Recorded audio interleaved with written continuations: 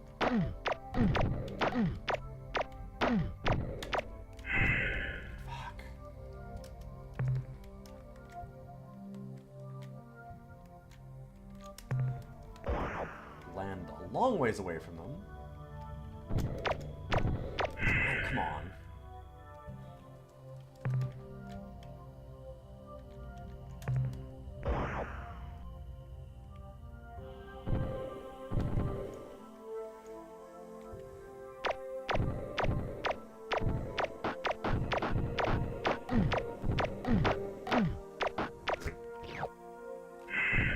Jesus Christ. Damn space jellyfish. We're so close to getting them. They're worth a lot. I can't remember if there's upgrades to make to the lander later on from Melnorme stuff. Probably.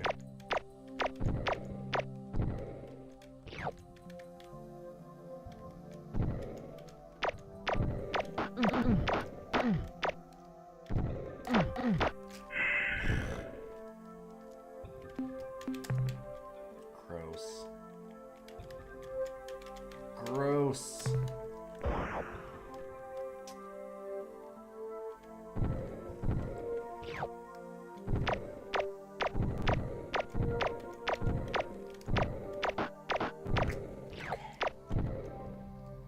Hey, Introspective, good to see you.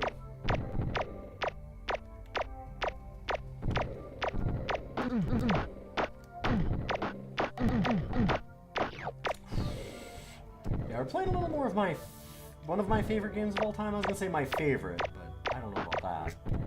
Up there. Kitty. Yeah, coming.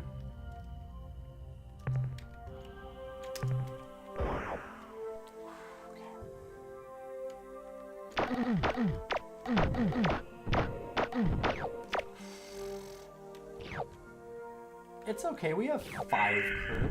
And when we pull back, it's gonna be 9. We need to go back to Earth.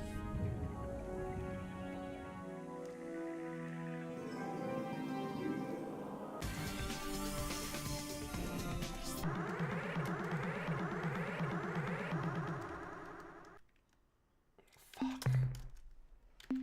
Oh, this could be really bad. Oh no! You were so good at finding a spawn last time.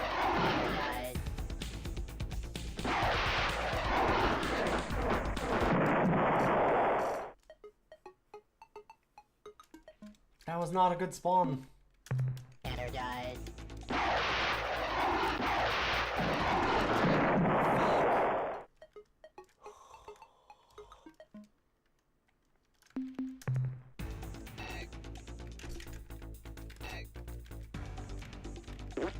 Right, okay, that's the bug torpedo.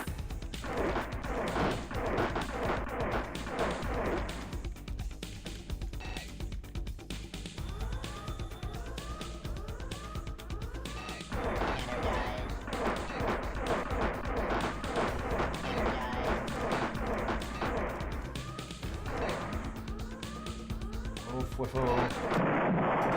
Nope. I refuse to accept that Fwiffo dies. Energize.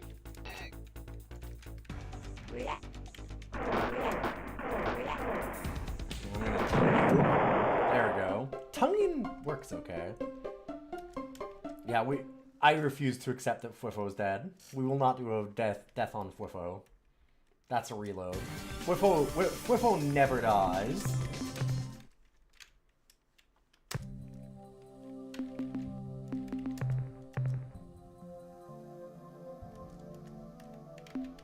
Oh shoot. I thought I saved after I landed a few times.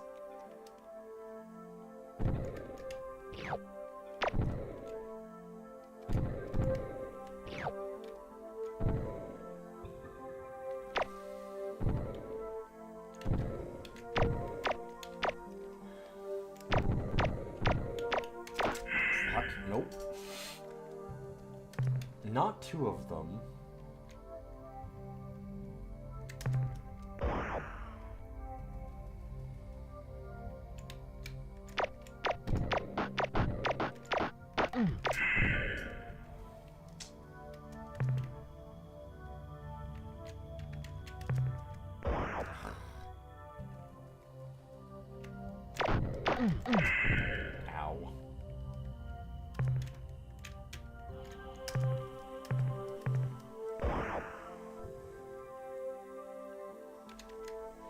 Nope.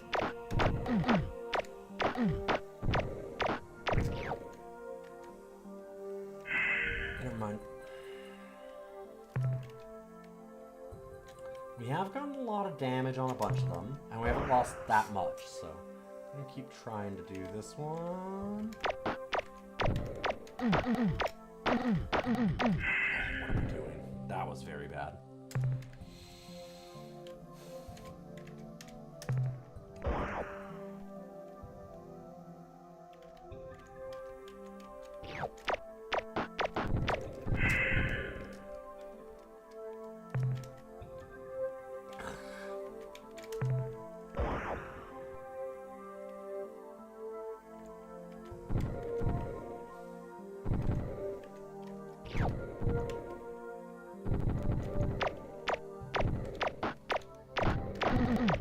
Whoa, whoa! Man, sometimes it just gives you no iframes at all. Nope.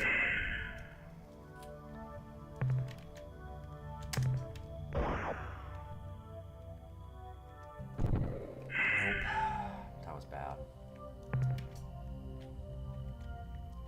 Too close with it, that aggro. Like, sometimes they're not aggroed though, so it's just like hard to know.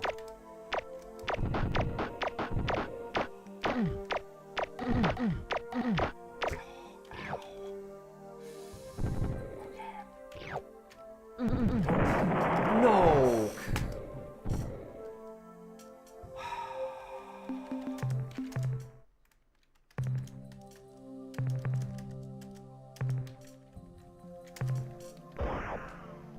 I should be saving between some of these.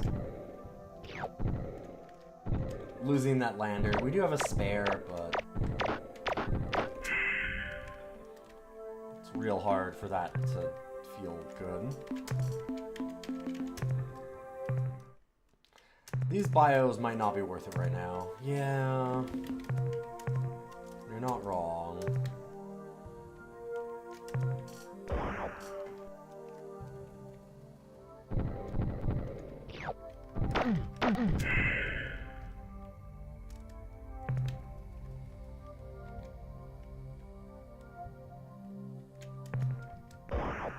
It's gonna land a couple more times.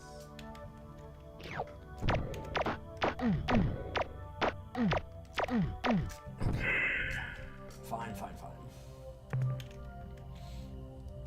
We almost had them all with not too much loss on that last one, and then that tectonics got us because I wasn't paying enough attention, I guess.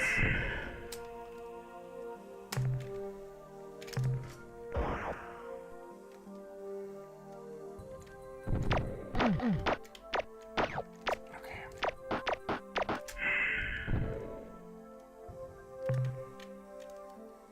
And that's not too bad.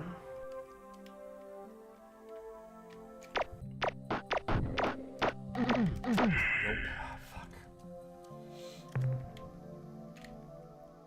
When we go under 30, I'm just gonna leave, I guess. I don't know.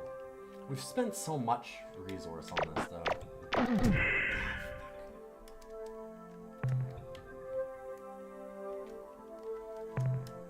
Data is almost invaluable.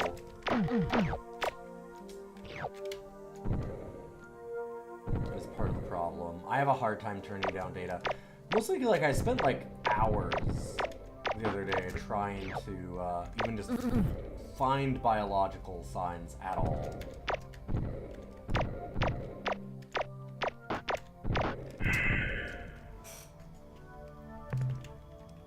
Okay, now my cat is starting to be like, hey, I'm hungry. Sir, you're in front of the screen. Oh god. Okay, yeah, I'm being chased by a jellyfish and rubbed by a cat. That's not very helpful, actually, as it turns out.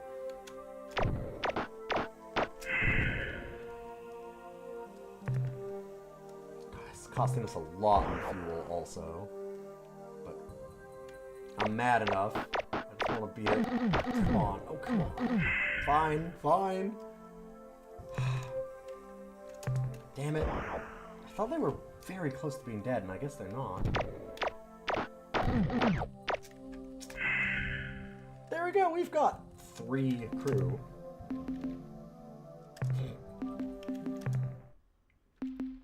Okay, I'm gonna save on a different one.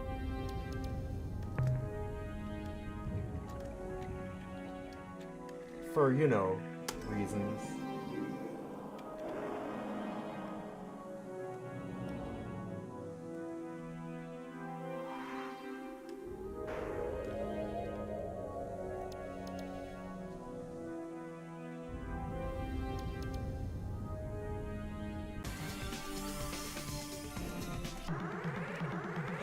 There are so many ships here. We come in peace. This road is programmed. We're programmed to fight hostile behavior. Why would you do this? Oh, for fuck's sakes.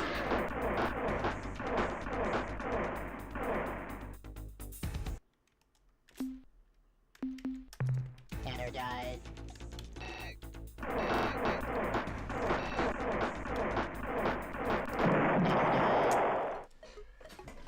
Yeah, I don't like the stingers either. Although I should maybe try and use the actual stinger against them. Here, we're just gonna... Oh! I won? How did I win that?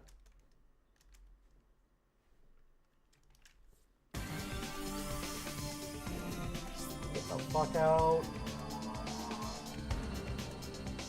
Oh my god.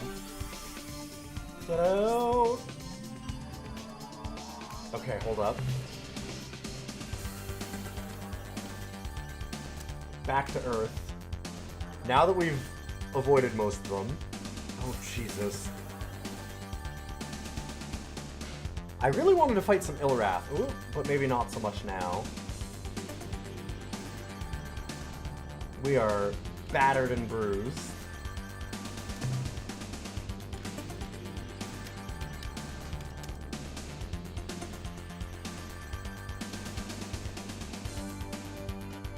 We're gonna go back to Earth, turn in all of our stuff, and then we're gonna go and talk to some Melnorme.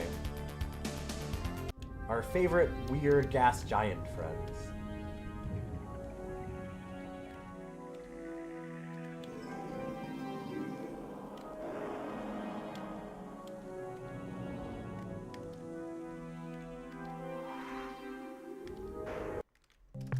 Hello, Captain. I have some information I think you should hear. We have a major situation, Captain. Uh-oh. As of a few days ago, all Spathy starship captains have vanished from our starbase. We don't know how or why, but until we receive replacements from Spathywa, you will be unable to commission any additional Spathia eluder vessels for your fleet. If you can keep this up, we'll turn that flagship of yours into a genuine dreadnought killer. Blow up an Ur-Quan for me, Captain. That was a lot of resource units, which is good, because I'm going to need to repair a lot of things.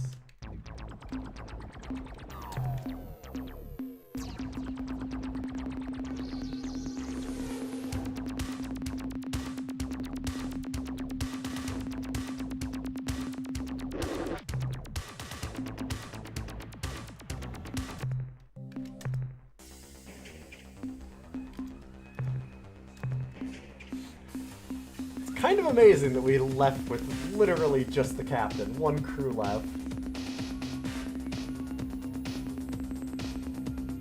We need some more volunteers.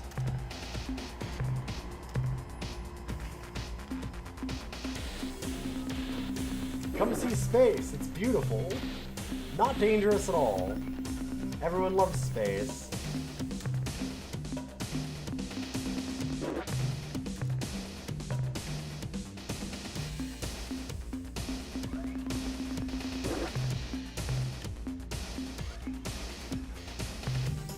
I don't have a lot of friends yet either. I really need some more ships to recruit. There's a lot of ships out there. Earth is shouldering all the burden at this point. We need to go and get the Spathy back in line.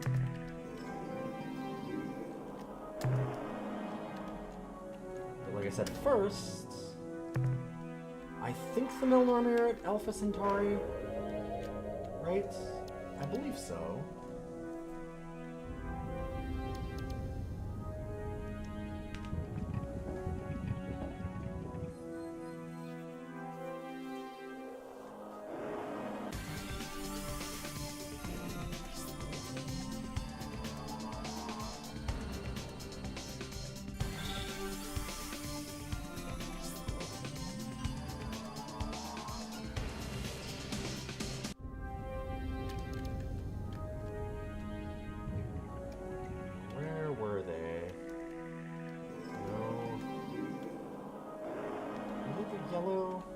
I think they generally hang around gas giants. This should be a gas giant.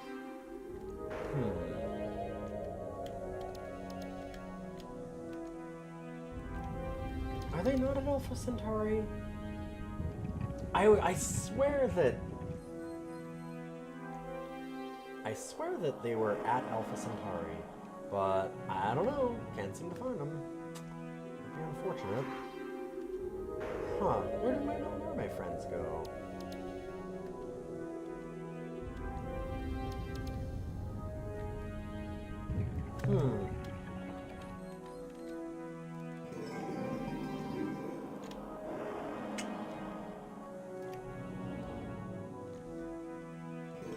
Is it good that Spathy space just disappeared?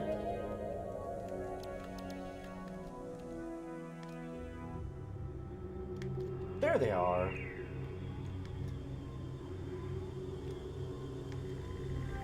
Son of a bitch.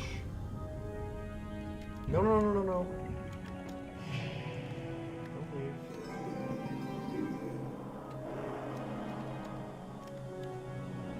Hello, friends? This very morning, I was just saying to subordinate Ochre, "Fee, fi, fo, fum, I smell the feet of a human." We laughed and laughed. What a synchronicity. Now, what can we do for you today? What would you like to sell, Captain? I have a bunch of data. 420 units of biological data we downloaded from your ship earn you 814 credits. Oh, we don't quite get enough for 2 purchases, Great do we? items would you like to buy today? Gross. The technology we are now offering includes specifications for constructing modifications to your planet landers, which will double their speed. Ah, yes, speed. An excellent choice for the relentless hunter and craven speed is coward as kind well. of These not modifications are simple enough to be put in place immediately. Well, that does mean Your we run into landers problems should faster, be properly too. equipped in no time. But hopefully the we'll adjust. technology we are now offering includes details on how to add point defense laser systems to your flagship. Right. I would love to buy Little that. babies are great for defense, but because of their limited range, they may not make a good offensive weapon. However, the more you build for your vessel, the more damage each laser strike will do. The technology we are now offering includes plans for building improvements to your planet landers, which make them Yeah, this would have been really resistant nice to have before the horrible alien hostile life forms. jellyfish were eating us. Our reinforcement procedures on your landers are complete. Now, Oh my god, we're getting so many provided your upgrades though, this is crew stop amazing. putting their hands out the windows, they will be much better protected against hostile life forms. The technology we are now offering includes blueprints, which show how to increase your lander's cargo space to double its present volume. I hope this makes your resource gathering more cost-effective, Captain. The technology we are now offering includes blueprints, which show how to add double capacity fuel tanks. We hope that these improved after some wild game. Well, Alright. unfortunately, the technology we are now offering Kind of skipped ahead by details accident. for building modifications to your planet. Okay. What else? I am done buying for now. Very well. It has I would love to get some information too, but boy, that tech is going to be amazing for us. In the meantime, though, I'm going to go and take a quick break to feed my poor kitty here, who's being very good and not actually bothering me for food, which is really surprising. Let's go back to Spathy Space. I believe that they were...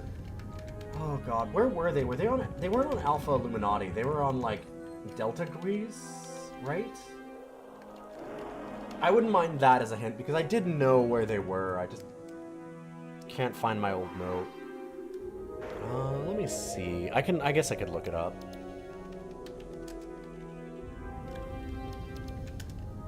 Spathy Homeworld.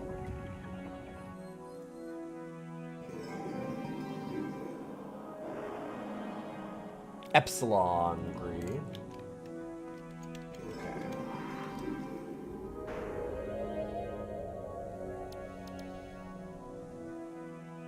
So I typed that in after you said you didn't mind a hint. Why would you apologize then? I said that I didn't mind a hint. I went and looked it up myself. Okay, and I'm gonna pause here for a moment, let you listen to this banger tune, and I'll give this cat some food. I'll be right back. Thanks for being here so far. See you in a minute. It's been a nice chill stream. We'll do more of these for sure. No, if I say that I don't mind a hint, I mean I don't mind a hint.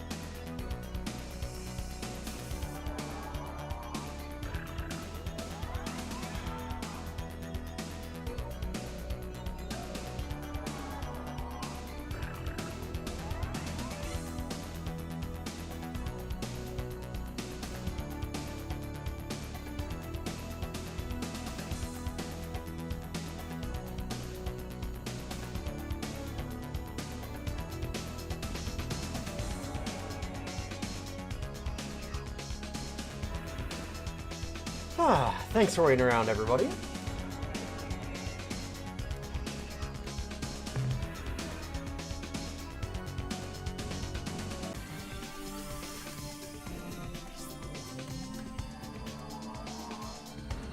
Go back to Epsilon Greece.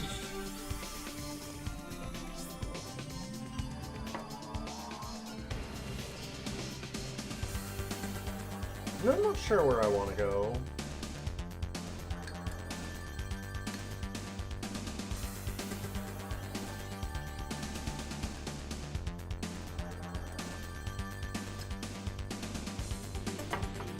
I'd like to go somewhere to stop the Slylandro probes, but I don't remember if we got any hints for that yet. I probably need to just buy a bunch of information from the Malnorme. All of that is actually very useful. I focused on all the upgrades, but I probably should have bought a lot of information too. I remember that being very important most of the time. Okay, so what's going on at Spathiwa?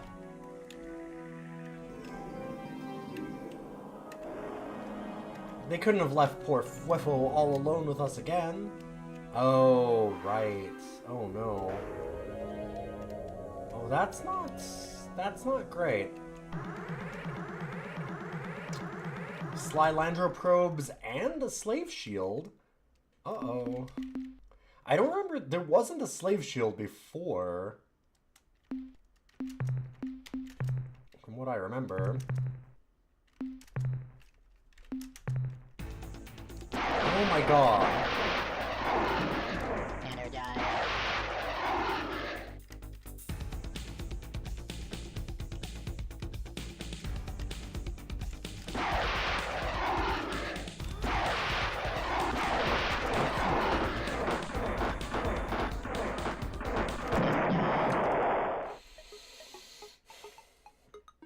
Oh! No, I remember. Yes.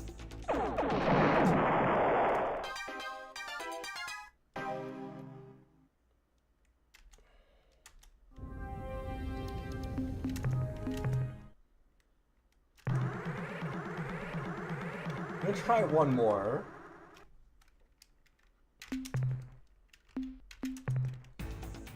Oh, for... Okay.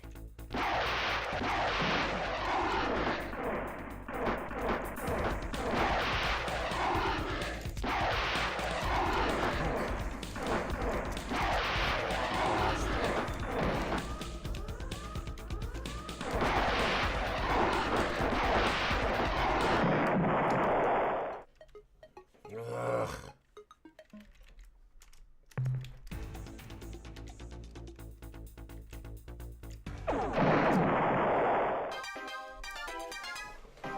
Fine, whatever. We'll just accept it.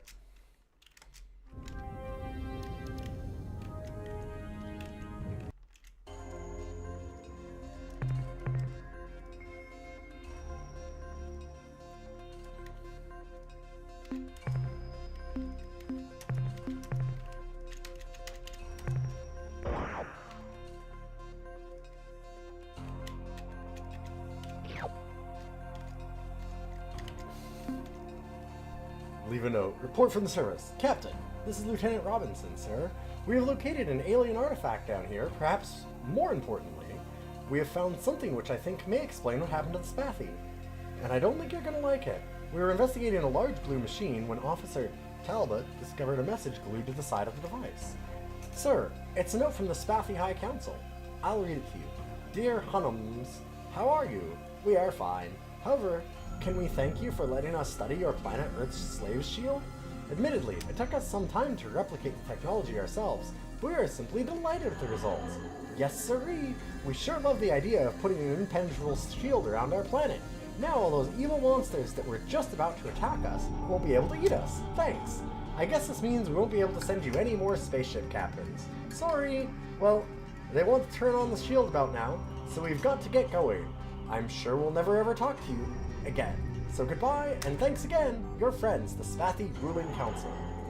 P.S. This machine is the super powerful hyperwave caster the Umga used to trick us into believing that the Grand Master Planet Eaters were coming to destroy Spathiwa. We thought maybe you'd like to have it. Well, we do get that, which is useful. Maybe.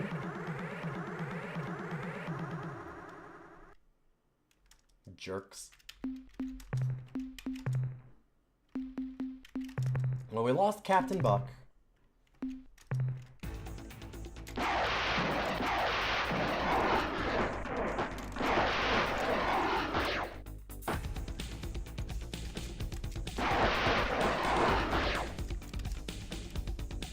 Energize.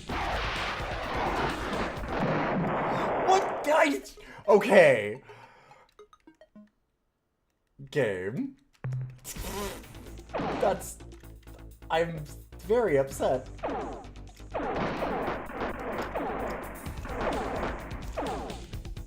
Energize.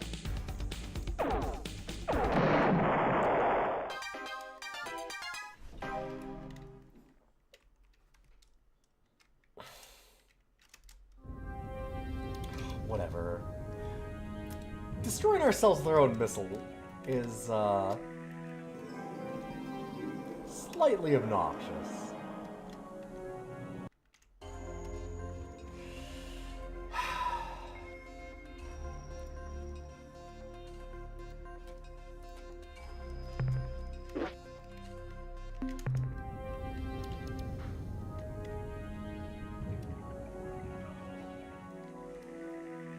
Dang, Spathy.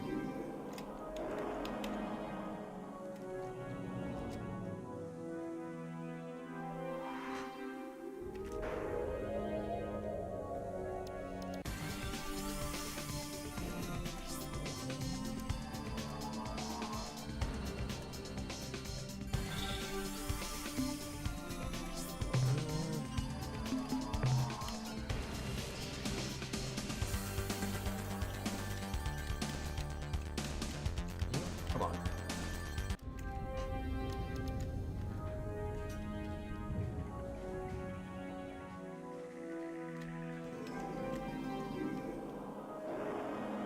can't remember. I feel like I might have gone to all the Illuminati system.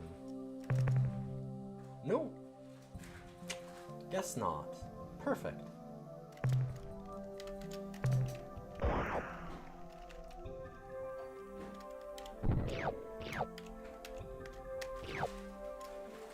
Oh, I can pick up stuff so quick now. Gonna make this a lot faster, although almost more dangerous. Because I'm so quick. These are 1-point minerals, that's true.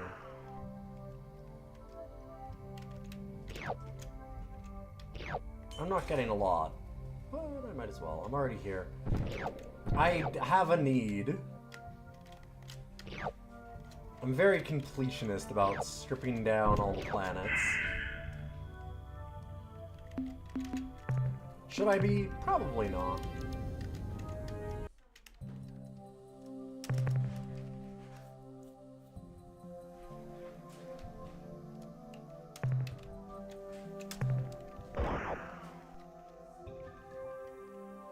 But it was quick. Like I said, hey listen, you'll find your good friend Ilian out picking up nickels out of the street. I'm willing to do it.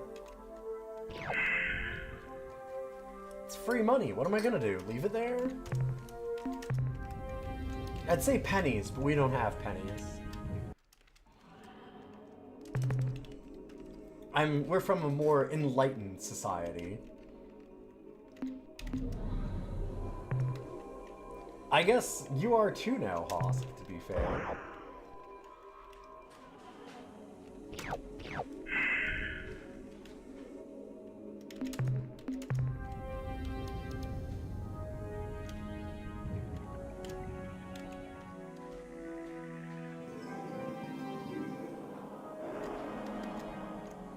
No, there's not really. We're not just making them or giving them as change. No, they're like not even legal tender anymore.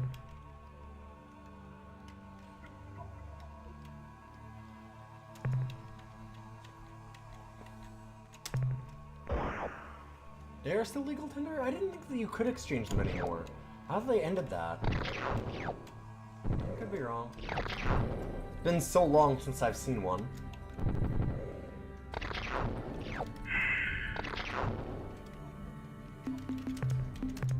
I was positive they had taken them out entirely. Also, really quickly, by the way, I was gonna yell for a moment. Hi, lovely wife! Welcome home! Okay, well, she didn't hear me. Oh, is it until 2030? Okay, I just never see them anymore, I guess. I never thought about it.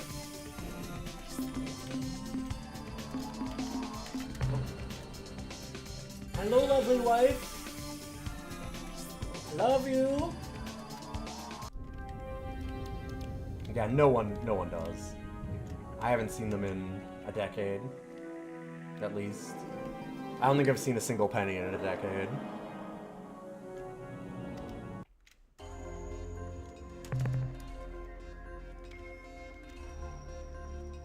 Okay, I did go to Alpha Illuminati because the Pellucid worlds always have something.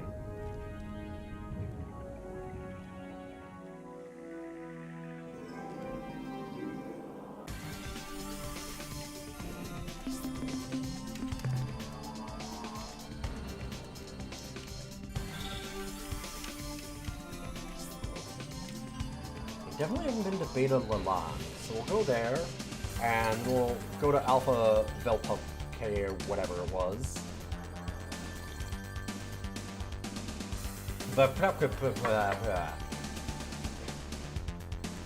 My stupid mouth isn't going to be able to pronounce that, that's for sure.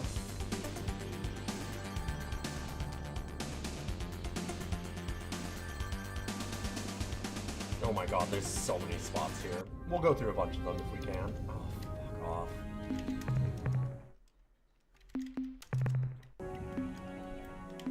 Yeah, we're gonna need to find some more, biologics so that we can get information and stop these probes. We come in peace.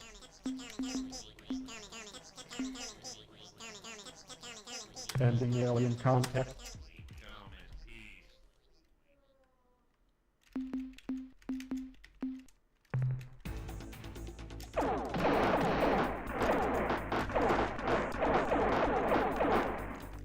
Energize.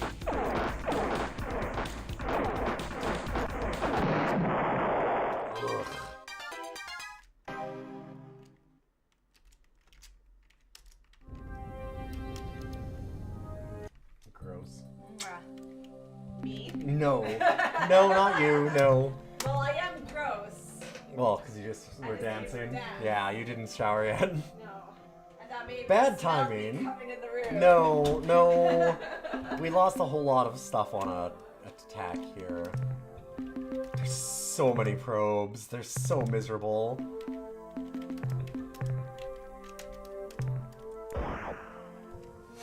Listen, the timing could have been a little better.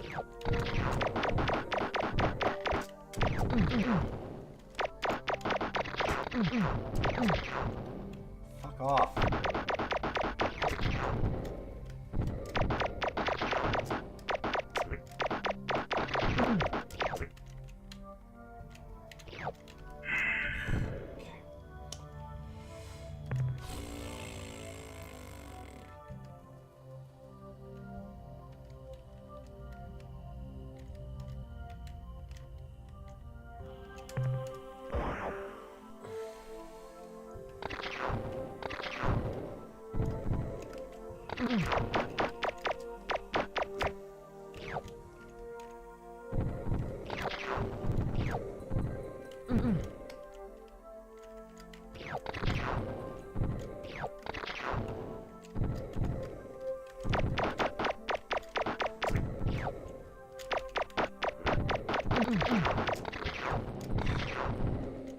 I need protection from weather effects.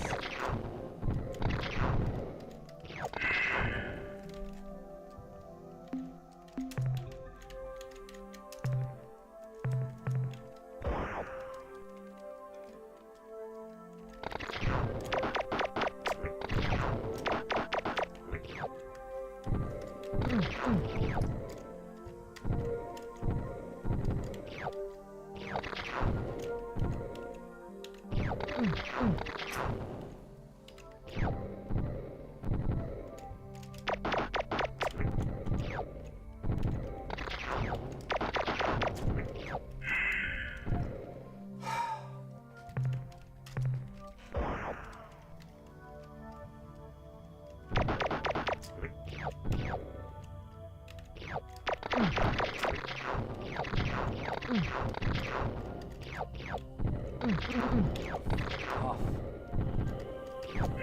I'm just getting that, even though it probably loses some because we're at the end of the cargo. Ugh. Only 40 left. Okay, they supposedly do tell us. We'll see. Let's fight this.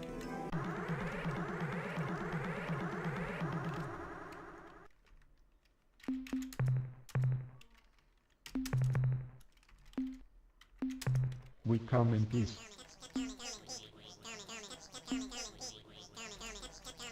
This is probe 2418-B. Coordinates are plus 700.8 by plus 306.7. Priority override. I get it. New behavior dictated. I understand. Must rate target into component Plus materials. 708. I remember. That makes so much more sense. It was plus 708. What was the other side of that? Plus... Oh, goodness. I'd have to go back, I think. Shit.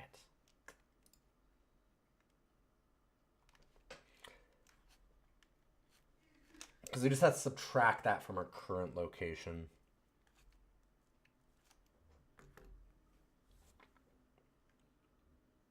Yeah, I didn't catch all of it.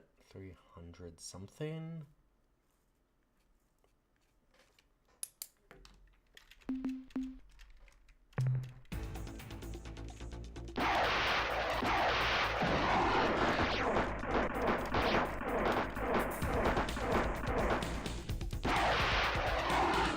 Energize.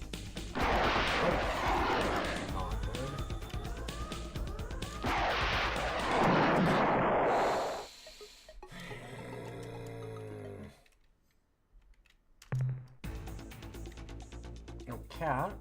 Hi. Don't lay on the mouse. Oh, goodness.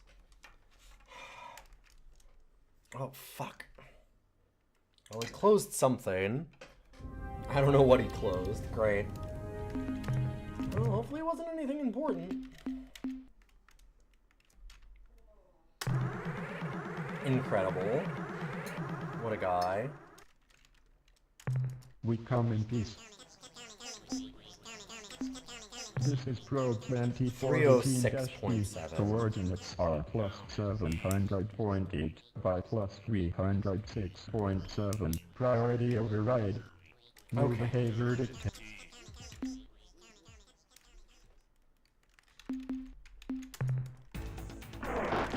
Oh, good. Perfect. Energize.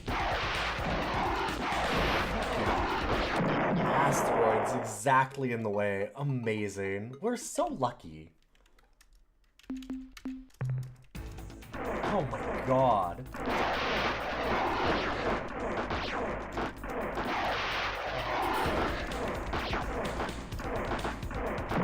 We're getting just the best luck. Just the best. Just perfect spawns. Perfect shots on our missiles. They're definitely not hitting ourselves or anything like that. They're definitely tracking very well. It's all very lucky.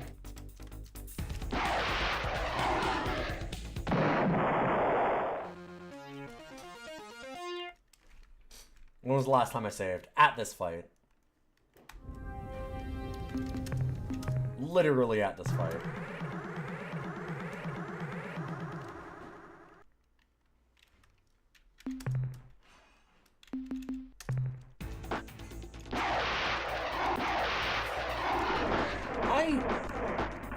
Why did the sequel missiles miss by a pixel? At least that one didn't hit us again, although it almost did.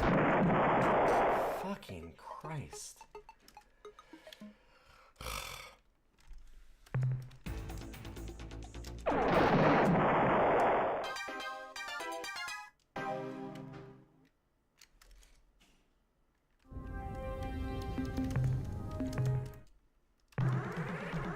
Try one more time, because this, I'm mad. I feel like we shouldn't be losing this many ships to these. This is like some real bullshit with the spawns.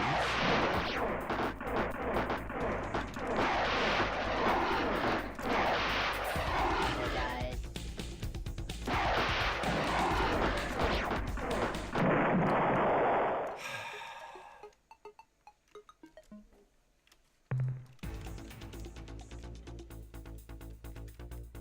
haven't gotten like a single weapon spell. It's been kind of wild.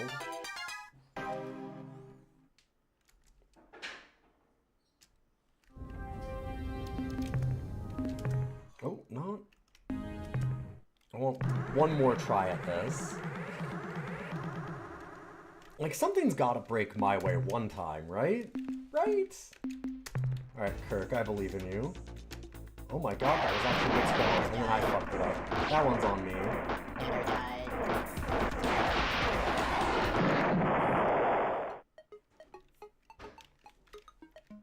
I needed to turn faster. Never died.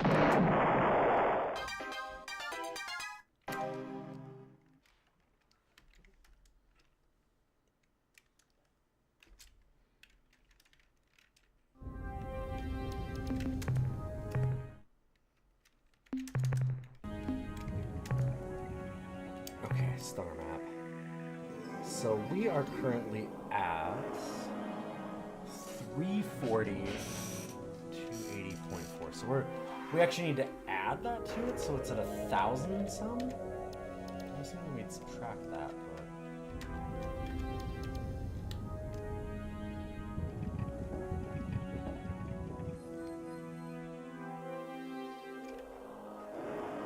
but okay, so right now we're at 340, 280.4.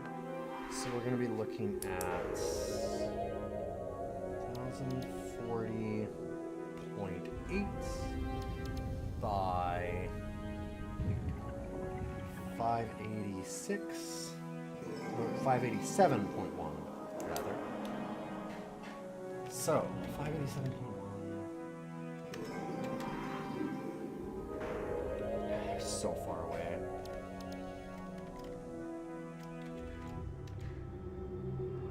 That does not seem right at all. But like minusing it doesn't seem good either. Because how do you subtract? Like we can't go to negatives.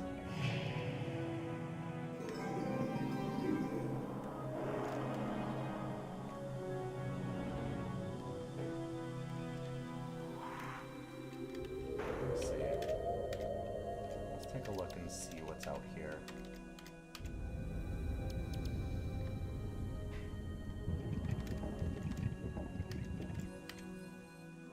Yeah, that doesn't... that literally doesn't work.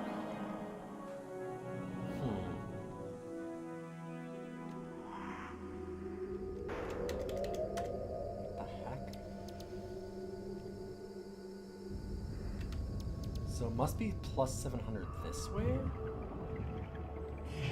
No, because that's still not 1,000. What the hell?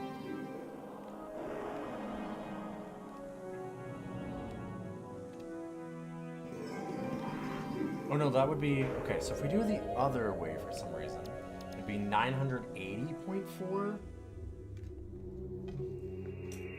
Let's see.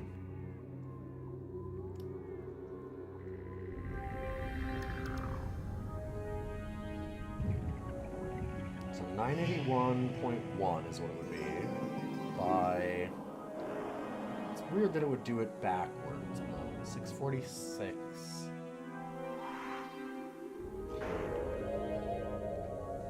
or 640.8. You know, 640... oh god. 646.... 647.5. That's what... I'm adding the wrong numbers again. It's 306 plus... yeah.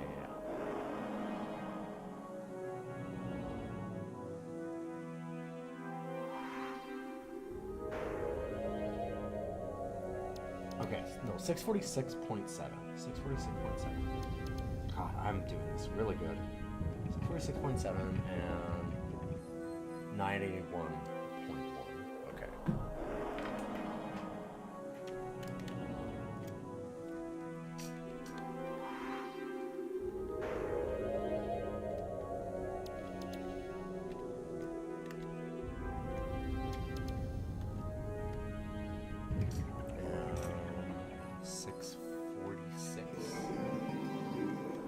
I did not think it was this far away. It's been a long time since I've played, though. This doesn't make sense. No, because there's nothing here.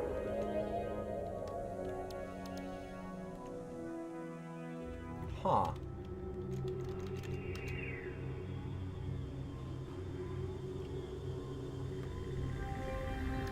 Okay, well I can't use my mouse because the cat is laying on it. Sleeping. And he's gonna bite me if I try and do it, so I'm just gonna leave him alone.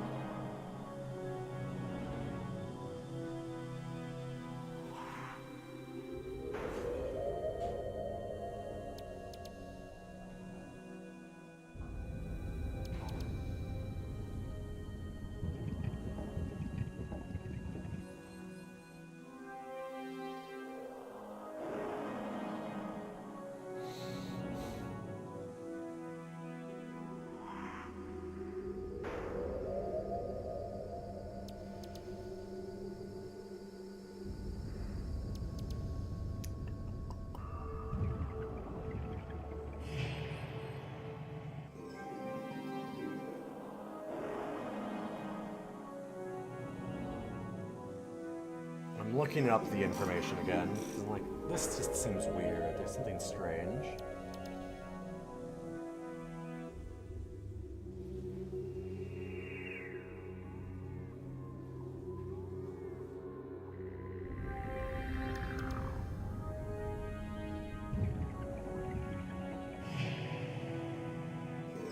Right, okay.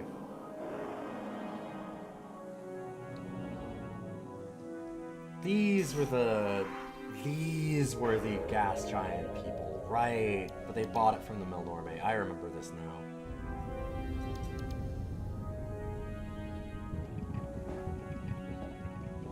Yeah, that did not give us...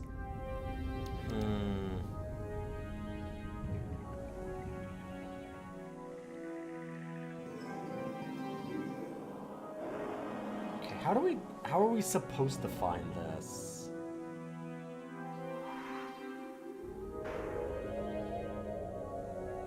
Are we supposed to find it by doing the math on the Slylander probes? Because it doesn't seem to match up with anything. I kind of want to cheat, but whatever. I guess that we're doing it. One of the probe's response to PC version is the probe's position or coordinates relative to them with the X and Y reversed. Okay.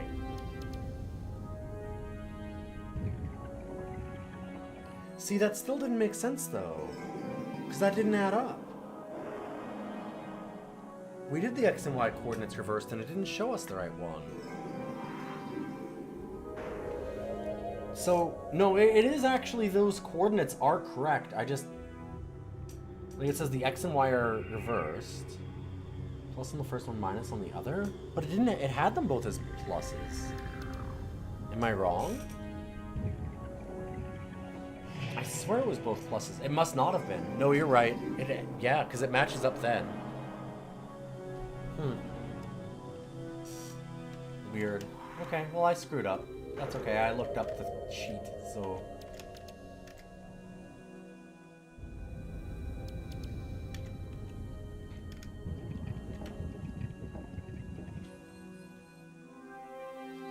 Yeah, now this makes sense over here.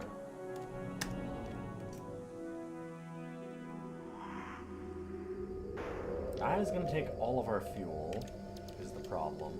So we're going to need to get some more fuel first, so I actually need to explore still.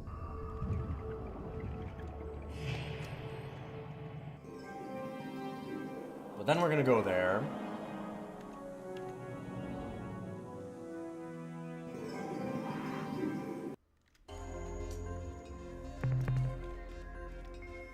Yeah, no, I understand Lord Hosk, but the one side of it is wrong. I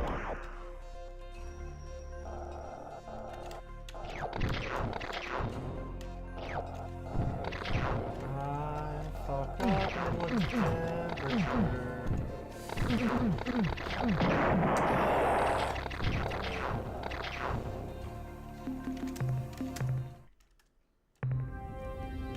That's not worth it. It's okay.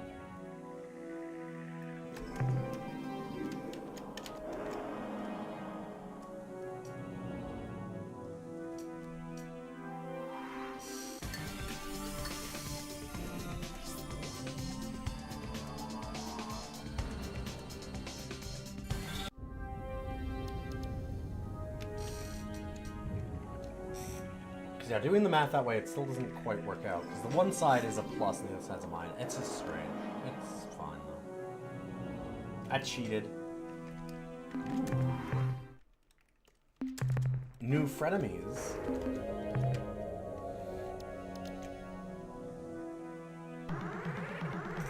I should know who this is. Is this, Unga? This is a system message from ship's computer translation subsystem.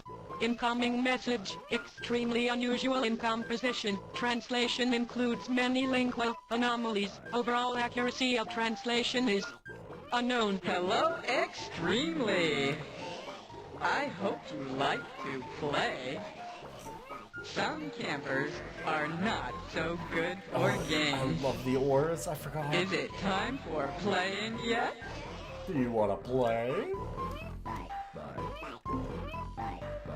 Yes, of course. Difficulty.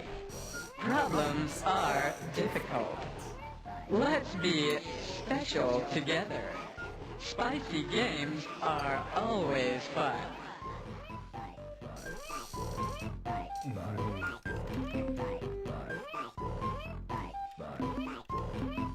Going, yes.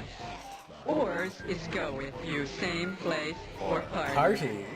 Nobody is forget. Next is Alliance Party. Always promise is good to keep. So much pleasure is coming. Ours and the U is changed together as soon as camping is started. You are not even aware. And then everyone is so happy. You are not forget. Alliance is promise. Oars are way. Perfect. Great. Gamma Land. Where is this again? We need to maybe make sure that we have that down.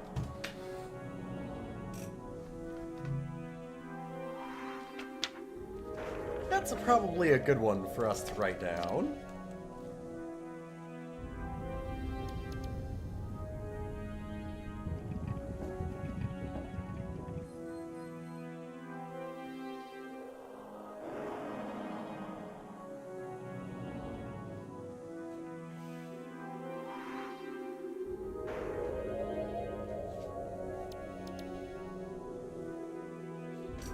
The ores are at 361.9 by 283.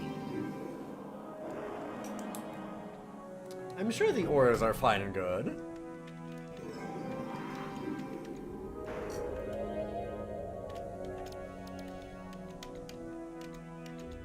Don't worry, everyone loves Spicy Party. God, the alien races in this are all so fucking fantastic. Yeah, they're happy campers who just want to party and play spicy games with Alliance. And they are so excited.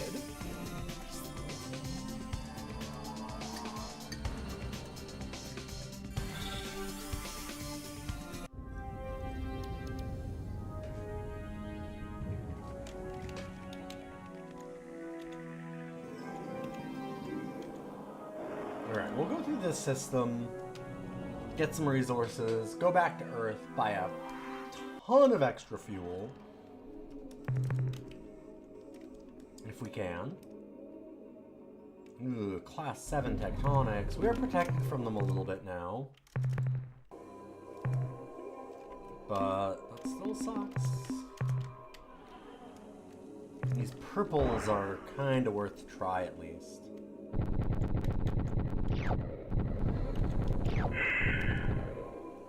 I think that's good enough.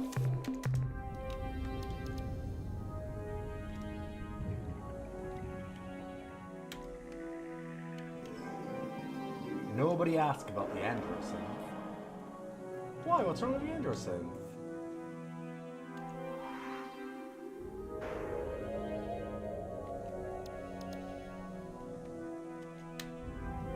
They're fine. or 7 tectonics. Ugh.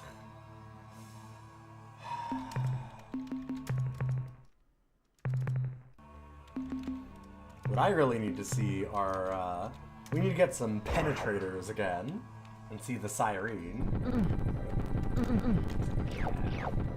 That wasn't worth.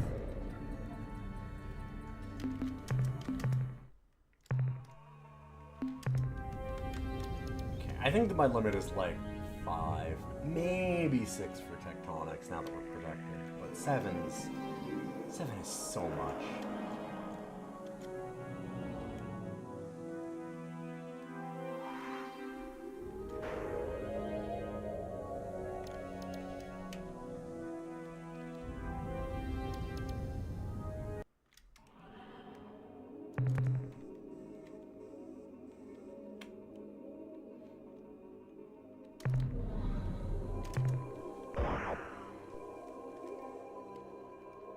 Let's say 5.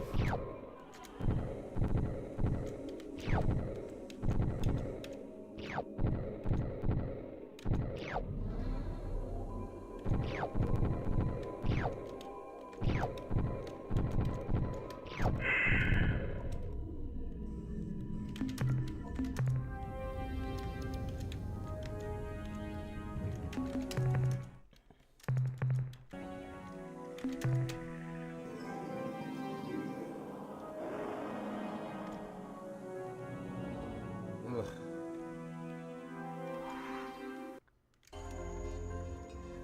Oh, it's the gas giant with nothing. You often see a gas giant without any moves.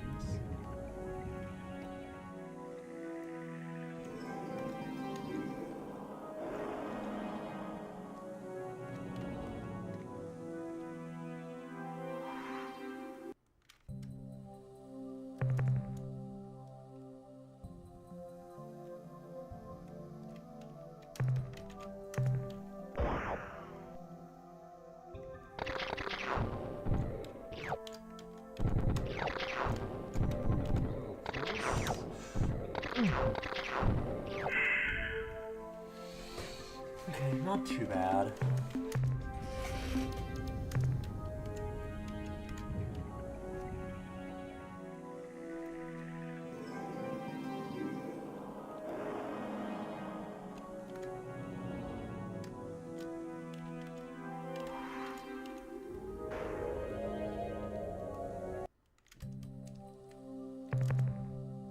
Purple world. How descriptive. That's like not even worth going down to.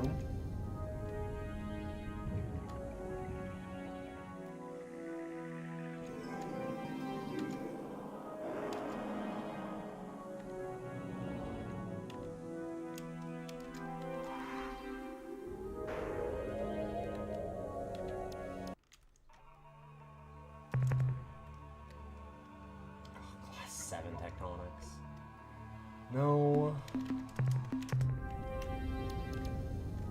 This is gonna be a gas giant, right? No. Telluric one. Okay. Oh. Was that energies? Interesting.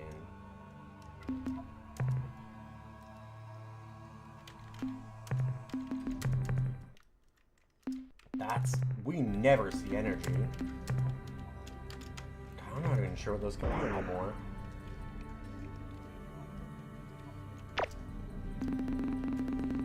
Right, okay.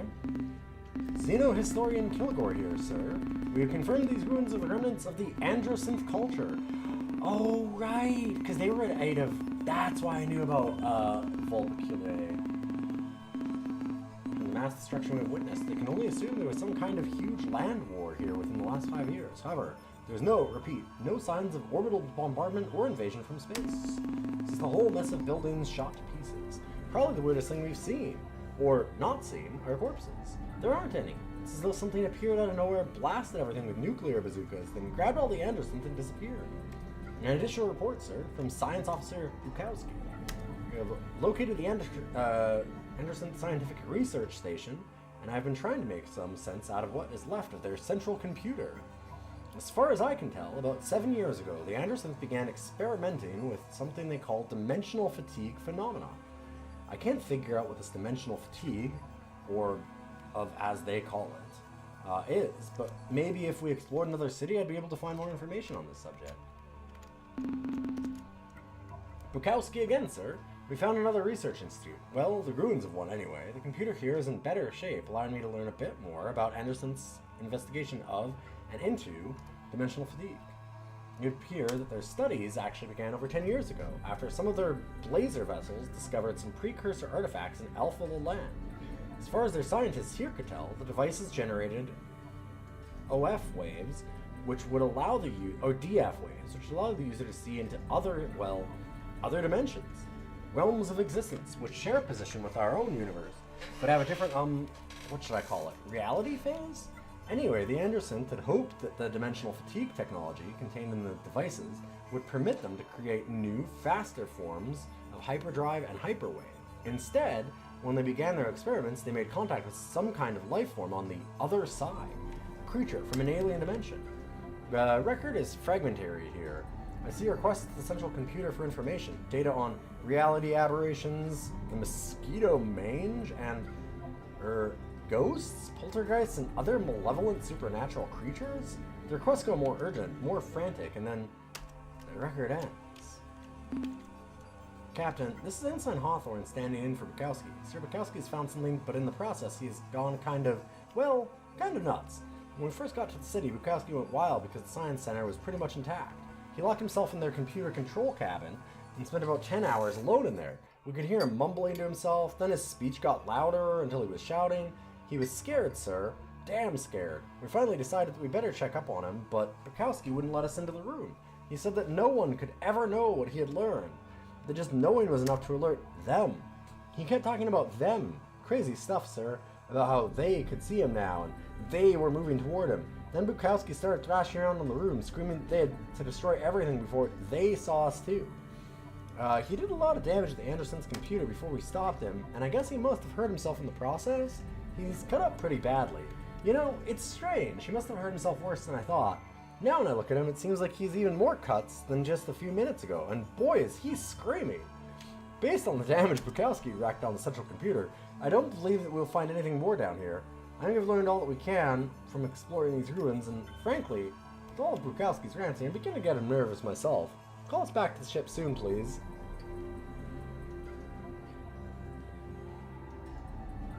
Fun.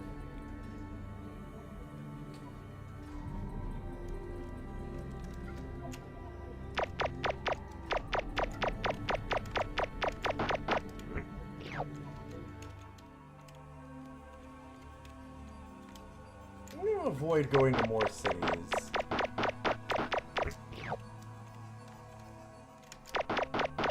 Let's not order them to keep exploring. I love how much this is, like Star Trek, the game.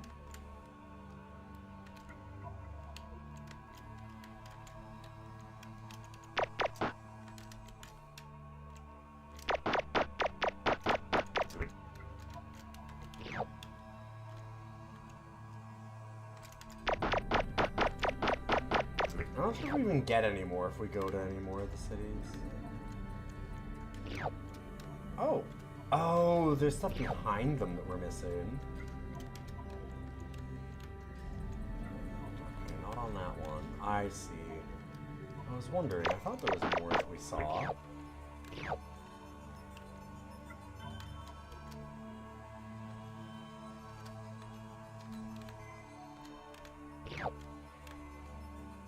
Okay, and that should be it?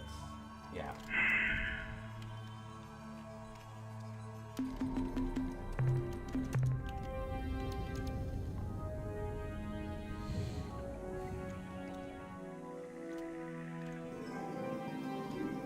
So you get to like slowly uncover lots of little weird mysteries about the universe. I love that stuff in this game.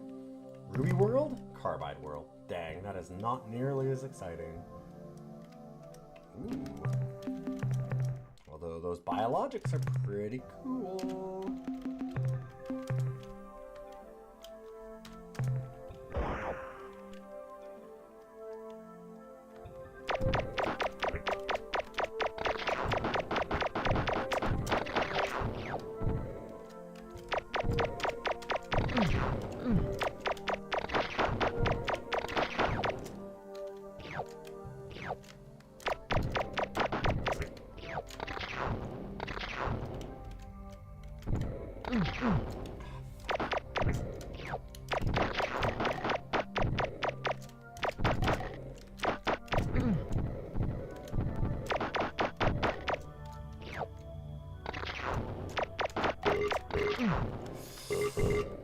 Oh, we're full of data. Damn it.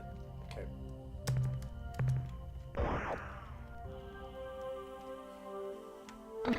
Oh, get out.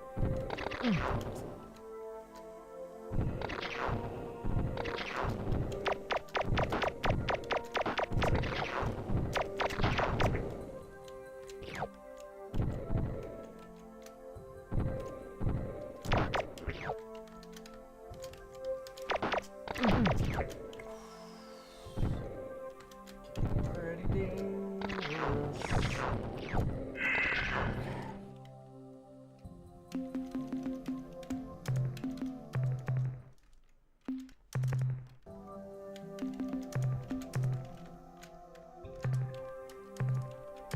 I'm gonna try and get these last three.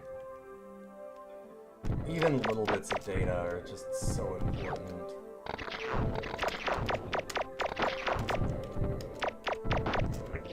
All the Milnorme upgrades and information is so good.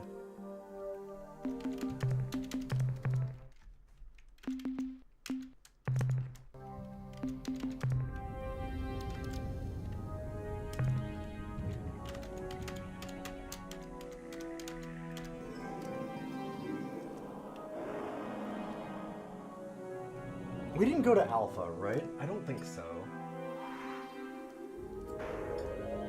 There should be Milnorme there, I think, based on the size of it.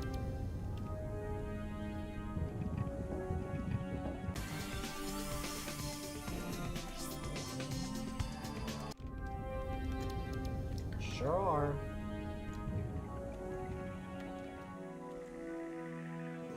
We'll look a little further first. Opalescent world. Oh my god, that temperature.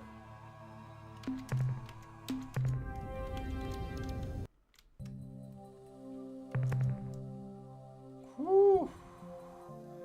Wow. Yeah, that's not happening. That's an insta-death for our entire crew. I must warn you, Captain. This is the time of the month we Melnorme drive exceptionally hard bargains. Oh man, I hate when the Beware. Milnorme are on that time of month. Now, And they what turn can their we do for you spaceship today? bridge to purple.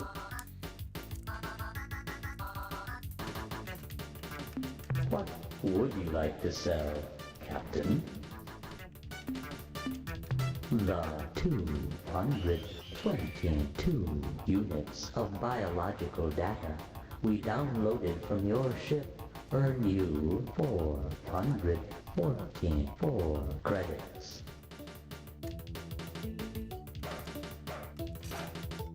Oh, cat. You clicked the mouse, so you clicked it off of the game. Stop laying on the mouse. What My great items goodness. would you like to buy today? Such a beautiful idiot. The technology we are now offering includes details for building modifications to your planet landers, which make them resistant to earthquakes. I already had that. With the addition of these safety belts and heavy-duty shock absorbers, your lander occupants should be much safer when an untimely earthquake strikes. The job is complete. Your landers are ready. The technology we are now offering includes plans for adding auto-tracking modules, which improve the aim of all your weapons. Yes, please, yes, please, yes, please, yes, please. You are preparing for a mighty battle, eh? Well, let me give you some advice.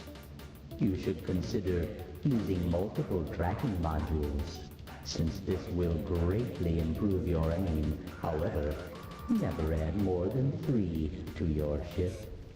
Any more would be useless. Okay. The technology we are now offering includes actually gonna write that plans down. for adding improvements to your planet landers, which make them resistant to inclement planet weather. That is very useful. A I've had so little many problems with that. superconductive spray paint, and presto, your lander can sustain a direct hit by a lightning bolt without risking the passengers inside. Usually. Since the job is so easy that a nymph could do it, I expect all your landers will be treated in less than an hour. The technology we are now offering is everything you need to know to assemble modifications to your planet landers. Yeah, that would have been really which useful make for them this resistant particular to area. Although, planetary I don't know that we could be hotspots. resistant enough to what was going on there. Unfortunately. Yeah. How wonderful, Captain. Unfortunately, Okay. it has...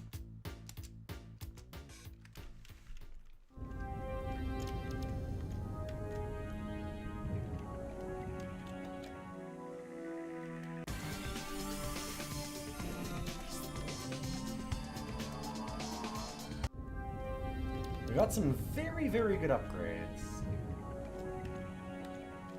I have so few crew left.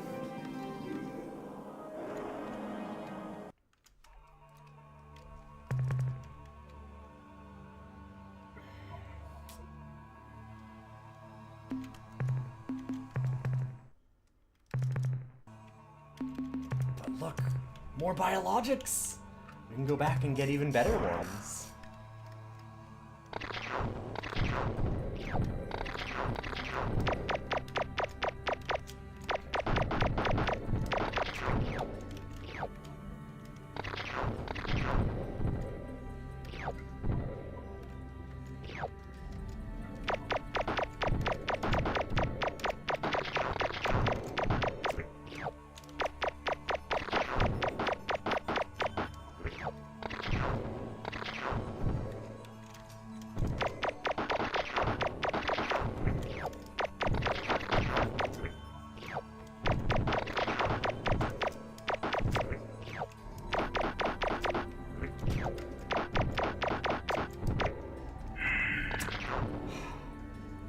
Full up on data with one last spot.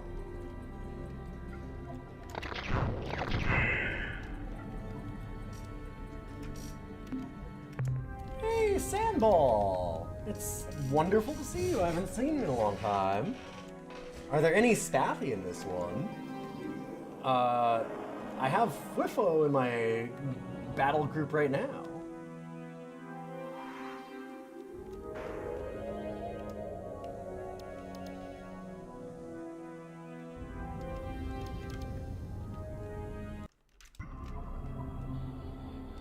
But unfortunately, yeah, the rest of the Spathy have gone under a slave shield to protect themselves from the evil ones.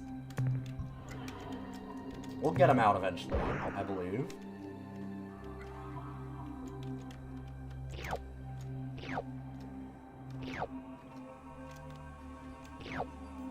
Love a good treasure planet.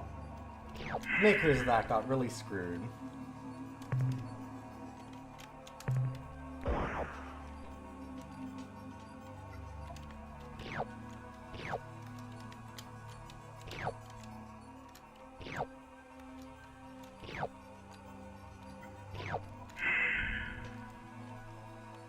How them cats or them fingers?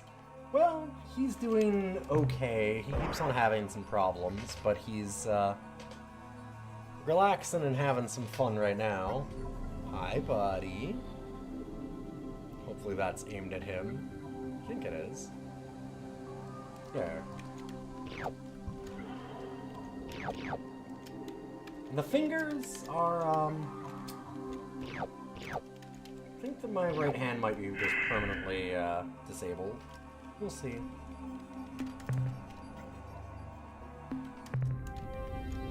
I'm trying another thing on it, but it's been about 7 months, and it seems like it's some ways are getting worse, so well, hopefully at some point. Please don't tell me you broke something again. I broke my left hand last year and my right hand this year. But this is just leftovers from that break in, God, was it April? I think April, right? Yeah.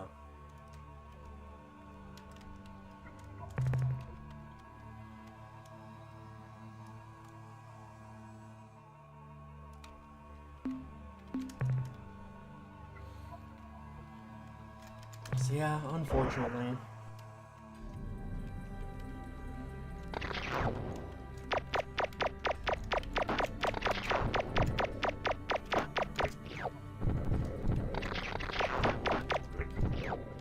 Kind of hoping to ultimately get the hand at least 60% back. Right now, like, my middle finger keeps locking up, so it's really hard to grip things for too long.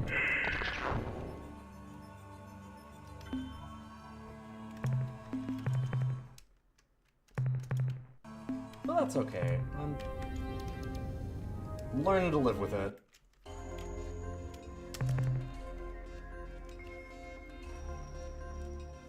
And the thing is that we, like, I have EDS, I have Ehlers-Danlos syndrome, so, I'm gonna always have a lot of these problems.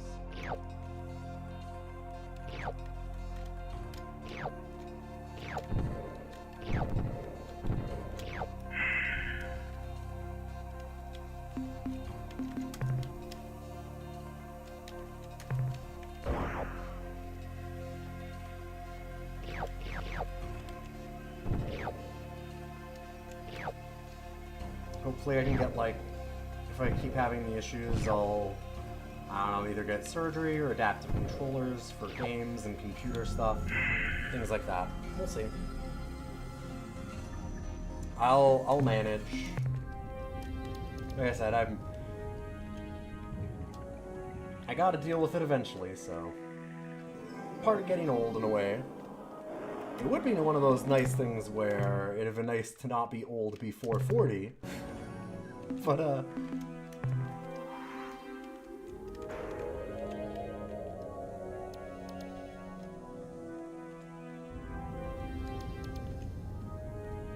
that's just not where I'm at, I guess. Do pets count as treats? Sure. I mean, I have actual treats for him, too. Hi, buddy.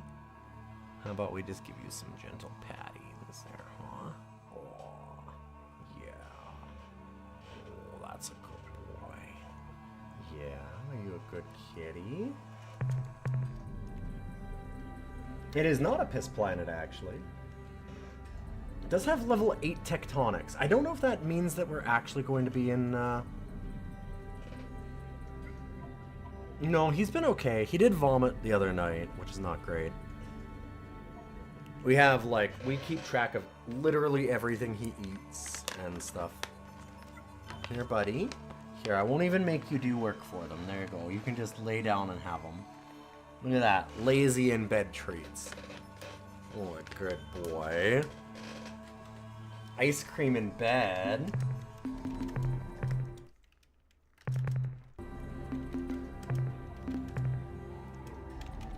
So I'm curious if our earthquake resistance, how much that actually works.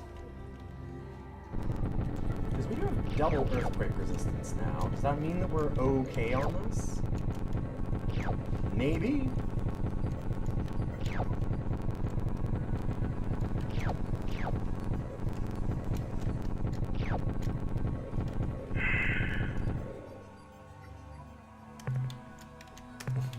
You're on your way to to watch Netflix garbage, but you wanted to pop in and say hi. Well, thank you so much.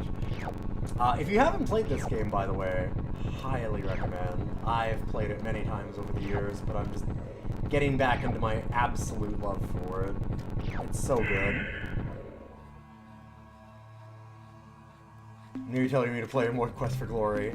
Quest for Glory was also very rad. I would like to play more of 4 again. Or even just 1. 1 was fantastic too. I had a lot of fun with it. There's a lot of really good DOS games that I need to get around to playing. I definitely have some thoughts of, once I'm out of wedding season and things are a little bit less hectic for me, about maybe trying to do like a lot of extra stuff on the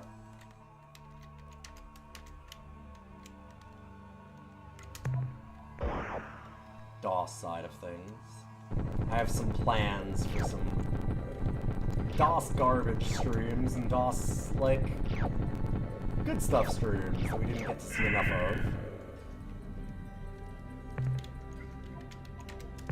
That was the game that taught you that thieving was cool.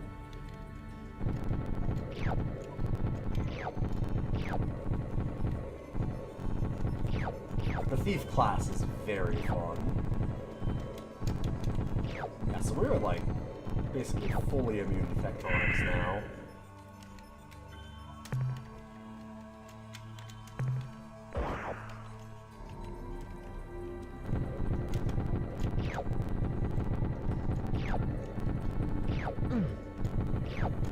Okay, not fully immune to tectonics, but mostly immune. Can't be right in the middle of it.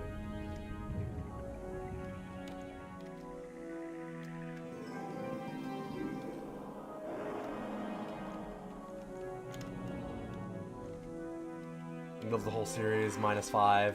Also, your computer back in the day couldn't run 5 anyway. Fair, fair. If you remember correctly, it's like 95% effective.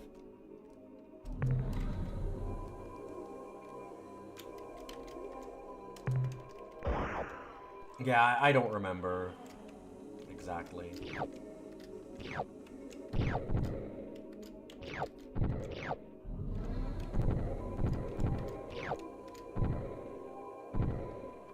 Man, it's been like at least 15 years since I played this last. All the way through.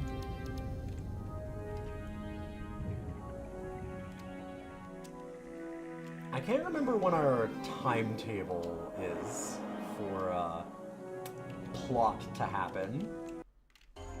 The really bad big plot. I think that we've got a lot of time still, I think. I haven't been moving particularly fast, though.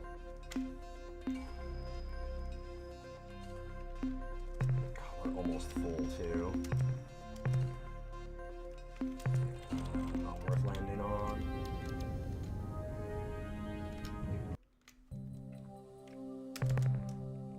P planet, P planet, P planet. Ooh, with biologics? Okay, I'll go on this one, sure.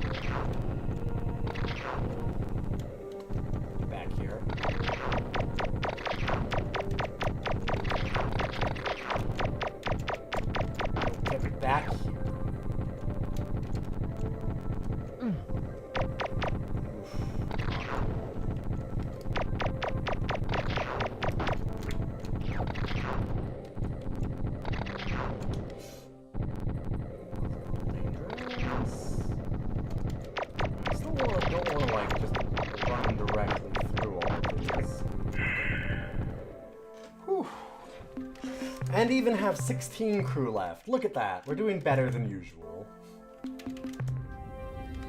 Time to visit the Melnorme and back to Earth.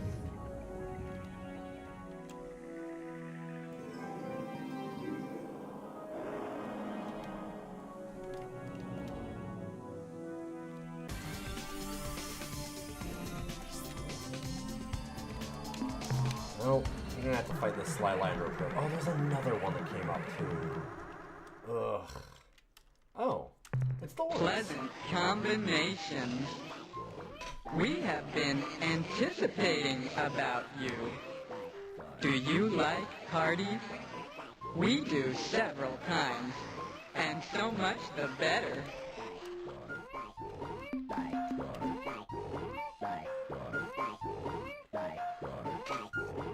Going, yes. Ours is go. Same place for a party. Alliance's promise.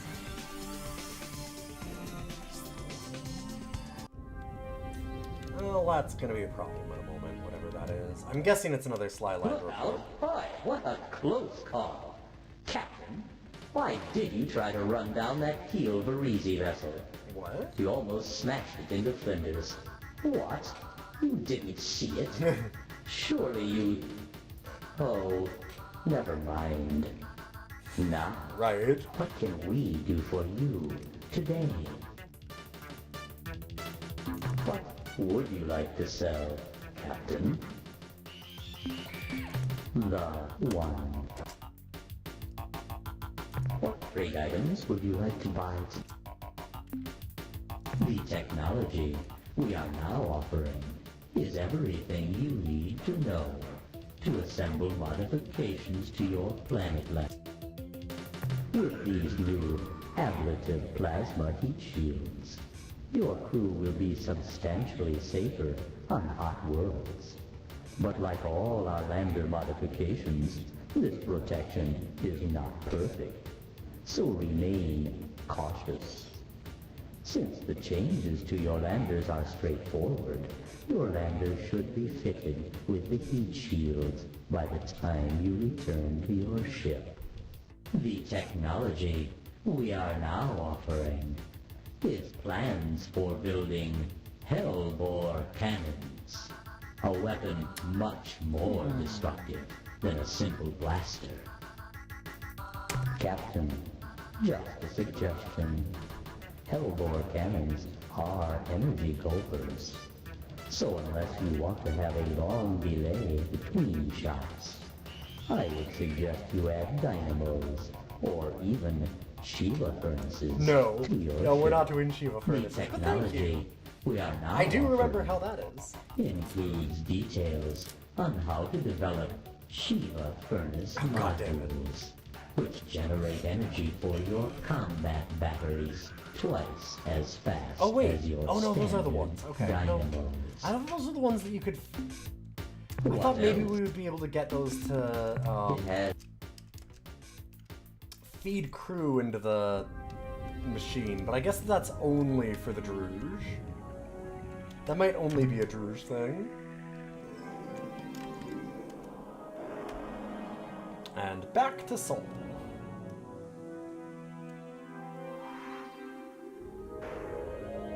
We're getting into some real upgrades now.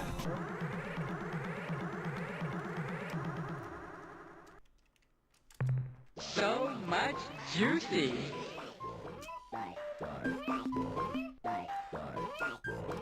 Going.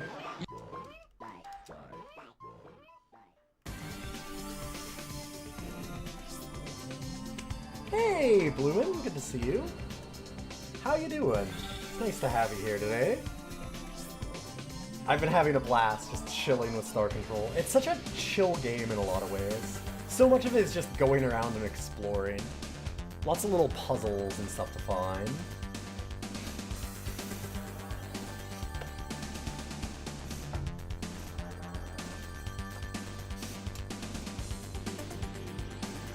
We should have an absolute ton of resource units now.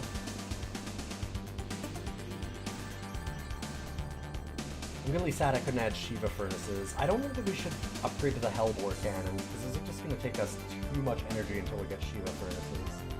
I could be wrong, though. I don't know.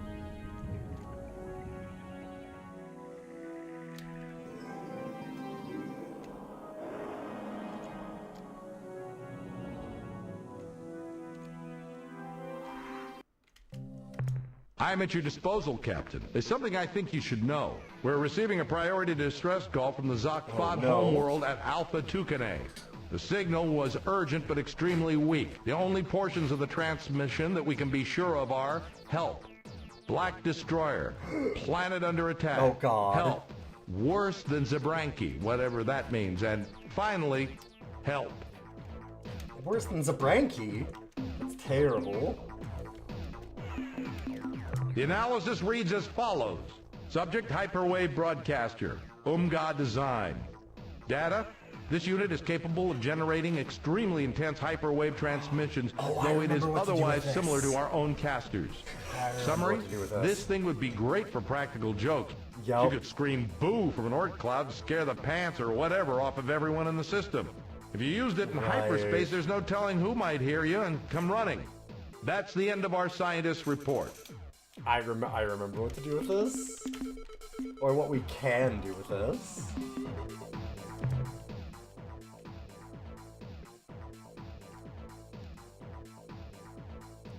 Captain, you are to be commended. Farewell, Captain. What do you plan to do with such a thing? Well, there are the Ilrath, and the Ilrath worship twin gods of destruction, Kazan. And we can pretend to be their god, because we can just sit way outside of their range and yell things at them.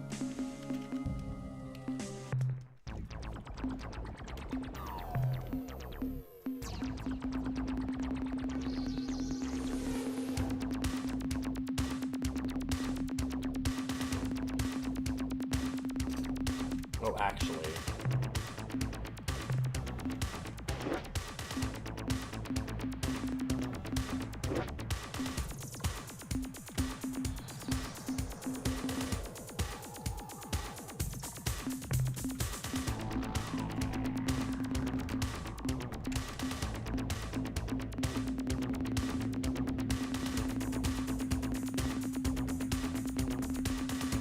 You need to drain all the fuel. Because we now have double fuel ones.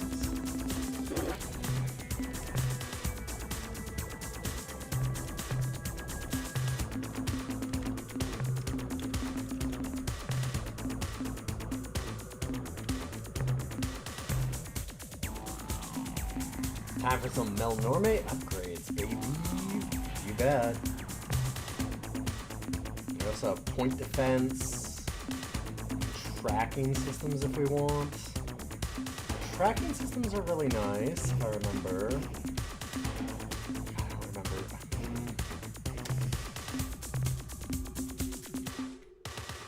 I'm gonna try a couple.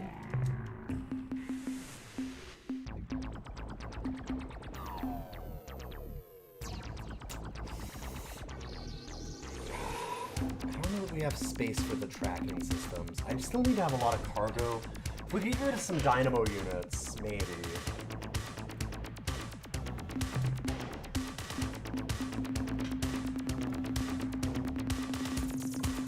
Two should be good.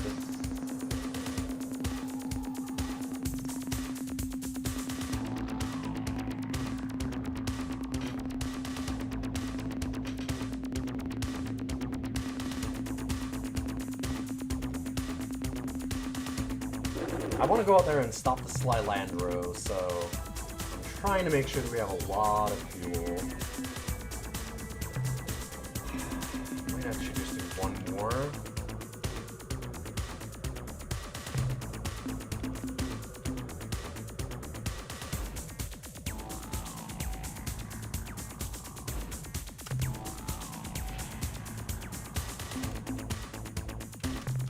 There's nothing much worse than running out of fuel out in the middle of nowhere.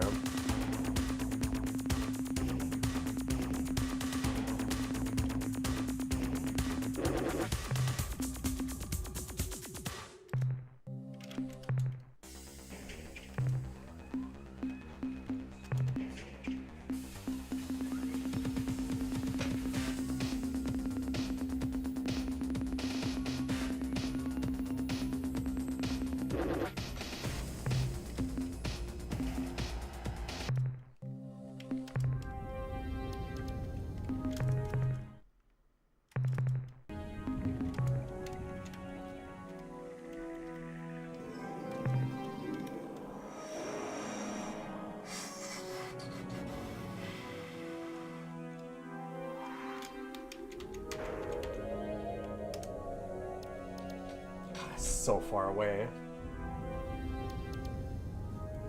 Wait, what?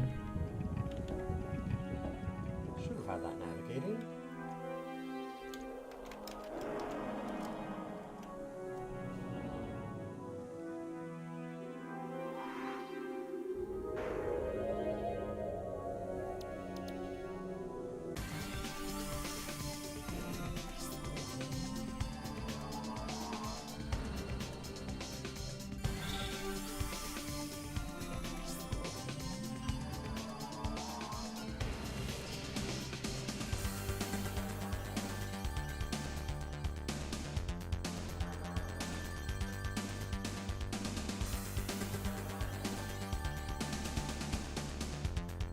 God, what a banger.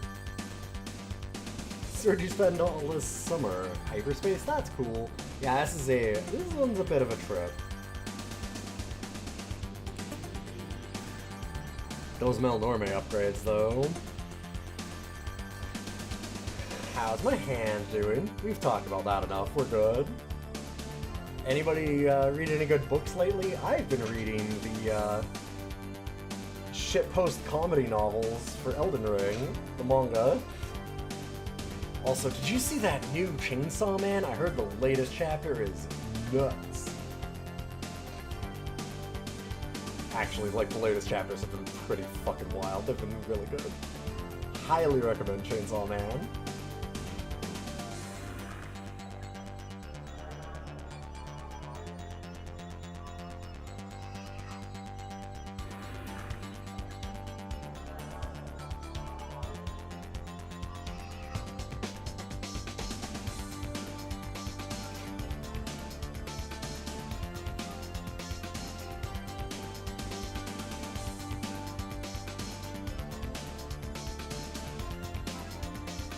Just old rebirths of Frank Herbert novels.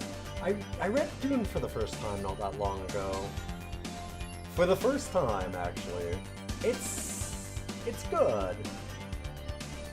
It's interesting. It's one of those things that I'm like, I started reading and I'm like, oh right, of course. This is very much a, like, older sci-fi novel where it's kind of just very dry and descriptive, which I don't necessarily mind, but it was one of those things that you see the very, like, broad flourishes that they put on it for movies and things like that, and always forget about how a lot of those novels are just very bang-on descriptions. No nonsense.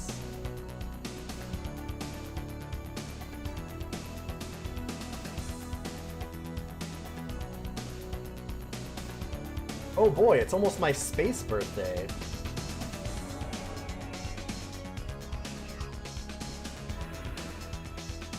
Your middleest child's been reading a book in high school that you read by Michael Stackpole? Oh man, I read a lot of Michael Stackpole. Or at least a little bit anyway. Italian Revenant. That I do not know. I read the Star Wars novels from him. Only a couple. Generally, I tried a couple, I was like, oh, these are awful. They're so bad. But, the X-Wing novels were actually really, like, or, the Rogue, what was that? Oh god. Rogue Squadron? The Rogue Squadron stuff. That's what it was. The Rogue Squadron stuff was really good. Or at least, much better than the other stuff for that.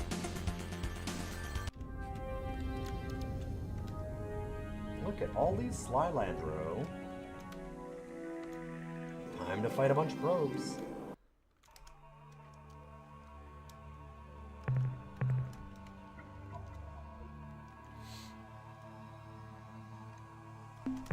Some tectonics. Also some biologics.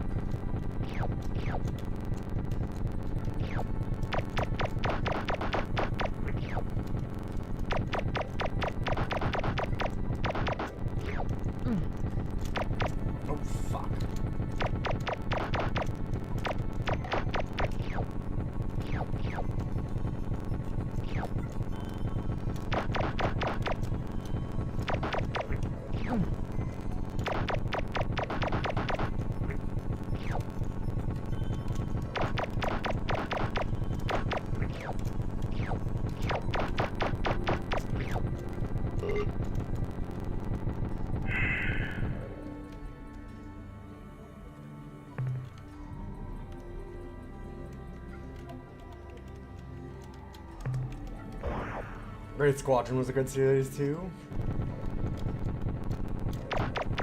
What's the for? Oh god. Okay, at least that munching sound did not actually mean real damage. Just possible damage. I'm just gonna leave.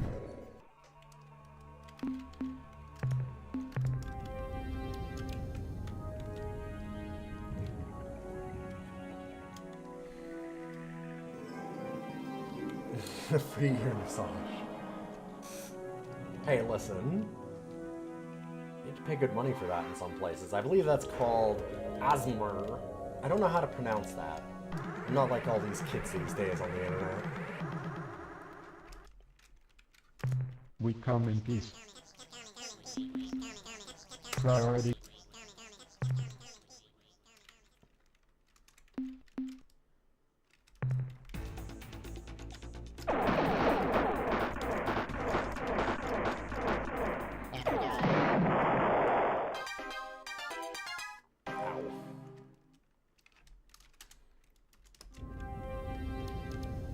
That tracking was very minimal.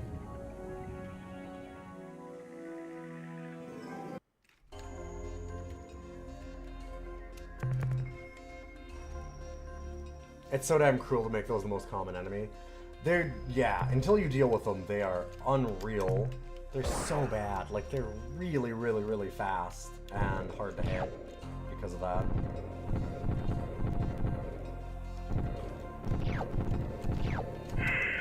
And they deal a lot of damage.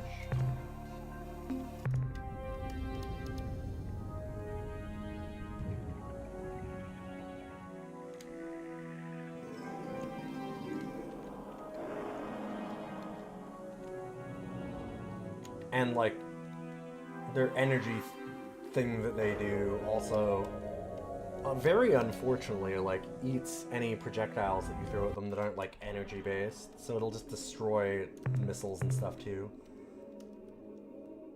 There's nothing good or fun about them. They're misery. It is meant to be that you're like, go ahead and like come here fast and solve the problem.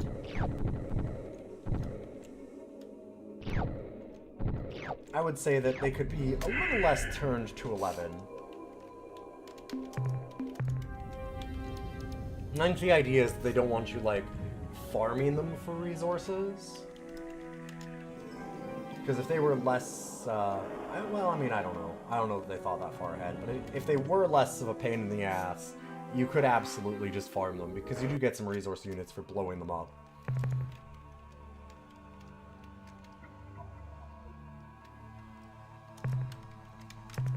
Finding so many biologics tonight. It's fantastic.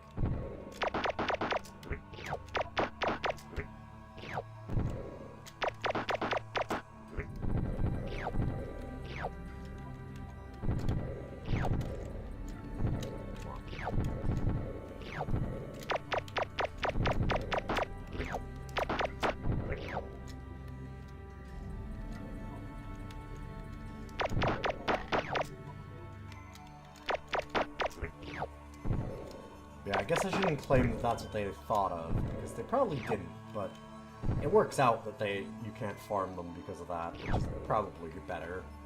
You wouldn't want it to be optimal to, like, just let them take over and farm them for resource units to break the game.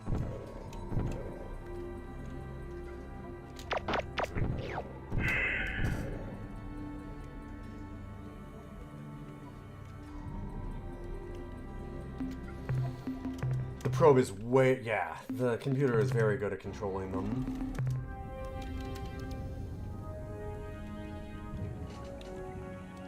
The probe's in the Ur-Quan. Easy campaign victory. It's true! But then also, they'll destroy the entire universe, so... less than ideal for everybody. Good to see you, Walladil.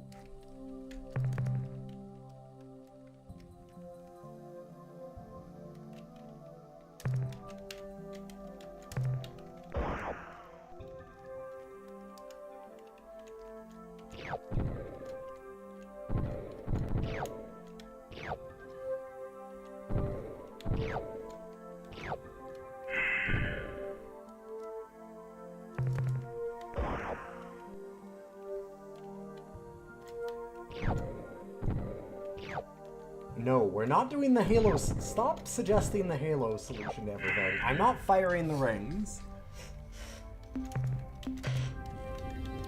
The Flood are bad, but they're not that bad.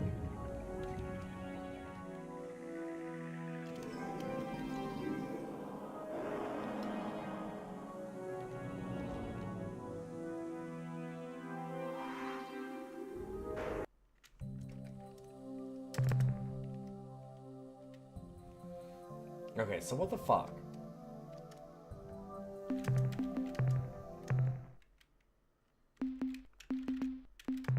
Something weird going on here. Because, where are the Slylandro? They should be on a gas planet, I thought? I don't see a gas giant anywhere in the system. This is the last planet. Unless there's one, like, right next to the star that's kind of hidden. That wouldn't be surprising, I guess. Although normally it would still be planet 1. I don't know. Oh, look. We'll figure it out.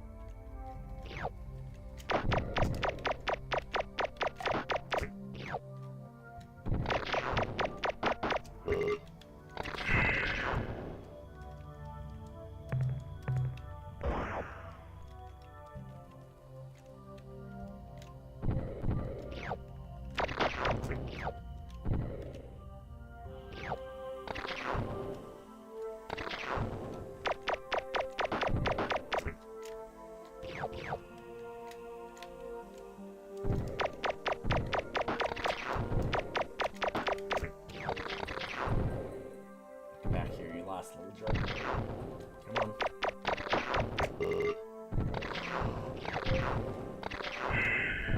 Wow.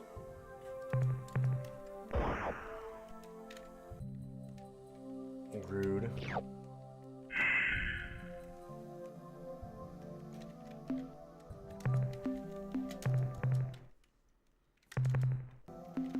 Ran out of space on the very last one. Alright. So where are these Slylandro? Because I swear that we saw them. Like, we were in the right spot, I hope. God, I hope. We must have missed a planet. We must have missed one. What did we miss?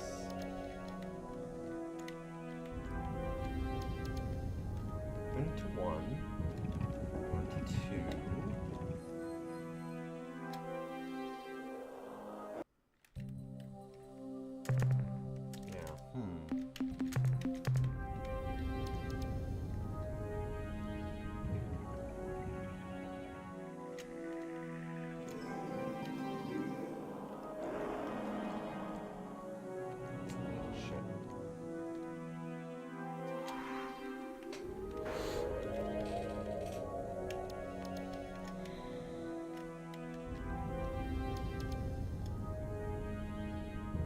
Oh, no! Second, hold up. Okay, shit. Got it. Perfect. First try. Listen, we had to wait for airspace to be free. Sometimes you just gotta do that before landing. I saw a while back, I don't really know Top Gear at all, and I know that the... Oh god, I can't remember. Jeremy... Isn't it Jeremy? One of them is a real asshole. But there was a very funny one from another one who was, like, defending this pilot where somebody was, like... Oh, these, like, women pilots don't even understand. I just had a woman pilot that, like, she kept circling the airport over and over again, and she wouldn't give us a reason why, so you know that it was some bullshit. And he was like, what kind of bullshit would stop them from landing? And they're like, well, they probably made a mistake and didn't put the landing gear down. And he's like, not having your landing gear down actually sounds like a great reason to not land. It's like, yeah. That does, like, actually, hate to tell you this, but, doing things like not having your landing gear down would make it a really good idea to not land. You should probably be thanking them. This is very funny. And he just kept doing that over and over, and I was like, yeah, like... Hello, visitor. There we go. We are the Slylandro.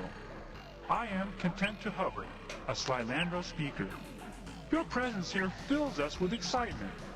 We have gotten so few visitors over these many drawn. We hope you can stay to talk with us for a time.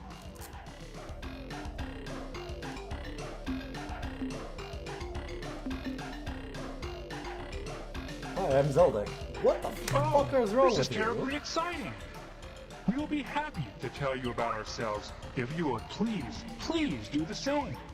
You see, we Slylandro have been extremely interested in learning about the galaxy, but our physique makes us incapable of leaving our gas giant home. Therefore, we are totally reliant on our infrequent visitors to keep us informed about events outside this planetary system. And visitors usually only show up every few drawn. We hope that our newly deployed exploration probe fleet will not only gather information for us, but inform other races of our presence here as well. Oh, they're so nice. Bro. You know, it's Wait a funny. minute. We hadn't heard from the outside galaxy in a whole Jornasa. And then the Melno may come by and sell us a probe. And just a few hundred locations later, you show up. Oh, the probes? Right. Well, like we said, just a short time ago, a race called the Melno stopped by. They said they had acquired some information revealing our existence, and they wanted to study us if we didn't mind. In fact, the Melno said they would pay us for the right to do so. I guess they are biology nuts or something. Anyway, in exchange for our information, they gave us a probe vessel.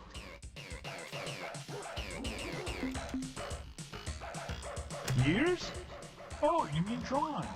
Well, let's see. There was the Melno just a few rotations back. Then we go all the way back over 3 drawn ago to the Ur-Quan and the other milieu guys. The Yuli and the Draw, I think. Ah, the milieu. Milieu? What's the milieu and who are the Yuli and the Draw? Let me remember. That was a long, long time ago. I was only a nymph then.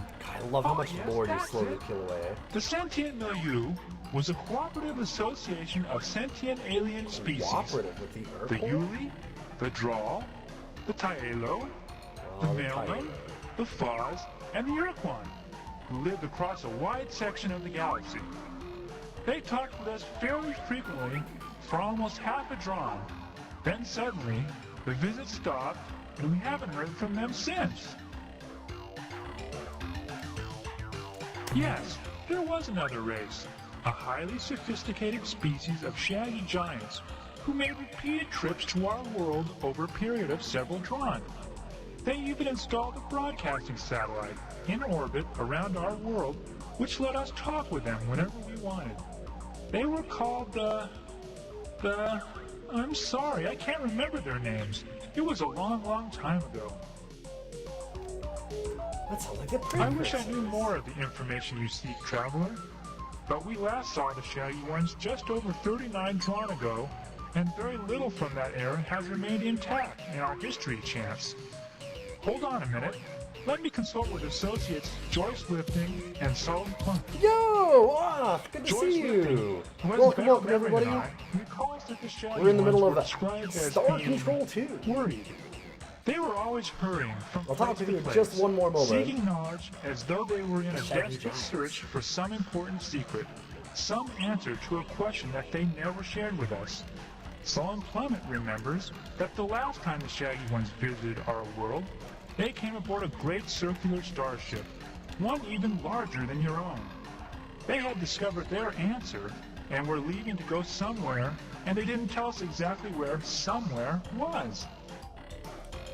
Welcome, everybody. What were you up to, Off? Good to see you, good to see you. Hi, I'm Ilian. I do a lot of retro games, mostly DOS games. I've been doing ranking of DOS games every week for a very long time.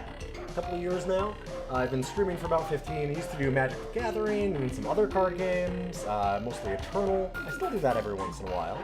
And a lot of roguelikes and, there's a DOS games now for retro stuff. More B33. I don't know B33. I must have missed that. I haven't caught you in a little while, I guess. Oh, the Super Mario 64 ROM hack. Yes. Okay. For those that don't know, this is Star Control 2. I've been doing a thing, like I said, called DOS Cider. This is not DOS Cider. We're just going back and doing some things where I've been ranking DOS games. I'll put up a little thing there. And I have a full list here of all the games we've ranked so far. You'll notice Star Control 2 is number 1. If you want to play this game, I highly recommend it. It's truly incredible. You can find it as the Ur-Quan Masters, and it was released by the creators, open source, 23 years ago. Oof. God, that makes me feel so old. It's got incredible music, really, really interesting story, and honestly, it's like very much the bones of a ton of science fiction games since then. We just discovered the Sly Landro, who are gas giant aliens. We're having a little conversation with them here because they accidentally released gray goo on the galaxy. No, I have told you. One moment. Joyce Lifting transmits. Joyce Lifting has remembered something else, though it does not relate to the Shaggy One's question, answer, or departure destination. What my associate communicates is the description of a set of 10 worlds, unlike all others. The Shaggy As soon as we're Ones done talking either about discovered these, I'll planets, show a little bit or, about what I love about this this is game. garbled, assembled them? We were told the planets were, again, this is confusing, organized in some pattern which in some way alluded to the Shaggy One's ultimate fate. One of the worlds was described as orbiting one of a pair of blue stars not far from here. Another of these worlds circled a large white sun. Right. That is all we can remember. This is a note-taking game for sure.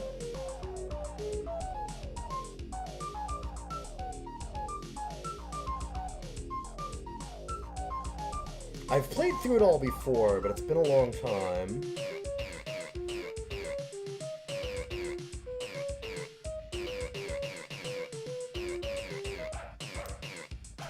Have you ever played this off? I don't know if you ever did a Star Control 2 Ur-Quan Masters thing. The drawn is our primary unit of time. It lasts for an interval equivalent to 4 million rotations of our planet. A drawn is subdivided into 2,000 dranasa. Now please, our turn. Will you tell us about yourselves? Sure.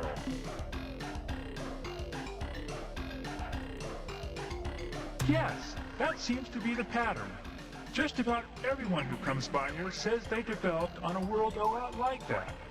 As far as we know, we're the only sentient species who's ever evolved in the atmosphere of a gas giant.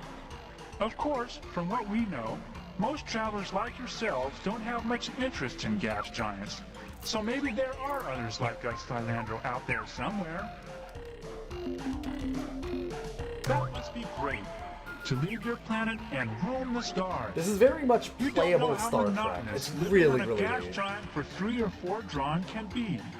Clouds, clouds, clouds. Wind, lightning, clouds, clouds, clouds. That's it. We know a lot about clouds. If you've got any cloud questions, ask us. We have over 800 different symbolic references just to describe them. Most of the time, when we aren't eating, we hover around and talk about what the clouds look like. Of course, the only things we know about are clouds, food, and other Slylandro.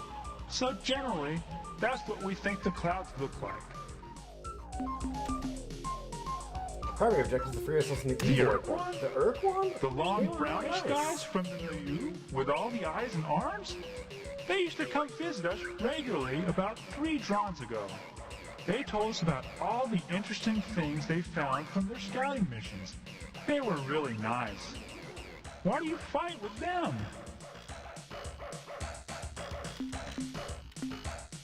But the Ur-Quan were such good guys. They were so They had nice. lots of interesting things to tell us about, and they never got impatient with our questions. Well, I guess a lot can happen to a species in 3 drawn, like turning 12 green million years. and evil. Or black and evil, as it turns out, too.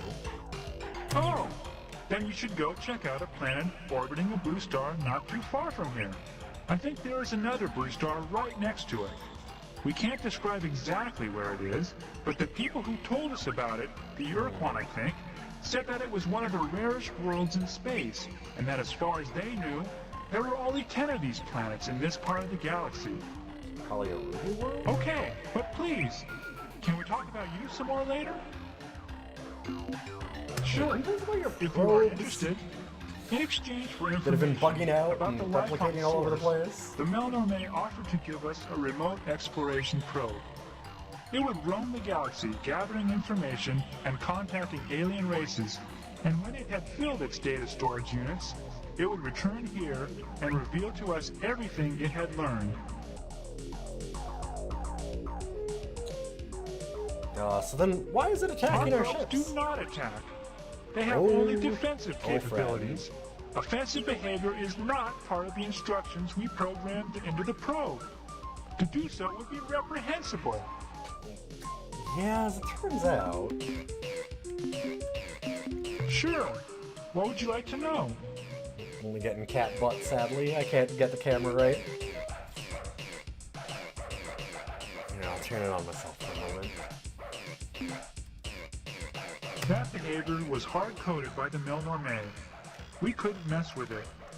Essentially, the probe will only fire its weapons if it has been attacked and cannot communicate with the attacker.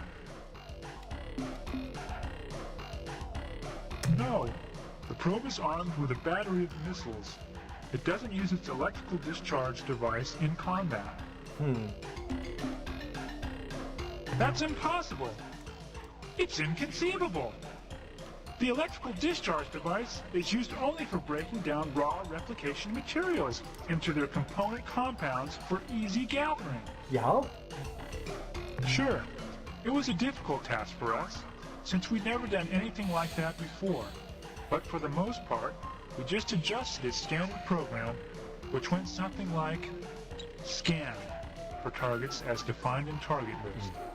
If no current target, then select new target from the current targets list using specified priorities. If current position is at current target, This is then very good for off. set current behavior to new behavior based on behavior priority settings. Perform current behavior. Okay, that's the basic program. I said it was simple, and here are the tables used by the program. Target list with associated target priority. Keep going. Space vessel, 5. Transmission source, 4. Astronomical anomaly, 3. Planet-bearing life signature, 2. Raw replication materials, 1. Probe behaviors with assigned priorities. Communicate, 5. Record data, 4. Analyze data, 3. Seek replication materials, 999. Move to current target, 1. That's it. Do you see the problem? Okay.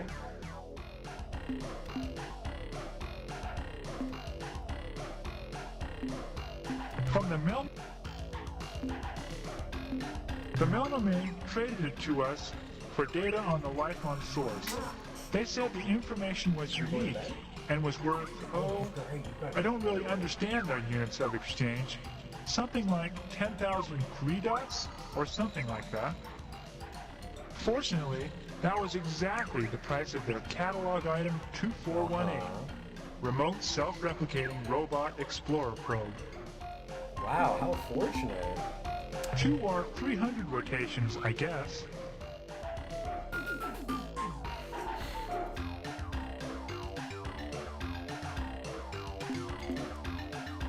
Sure. Well, okay. Okay.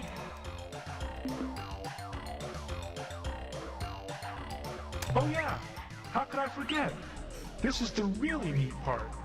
The probe was self-replicating. Yeah, it's really cool. When it wasn't recording data, it would pulverize rocks and stuff, then suck in the debris. When it had enough raw materials, it would fabricate a duplicate of itself which could self-replicate too. We expect the first probe to return in a few hundred rotations, and then we should see an increasing number thereafter. Mm-hmm. Yep, you sure are. Okay. Goodbye, human fluid sac. Thanks, Slylandro. So when we talk about this game being really, really revolutionary for 1992, part of it is every one of these is a star system we can visit. Not just a planet, but a star system.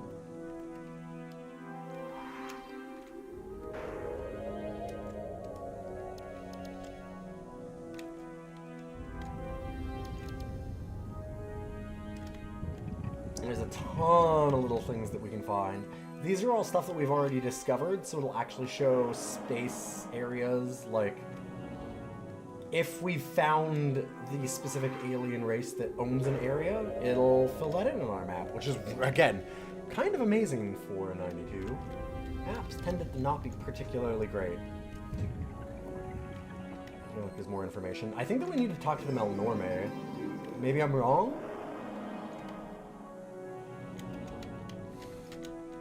I don't remember if we need to talk to the Melnorme about it first. Because it seems like we exhausted all the conversation there. I did think that we could do great something. Speed. In the last 5 drawn, we have had only 1 visitor, and now you have come twice in but a single drawn ourselves. How wonderful! Oh yeah, how could I forget? This is the No, see, like... Sure. The program...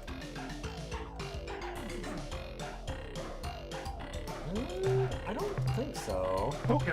It's been a long time since I've actually played through all of this, but I... Okay. It definitely seems like we exhausted that. Goodbye.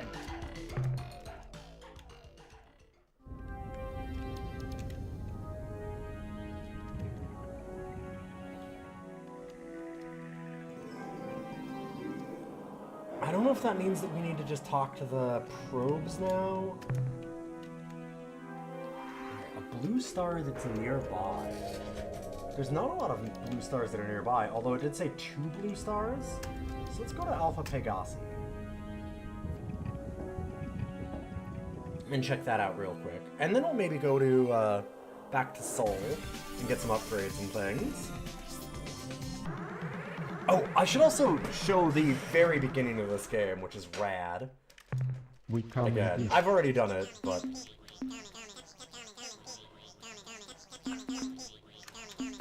Come in peace. According to internal monitors, there are no malfunctions. Priority override. New behavior dictated.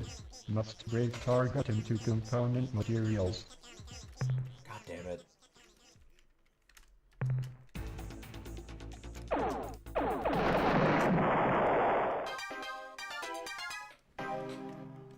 At least we have upgraded our ship enough that they're much less of a problem now.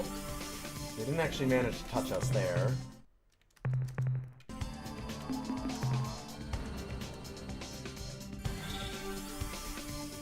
Good to see you, S. Kennedy.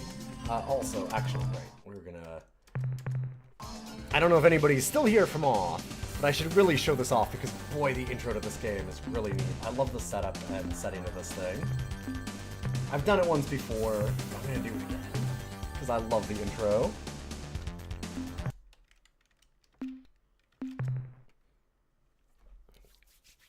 The Interstellar Fungi League presents. You should really try this game out sometime. Yeah, Ashen Strix, it's incredible.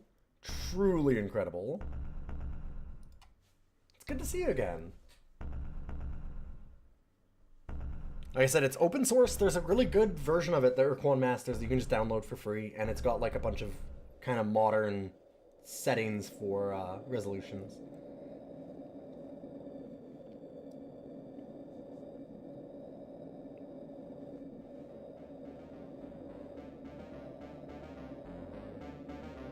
Ah, the music. The Ur-Quan.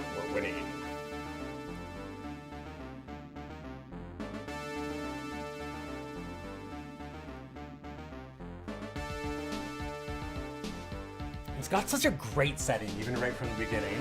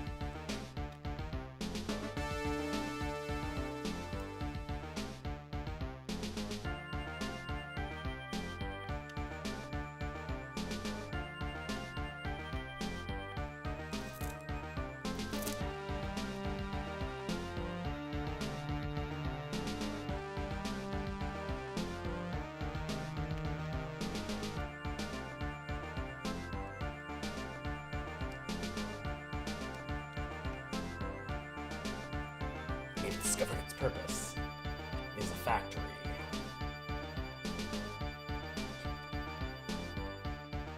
A factory for building starships.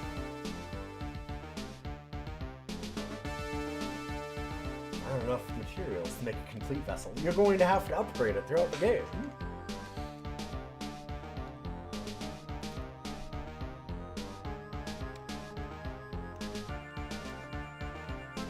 Must be enough. Because you must captain the vessel. Return to Earth.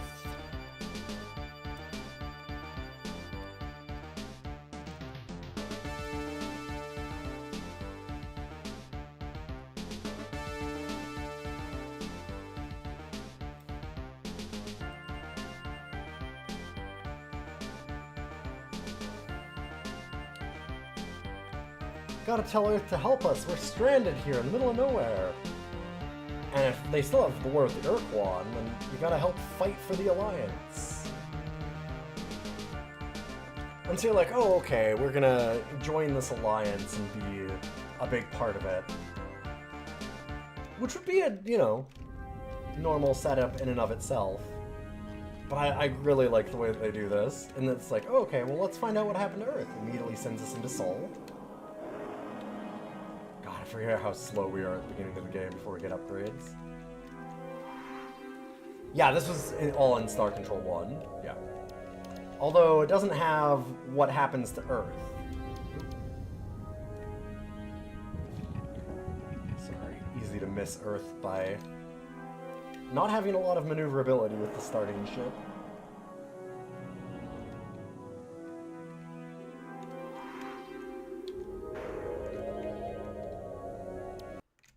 Instead, you get this. Attention, interloper. Heed this recorded message. This drone vessel speaks with the voice and authority of Ur-Quan. You are trespassing within Earth got its shit kicked. This world, Earth, may not be approached for any reason, nor will hostilities against our orbital platform be tolerated. In addition, your ship does not respond to standard hierarchy identification transmissions, and is therefore deemed to be independent. This is not permissible. Only subservience shall be tolerated. This drone now leaves to inform the Ur-Quan of your transgressions. You are commanded to remain here and await the arrival of the Ur-Quan. Disobedience will be punished. So yeah, you find Earth under a slave shield, as they call it, and there's this orbiting platform that's dying above it. And weirdly, all the Ur-Quan are gone. So that's kind of where you start out. So there's this weird mystery of like, what the fuck is going on with the Ur-Quan? This is Earth with a weird red shield over it. It's a great start to the setting. And so then it's all about you like just trying to solve those mysteries, trying to figure out like how to unlock Earth again and free the people and find out what's going on with the Ur-Quan.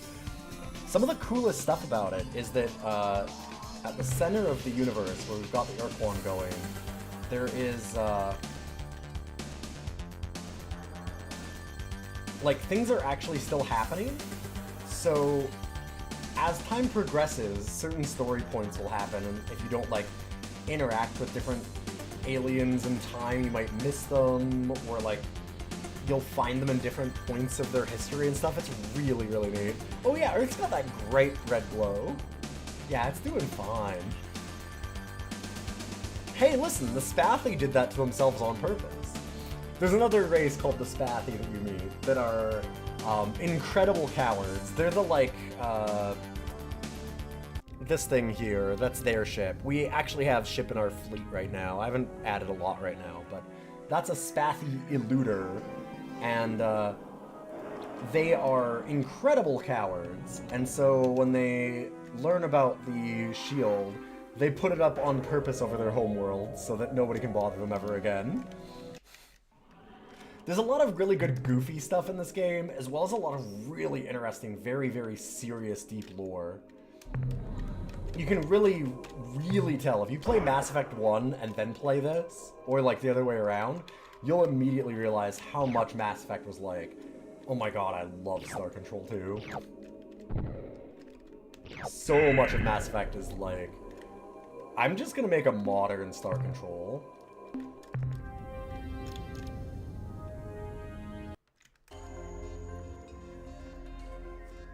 Yes, also Stellaris. Yeah, I mean, this is the inspiration for a huge amount of science fiction games going forward.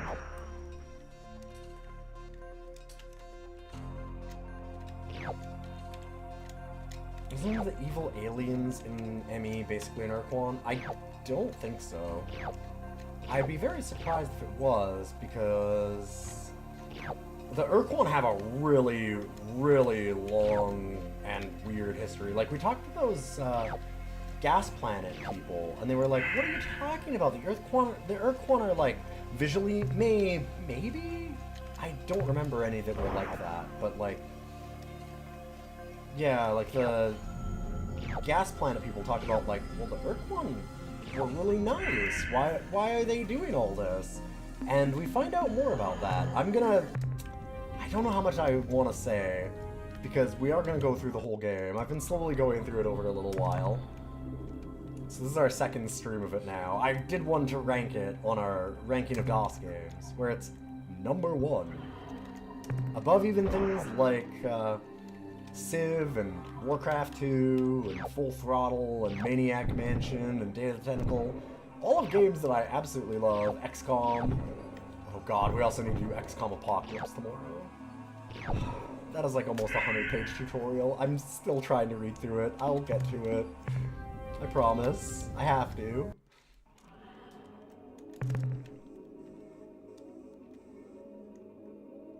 Okay, Class 2 weather, Class 2 tectonics. We should be safe on this one. We're safe on most planets now. We've gotten a lot of upgrades.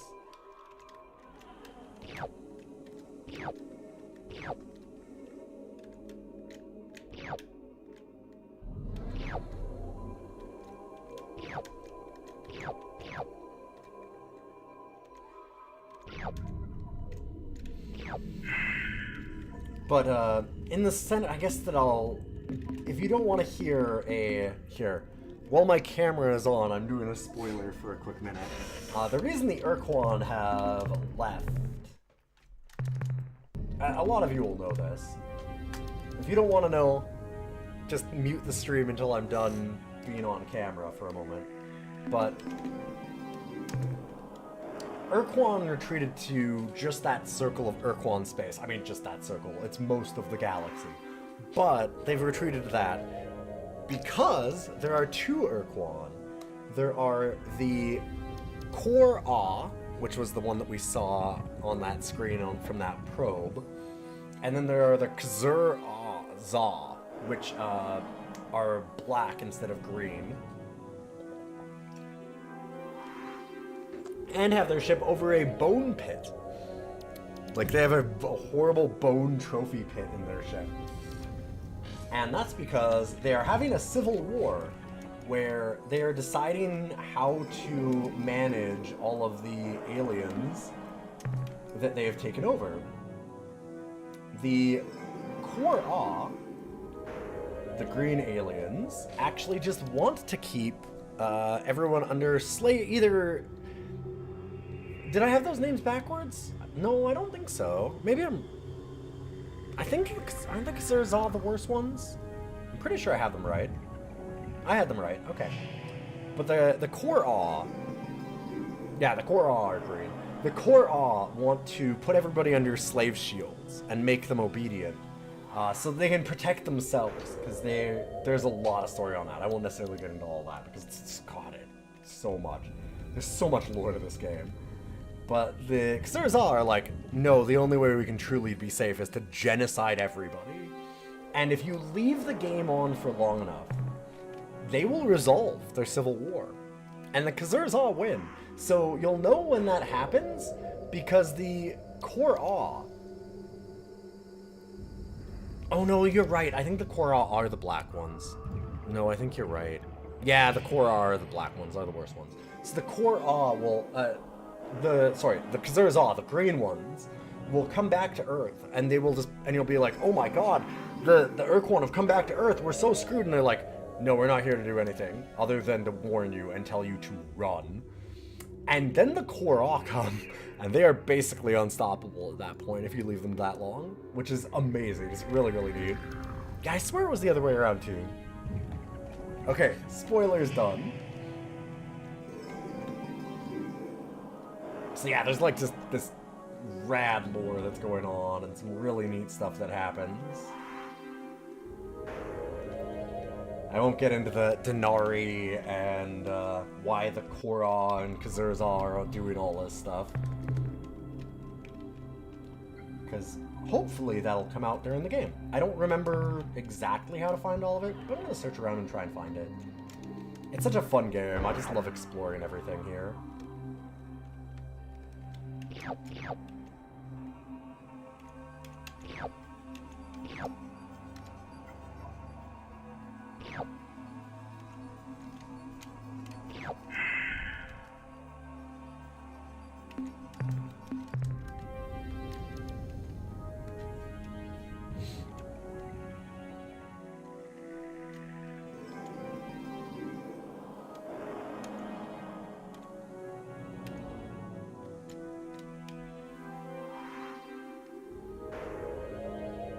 I think the story is so interesting. It makes the Ur-Quan bad guys, but not total dicks.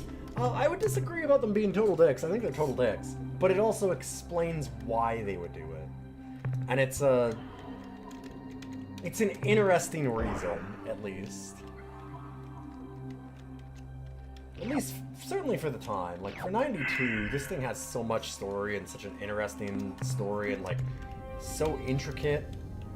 This game is very, very neat in how it is, at least to me.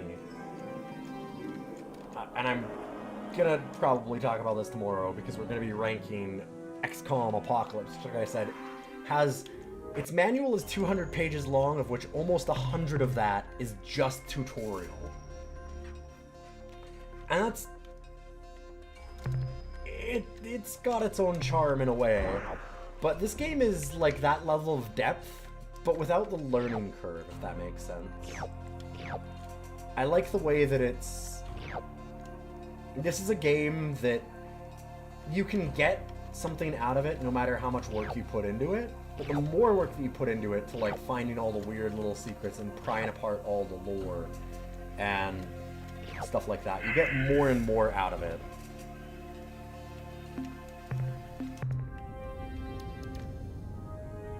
And that's a really, really smart design, and it's really well done in this.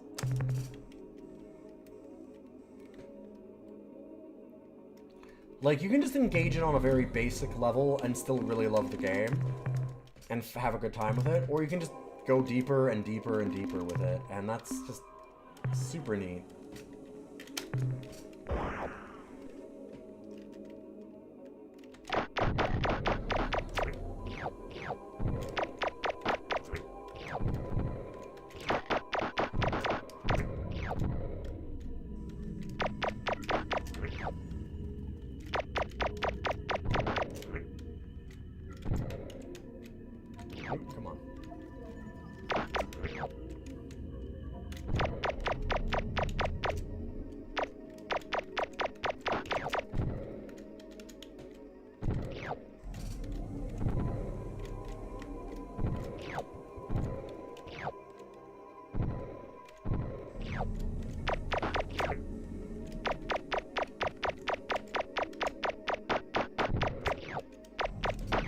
I do wish you could turn some of the technologies from the Milnorme down. I might actually go with the planet lander that's less maneuverable. The speed can be a problem. Easy to accidentally go too fast.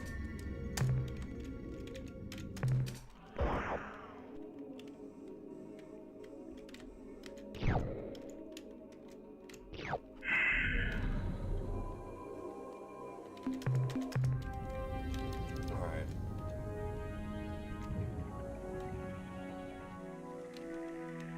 Gonna check out all the planets here.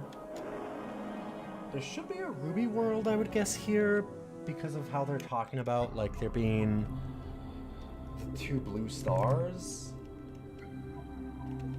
Ruby worlds are unbelievably resource-rich. Yeah, we got some fancy landers. Good to see you, Egrets. We've done a lot of upgrades tonight. I have played for about 5 hours. I meant to be off a long time ago, but it's really hard to leave this game. This game is just so... It's really relaxing and chill, but also, like, it just grabs its hooks into you. It's easy to lose a lot of time in it.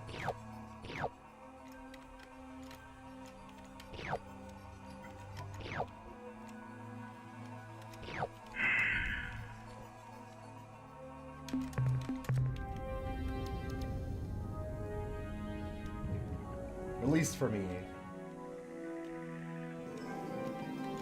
And it's so easy to just sit here and watch, like, number go up and your ship get better and better and do all that kind of stuff. But then also, like, prying apart the little bits of puzzles in between is just, like, a perfect way to break it up. I love this game. It's almost perfect to me.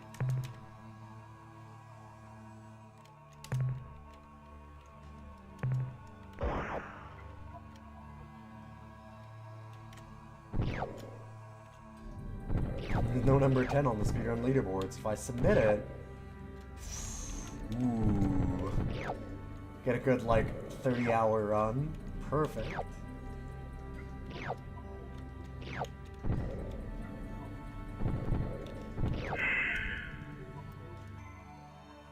That is the trick that I've used for most of my speedrunning, is that there's a really cool thing. I actually think I still probably have a bunch of world records.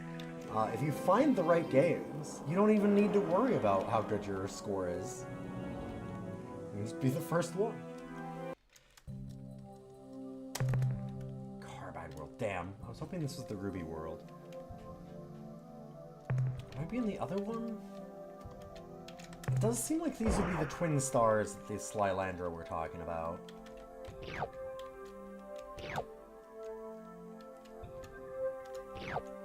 It's easy to imagine that I'm way off, too.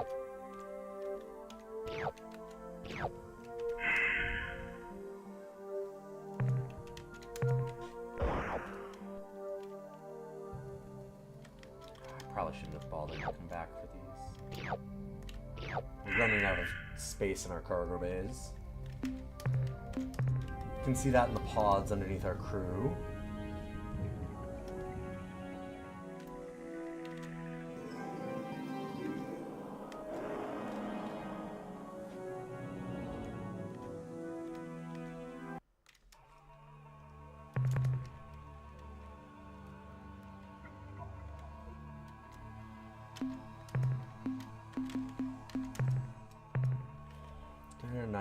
Free.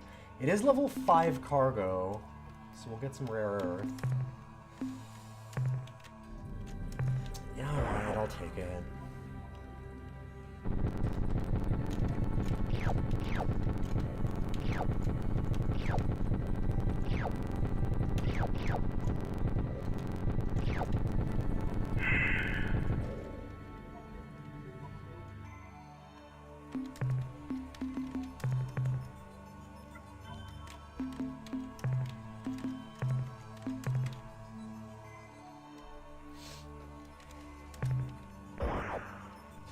I didn't buy seatbelts for nothing, no.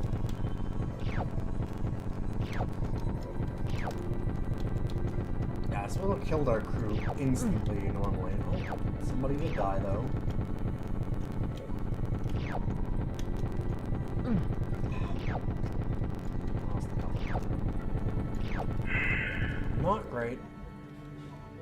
That's okay. We've got a lot. You have to accept some loss in this game. Just a little bit.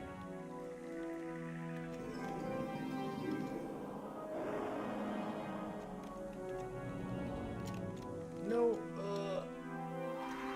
what? We hit that.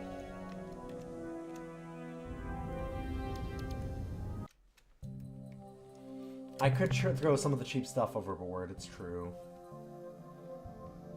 Ooh. I don't really want to pick up the items, but I do want to get that data.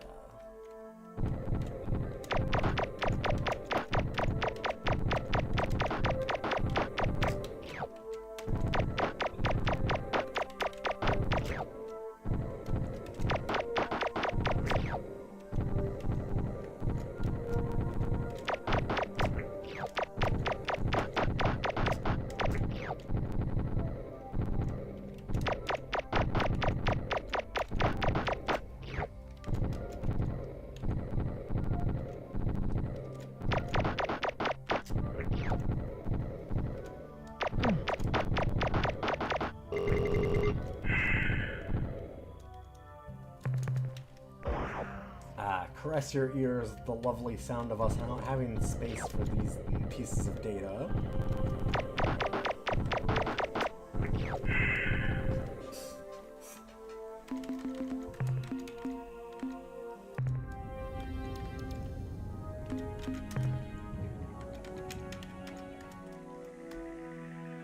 Alright, we're gonna autopilot over to there. Because there should be a... I would guess that it's a ruby world. It does seem like this would be the twin blue stars. Doesn't mean that we're at the right one, of course.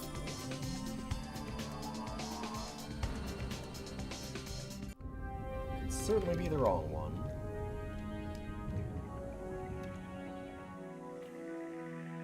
Oh boy, this is another big system. I was hoping it was kind of a smaller one, actually, because we don't have a lot of space left.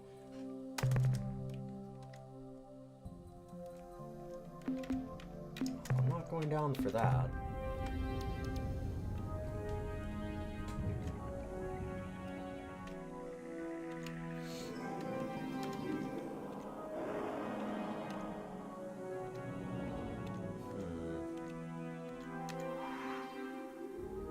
Doesn't look like there's a ruby world, but there's that purple one, so maybe that's what it means.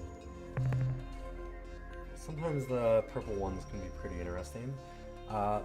This is extremely not worth it. Those are the cheapest items, so we're gonna leave.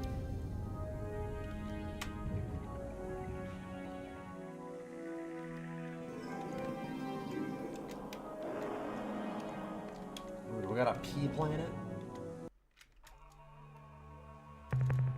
No, an Ur-Quan world. Okay, I mean...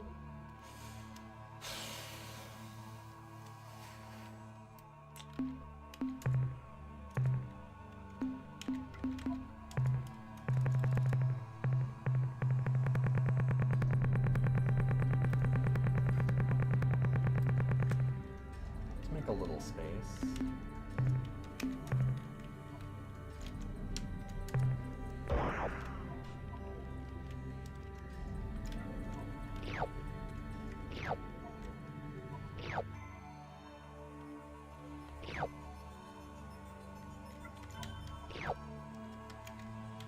Not the most expensive stuff that we can find, but pretty good.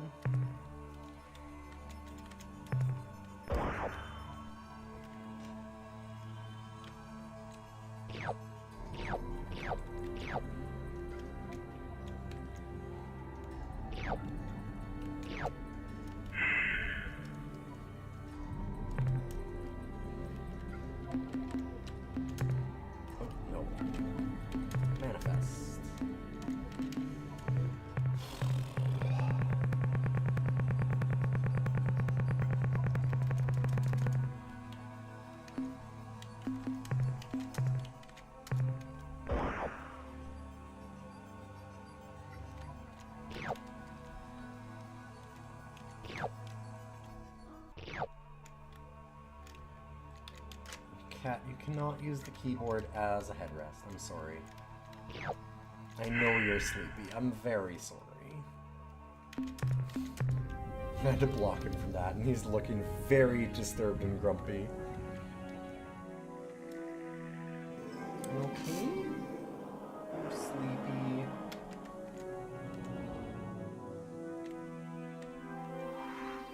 It's getting a little late.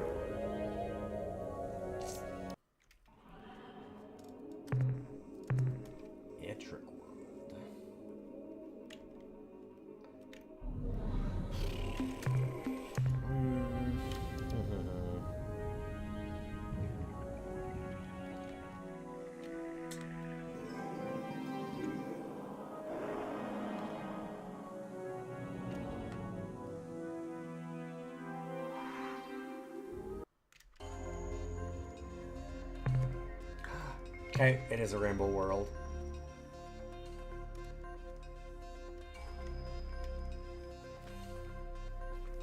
That temperature, though.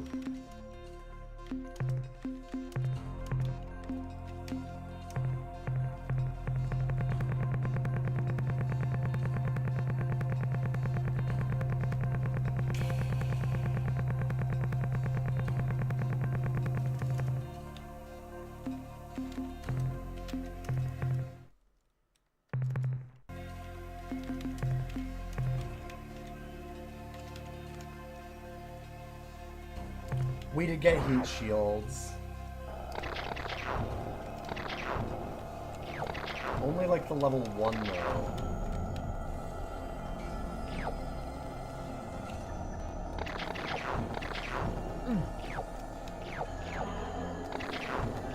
Also, I feel like Rainbow Worlds are good, but Ruby Worlds are still better, right?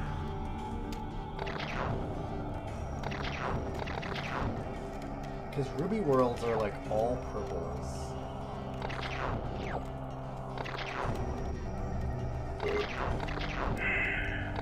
Fuck, I didn't see how little we had.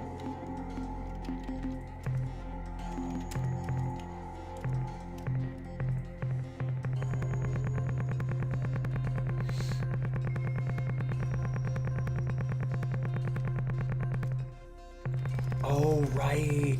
Right. We can tell Melnorme where the Rainbow Worlds are. I forgot about that.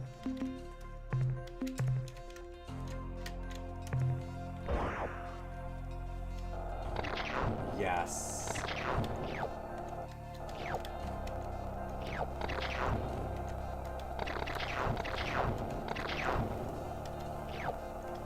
Yeah, they're worth a lot for Melnorme.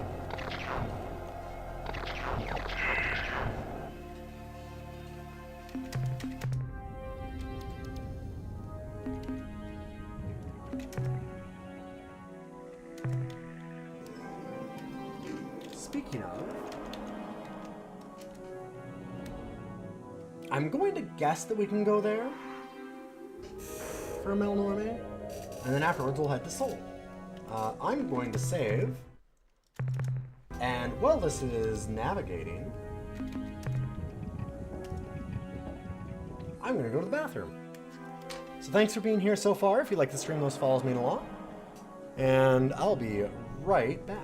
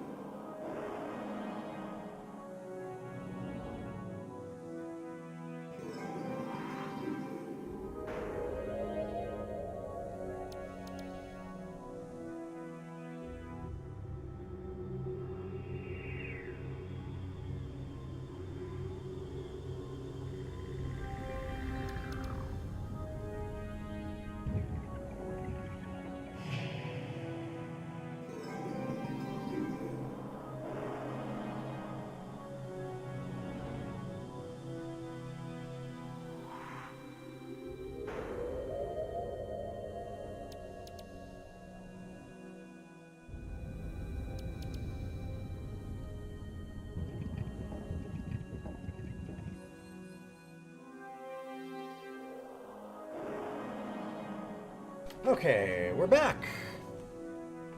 Thanks for waiting around.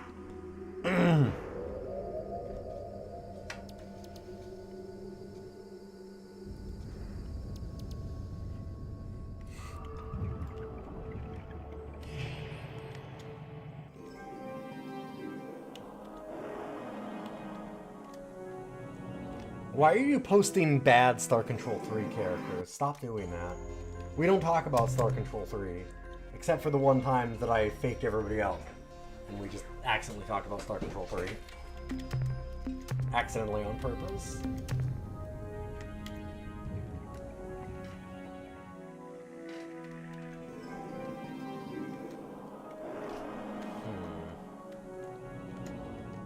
Oh, it is the Star Control 2 cover art. You're right, Never mind.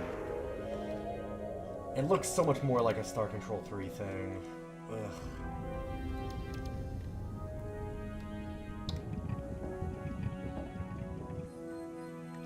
Maybe there are no Melnorme here.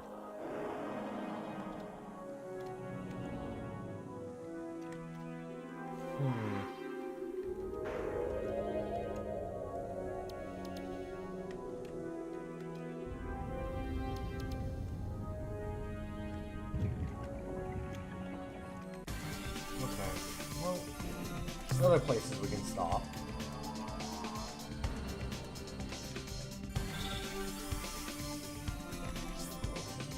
And we need to go back to Souls. So let's just go to Alpha Illuminati, because we know that there's some of them there. Also, curious, is this a Slylander probe?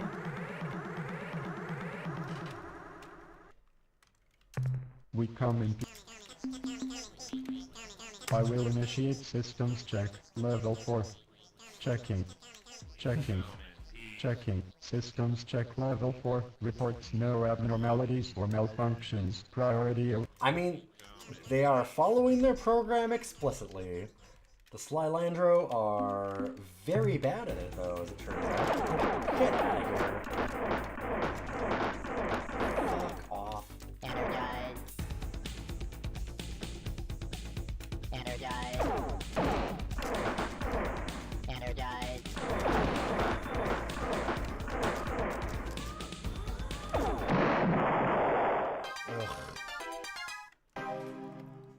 Disgusting. Okay, fuck stopping for ships. They're all Slylander probes. I don't know, that one's so much slower though. This has gotta be something different.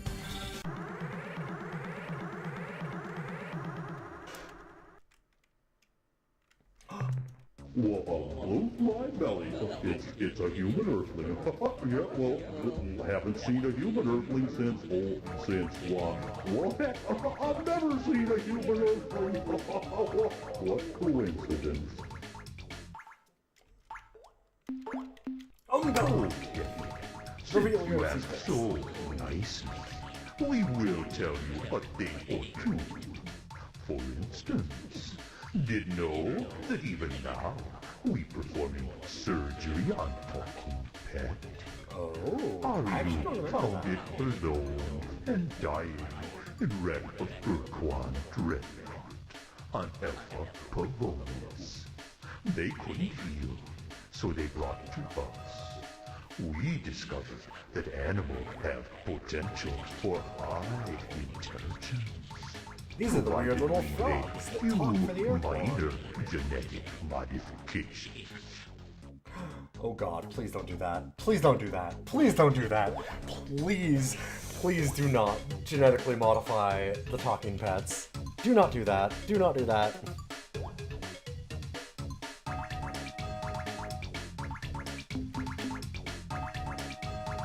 Here's our credo, freedom from Ur-Quan. Freedom, very good thing. It's so much easier to make good jokes without boring old Ur-Quan slave laws. We want to do cool jokes like modified talking pets. Those stupid noses from Draconis for a long time. But since they battled thralls too, we not allowed to even small pranks on them. like say, dropping planetoid in their ocean. Big waves, That'd be really good. big waves. What a good joke. What if we just hit their planet with just like a little asteroid? Just a little one. We can't even do that? No? Okay, so Draconis has a race. I love the Umga. It's just a prank. Sure, friend, for sure. Who cares about boring old Ur-Quan and their slave laws? Here we come to say hello to Oh, you yeah, friends. Yup, they're gonna come say hello. Fucking goddamn it. Oh, right.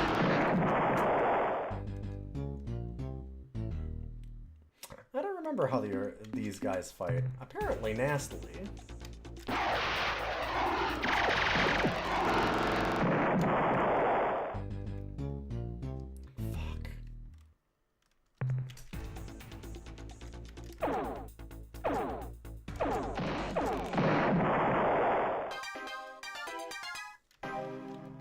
They've been pranking me pretty good, yeah.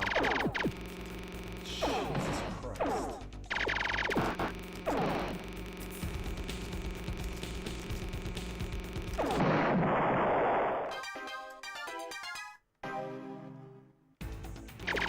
We need more dynamos.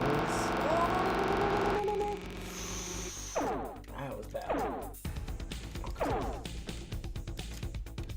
I gotta get our range better.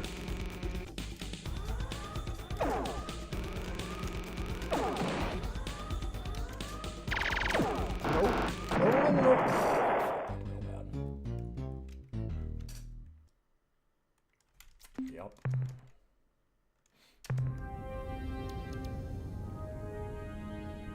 Oh, right.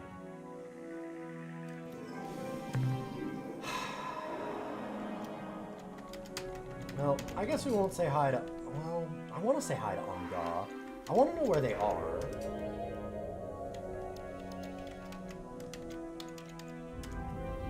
Forgot to save. Funny prank, though. Pranked me real good.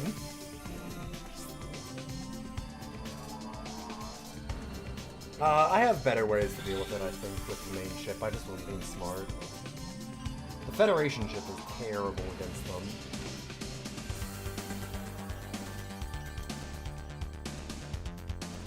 I'm so used to, like, staying still and pot-shotting at things because of the Slylandro probes, but, we can just do a different strategy with our main ship. Our main ship is really fast and maneuverable, actually, now. Like, we've done a lot of upgrades to it.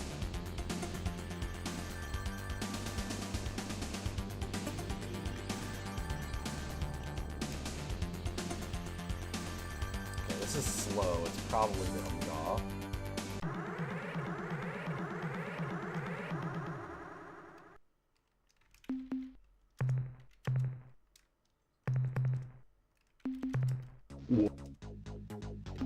Oh.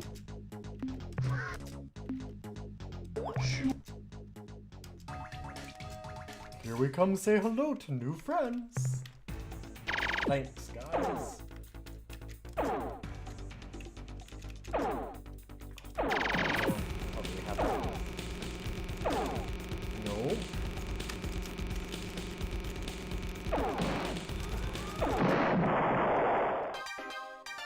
See, we can get out of the way of that. They don't turn really fast.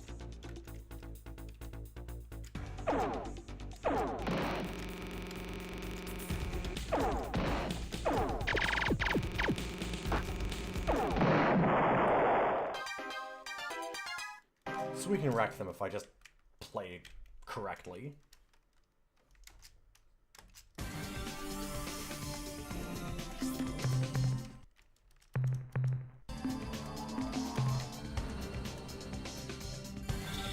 Fuck off. That's a Slylandro probe. Nope.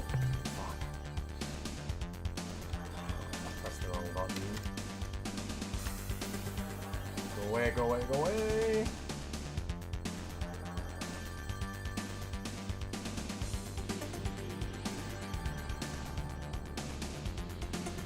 Yo, Zomba! Good to see you! Oh, that's always a sign that I'm up way too late. They're coming your way. They'll be here soon. Oh no, Zombub's here, I gotta leave. It's great to have you. Thank you for the 90 months. How have you been?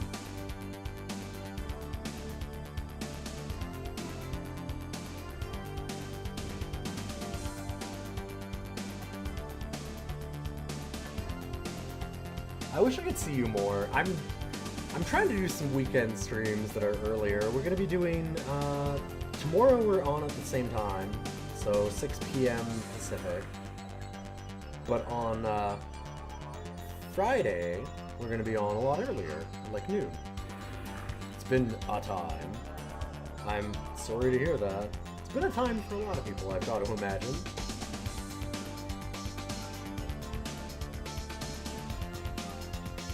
Probe just wants our ass bad.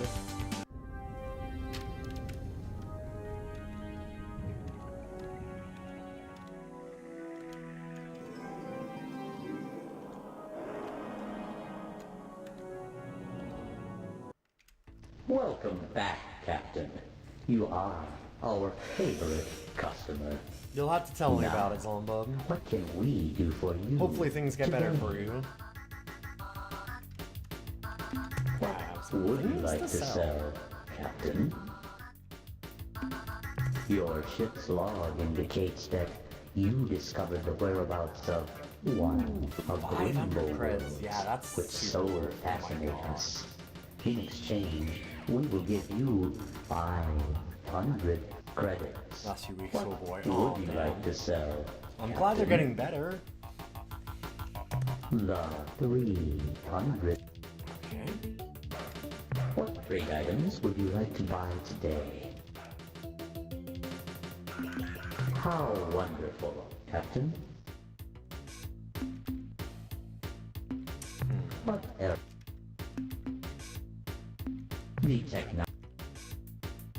What else? The technology we are now offering includes details on how to develop Shiva furnace modules, which generate energy for your combat batteries twice as fast as your standard dynamos. We can run out of energy really quickly, so I I'm love that. certain you will appreciate this new module, Captain. With it, you should be able to destroy and devastate twice as fast as before. Commander, that is the limit of the new technology we can offer you. If I may say so, you have been an excellent customer. Thank you. Time to buy some information. There. What? How? The Ur-Quan are presently at war with a race called the Korra. They are fighting within a large spherical region of space, centered around the Craterus star group. Although it is probably too early to tell, it would appear that the Korra are winning. No doubt you are familiar with an alien race called the Unga, who live in the Orionus constellation. While they are renowned for their potent and often cruel sense of humor, they have outdone themselves in recent years. Specifically, they have used an unusual hyperwave caster to impersonate the Ill-Rat gods Drogar and Kazan. When the Ill-Rat began tuning in to the voices of their gods on their hyperwave receivers, their priest caste was understandably skeptical and counseled their many followers to ignore the blasphemous signals. However, in a surprise move, the majority of the Ill-Rat then rose up and slaughtered the entire priest caste.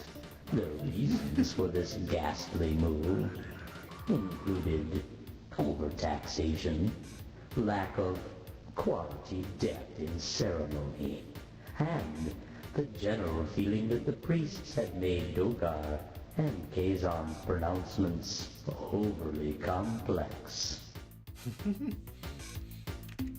The Zakfatpik are a friendly co-op of 3 alien species, all native to the same world.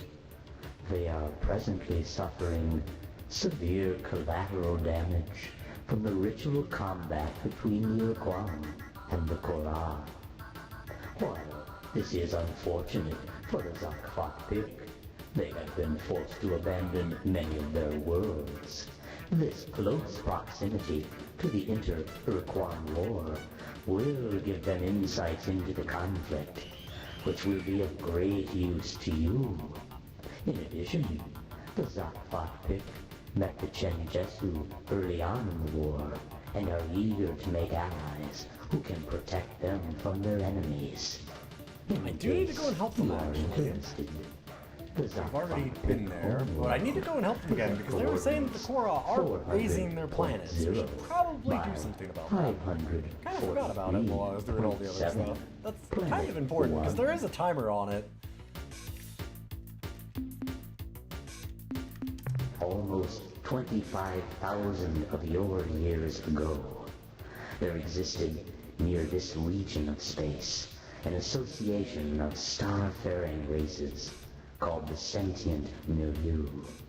This group formed over several thousand years to mutually enrich their respective cultures, to provide a safe creche for emerging sentient species, and to afford themselves a degree of protection from external hostilities via military alliance.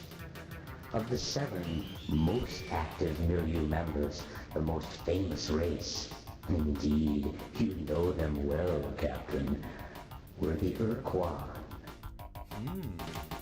To help make everyone safe. Were the Ur-Quan. The Ur-Rat are presently attacking the Pekunk in the Lakeli and Kruger constellations. These beings have slavish devotion to their dark gods Dogar and Kazon, which in the past few years has been used against them by the Unga. Hey, Cosmic! Yeah, we're doing If you need to manipulate the Ur-Rat, we suggest you discover the I've been ranking Ur-Rat's DOS games technique for a few years now, and duplicate it.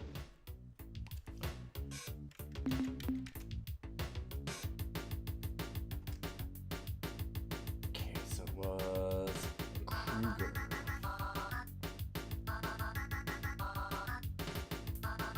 I'm writing notes on all lists. Very important information. I've played through the whole thing before, but we've been ranking DOS games, as you probably know, for Decider, which I should remove that from the stream. We're not on Decider right now. We're just doing this for fun.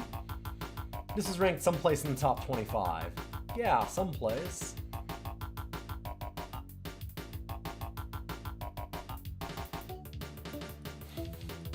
Someplace. The Pekunk are a mystical offshoot of the Yehat species, who left their bird brothers long ago to found a peaceful enclave in the Kruger and Geitless stars.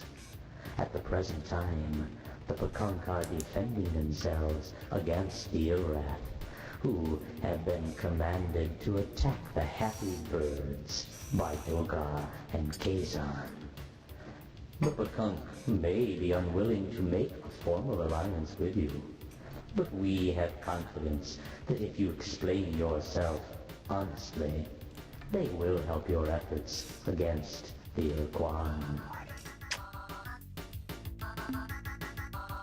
The creatures presently fighting the Ur-Quan are called the Korah. They are an Ur-Quan subspecies who split off from the main species many thousands of years ago. Their present fight is a ritual reenacting of a major difference of opinion between 2 rival Ur-Quan leaders. After the Ur-Quan overwhelmed their slave masters, the Dinyari. We're finally getting to the Korah are immune to reason, having long ago lost the ability to see their situation objectively. They live in a self-maintained paradox. To ensure their safety and security, the Korra fight an endless battle against all other sentient species.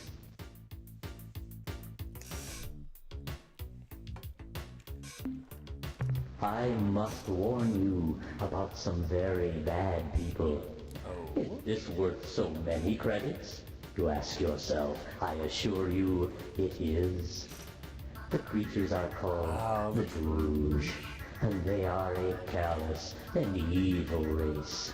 They care for nothing but profit and personal gain. Star Control 2's got some exchanges. Why are you looking at me like that, Captain? Why are you looking at me like that? Come on. As I was saying, All they care about is profit. Hey, wicked listen. creatures will try to sell you commodities at unreasonably low prices. Oh my god. Boy, they almost give away fuel. Do not fall for their tricks. There are hidden costs, secret tariffs. So that you may avoid them, I will tell you that their main trade world is Zeta Persei 1.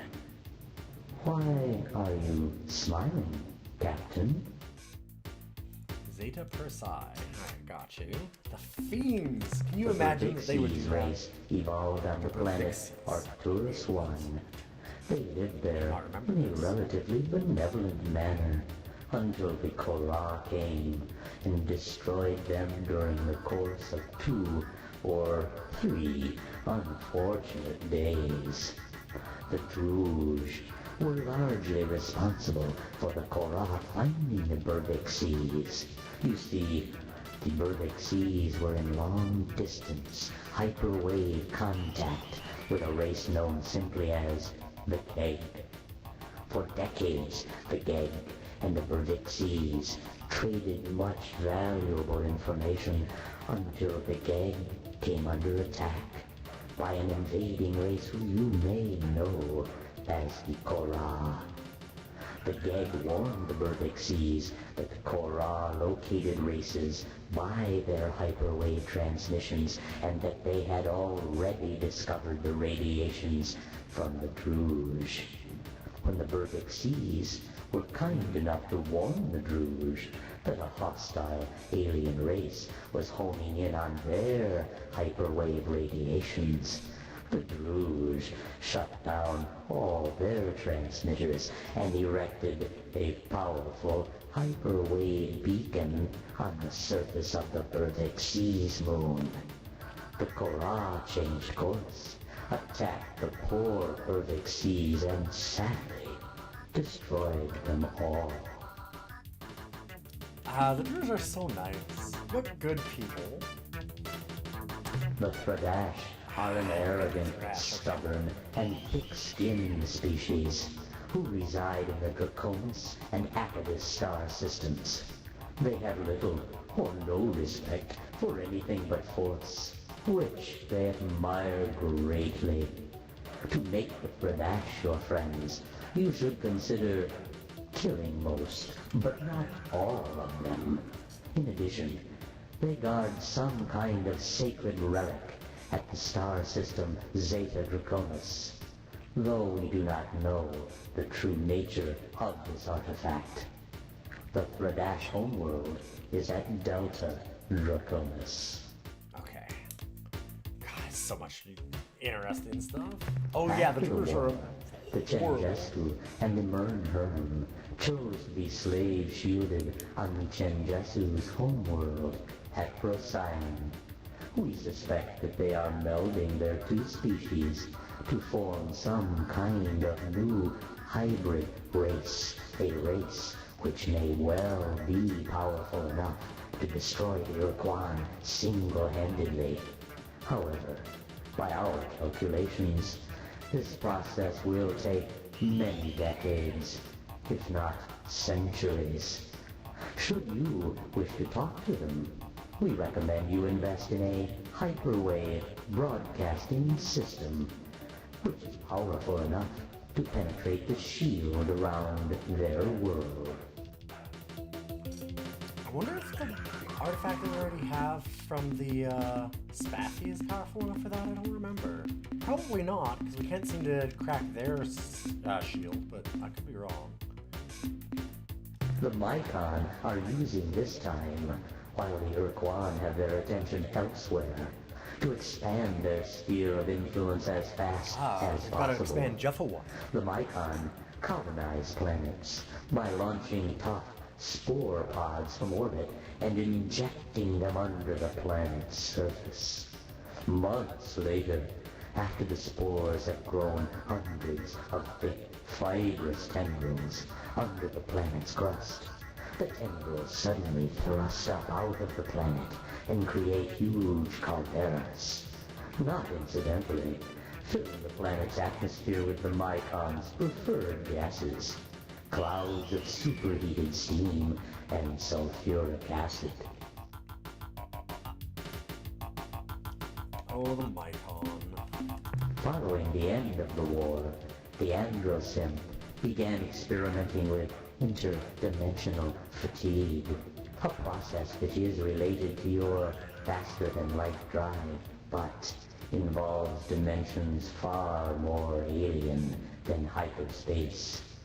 They had just made a major breakthrough when they were suddenly wiped out by a race called the Ors, who appeared seemingly out of nowhere.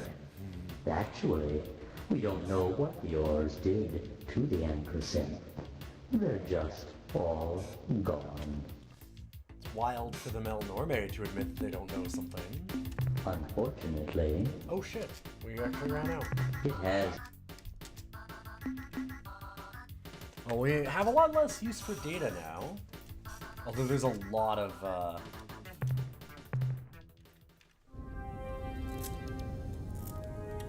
lot of information we can still get. Lots of historical data to go through.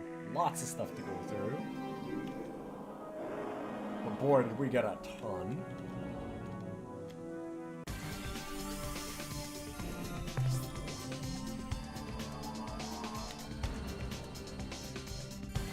Really need to go help the Zopfop pig. We're gonna go to Sol and get our crew replenished and our drives upgraded and all of that good stuff. And then we're probably gonna head over to the Zopfop pig and try and protect them because boy are they in trouble and have been for a while, so we probably need to do something about that. There's so much story in this. Slaps top this floppy disk.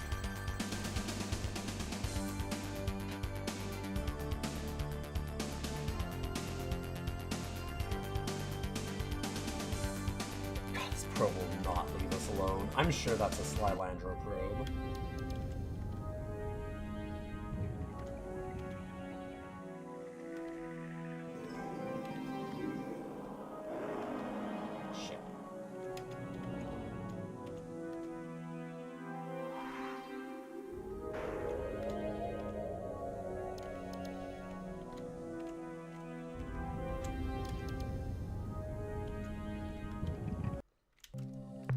I'm at your disposal, Captain.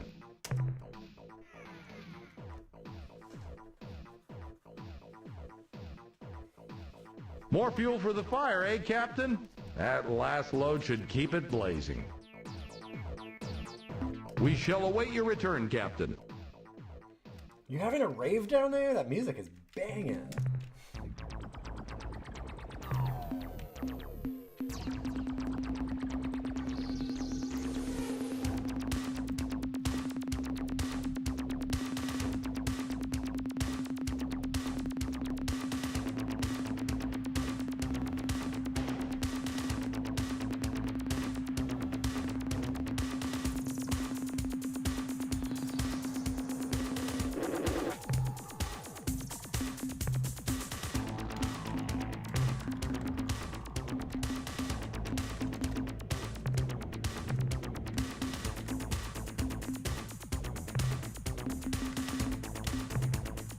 time for some Shiva furnaces.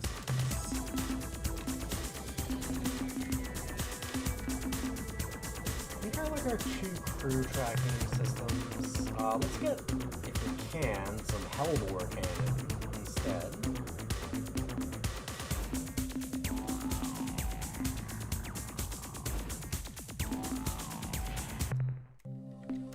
I think I like that.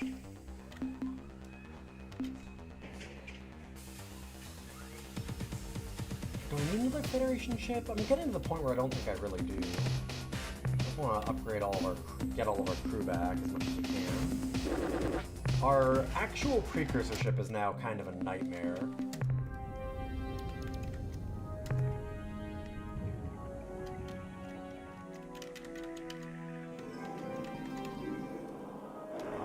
They're in, it was like 400 something?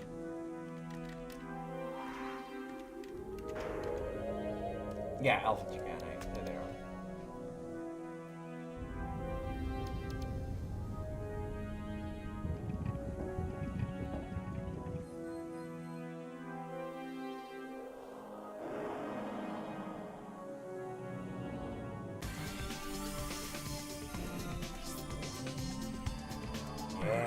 Yeah.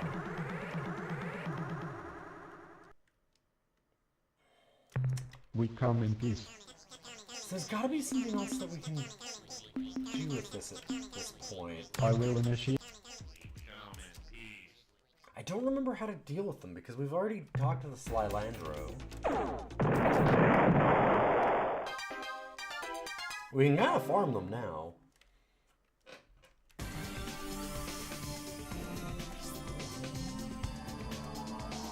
We figured out the problem. Talk to Mel Norme. I don't know. Can't remember what to do with the Sly Lander at this point.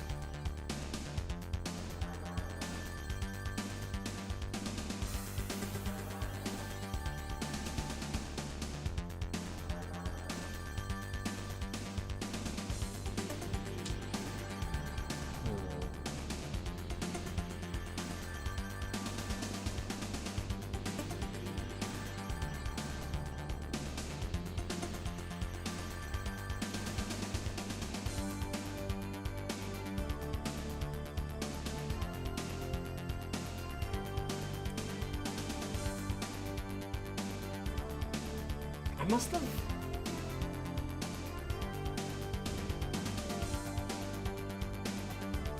There are some better ways of getting across the map eventually. And yeah, the fuel does use up a lot of our resource units. If I remember correctly, there's like, wormholes or something eventually? There's something we can do. I don't remember. It's been a while. We'll discover it. We're still learning lots of stuff.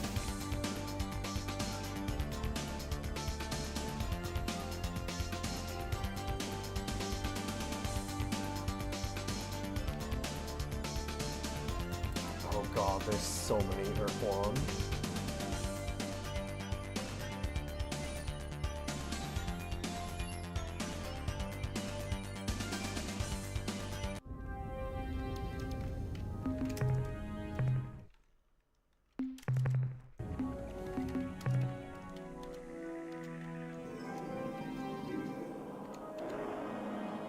We need to go to like Zeta Draconis and get that, yeah,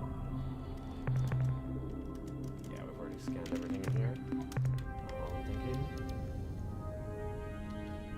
We need to go to like Zeta Draconis and get that other alien artifact, stuff like that. It's probably our next big ones.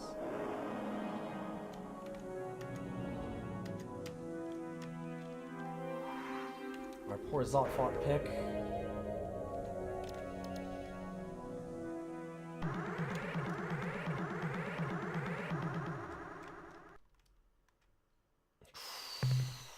What? A human in a precursor service vehicle?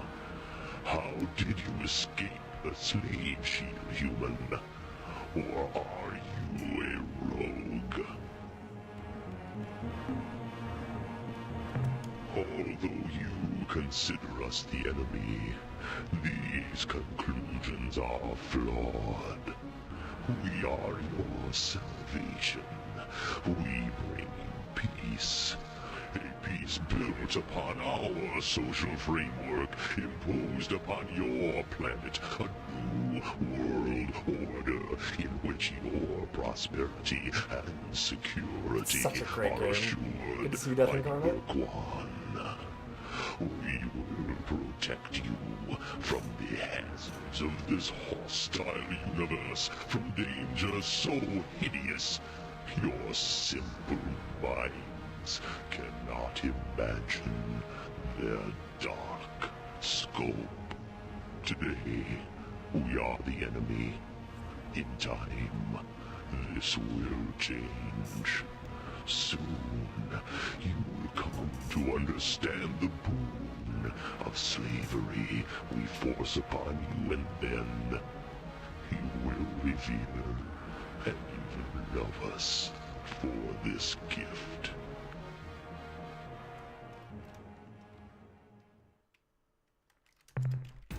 Launch, items. Launch items.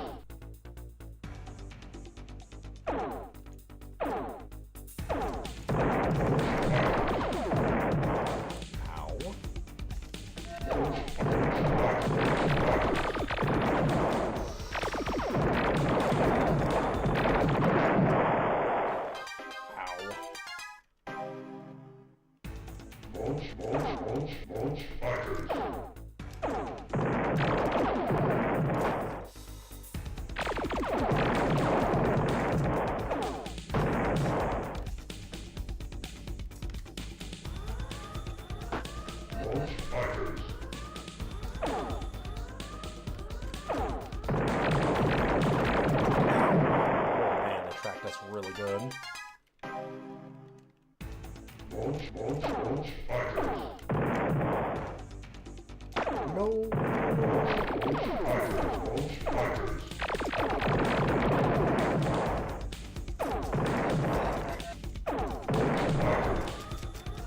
This fight did not go amazing for us. It's not Ur-Quan.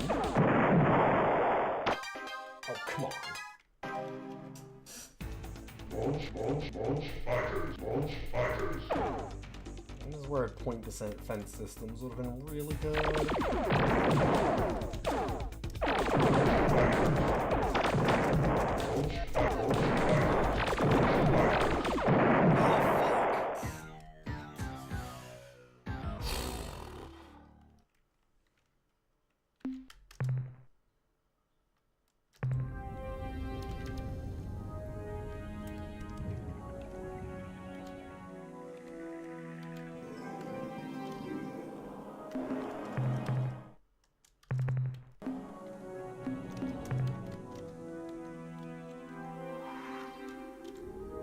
I'll rescue you on thought pick, I swear!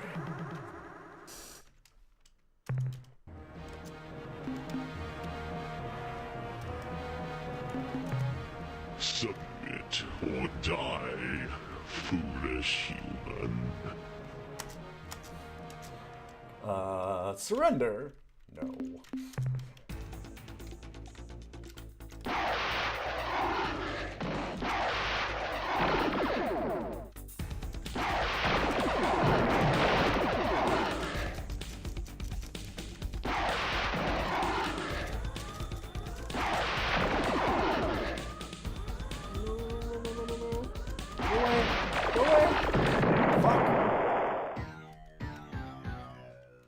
Oh, I don't have point defense systems. Oh, no, on the Earthling ships I do. You're right. Yeah. So they don't launch fighters at this one.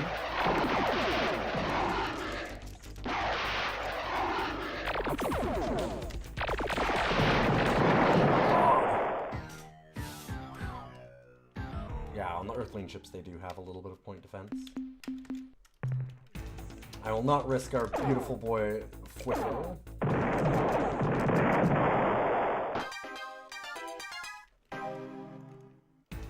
Launch.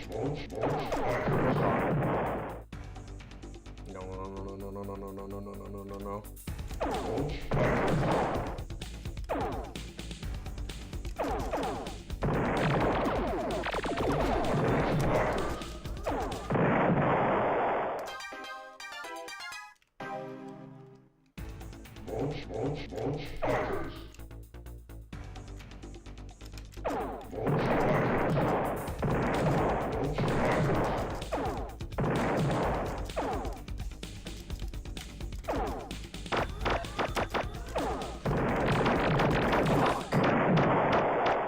Fuck off.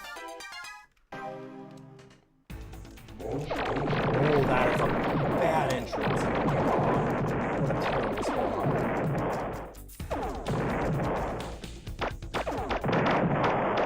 Go away. Fuck.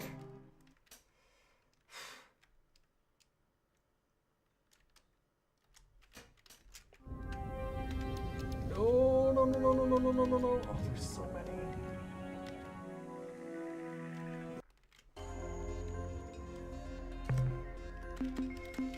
Wait.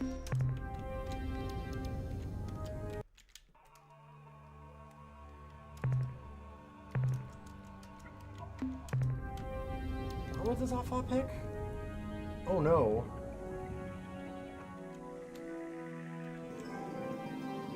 Oh, there's so many of them.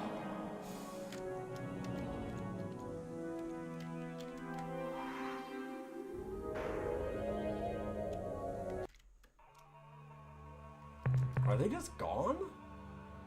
Oh no.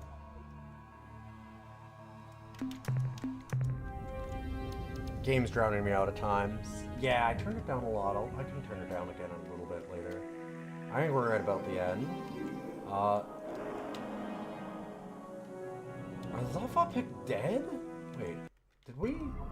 I might have been too long. Oh no.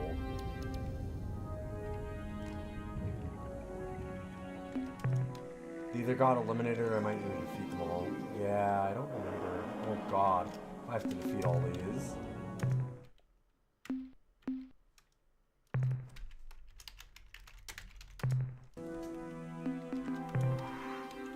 They probably got eliminated because there's no black ship. It was specifically Ur-Quan they talked about.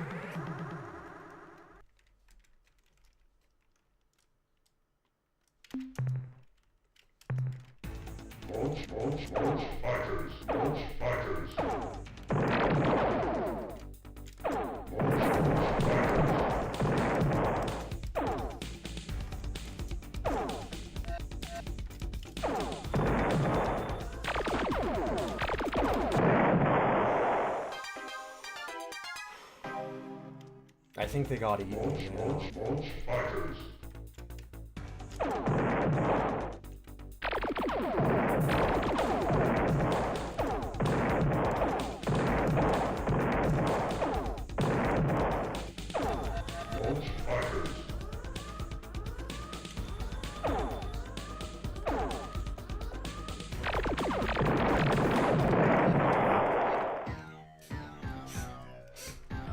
Do you want the good news or the bad news? Just tell me all the news, Lord Hosk. Doctor, give me the news. I think they've been eliminated entirely, which is extremely sad because I love the Zotfot pick. I didn't get there fast enough. I should have not done all of the other Slylandra things. But you can go ahead and spoil all of it. It's been a long time, and I kind of don't want to mess around with fighting all of these if we don't have to.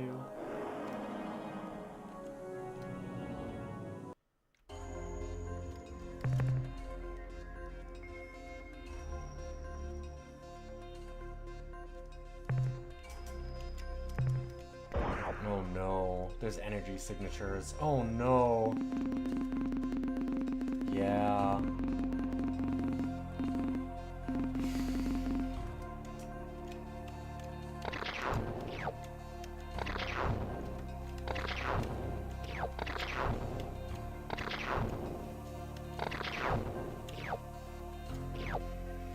God, what a cool game that it does this, but also very tragic that it does this.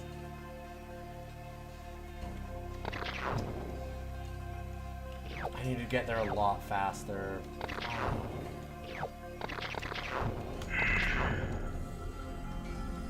For those that don't know the Zot-Fot pick, they're beautiful little babies. I love them. They've got an amazing score for them too.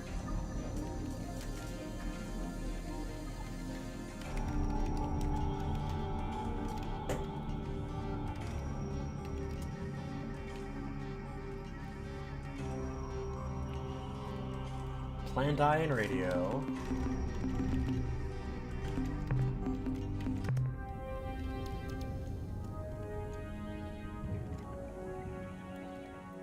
Oh, the story of their technological evolution is amazing. The whole thing with them is so fantastic, start to finish.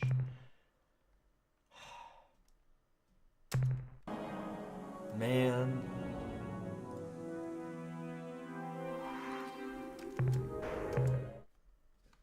Since it's silent here.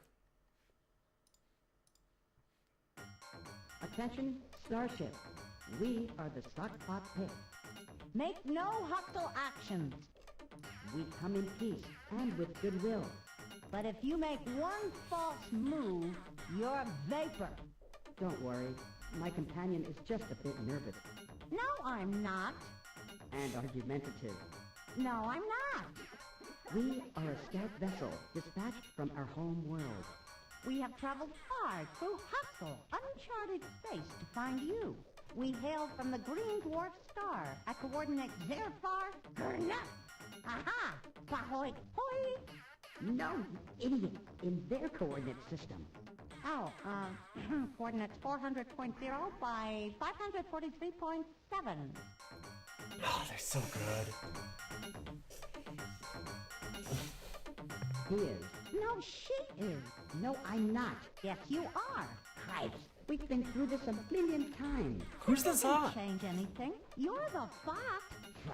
Well, Captain, as you can see, this is a point of some contention. Fot!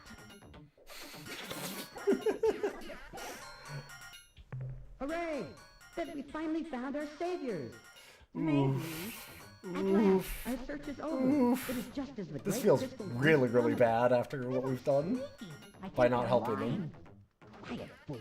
Can't you see our nightmare is over? This ship is from the great Crystal One's fabled alliance. The alliance of 3 stars. Your saviors who will come to your planet when you call and save them. In our ancient past, 4 species evolved intelligence on our homeworld. We should have left them to the Zabranki.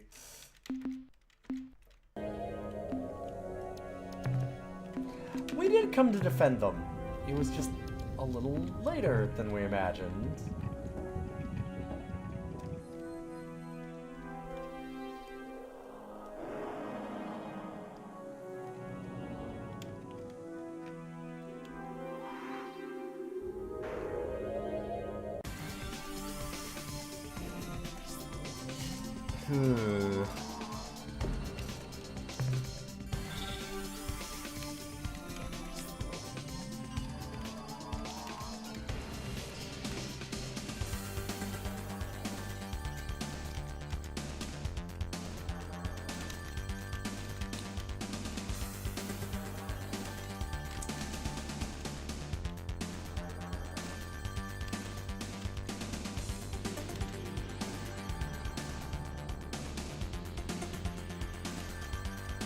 No, they're not super important to the game. I mean, but that doesn't...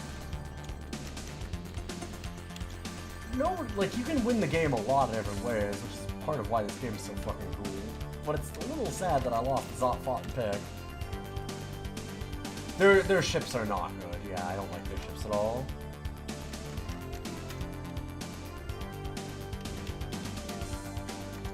Doesn't mean that we let them die, though. Where's Procyon?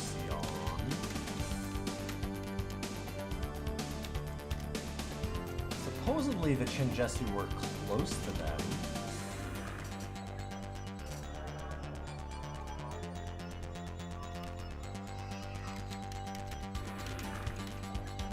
Also, Apodus was one. Zeta Draconis was another one that we needed to go to. Thradash are up there, and they've got a,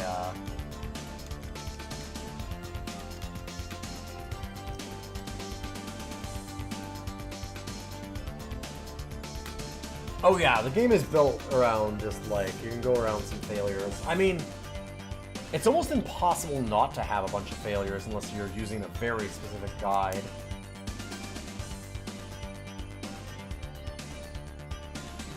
And even then, it's not, like, easy. Finding all of the different aliens and keeping them all alive and doing all that is... It requires a lot of problem solving and timing. Oh god, it's almost 1 in the morning. I've been playing this for 6 hours. It's just such a time suck for me. I love this game. It just sucks me right into it. It feels really immersive, which is just so weird for a 1992 game. But I've been having an absolute blast, so thanks for being here for so long with me. I'll keep doing this again another time. I'm gonna go to Zeta Apitis first, or Zeta Draconis first. And we'll check this out. Good stories do that regardless of the graphics. But it's also just like, I like the loop of going and exploring planets. Like, it really does feel like just exploring this vast universe. You can always run into weird encounters and different aliens and stuff just out of nowhere. And like, you constantly feel like you're getting more and more powerful for a really long time, which is nice. Yeah, the battle gameplay is a little but it's better than I remembered it even, actually, which is funny. Thradash. So, what's this? An unknown alien species. How wonderful. Someone new to fight. We, the Thradash of Culture 19, famous Ur-Quan combat thralls, know well the value of a good fight. Either you win and prove your superiority, or you lose and are vanquished. The vanquished is lucky, it may survive to learn an important lesson from its defeat. This is the way of the Thradash. We fight and learn and improve. All other cultural schemes are inferior. This is a proven fact. What have you to say before we begin combat?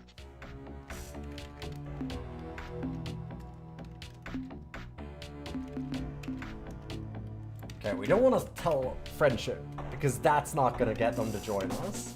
That's not what they care about. They just told us what they care about. Talk, bah. Talk is for sissies. Weaklings like those of Corridor 14.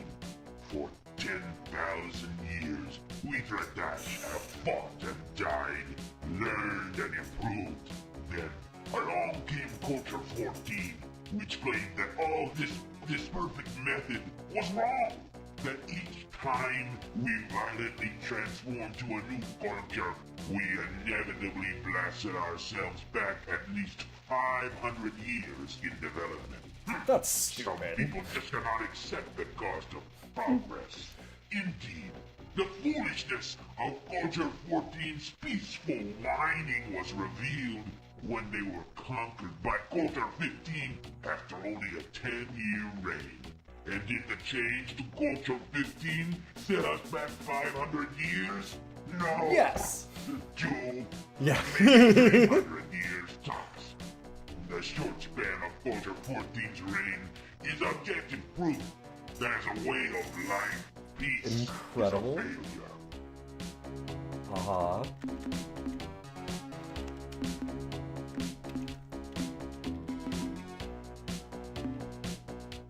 What? More talk? It amazes me that you ever got out of the orbit of your home planet. Yak, yak, yak. Yammer, yammer, yammer. Very well, we will talk for a moment.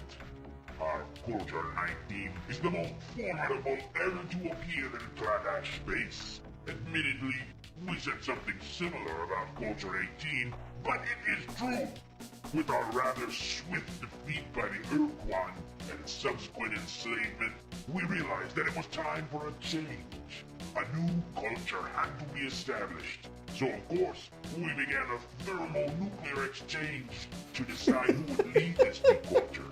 We were all Right. quite disappointed when yeah. the Ur-Quan in Definitely orbit makes above our sense. home world launched waves of fighters who intercepted all our missiles.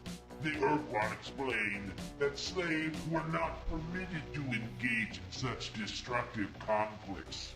So my people, being superior, introduced a super lethal poison into our opponent's water and air, thus ending the conflict. Well, if we can't use nuclear weapons, let's do other things. This revolution and killed all our leaders, which, under other circumstances, would have started a larger inter-Thradash war.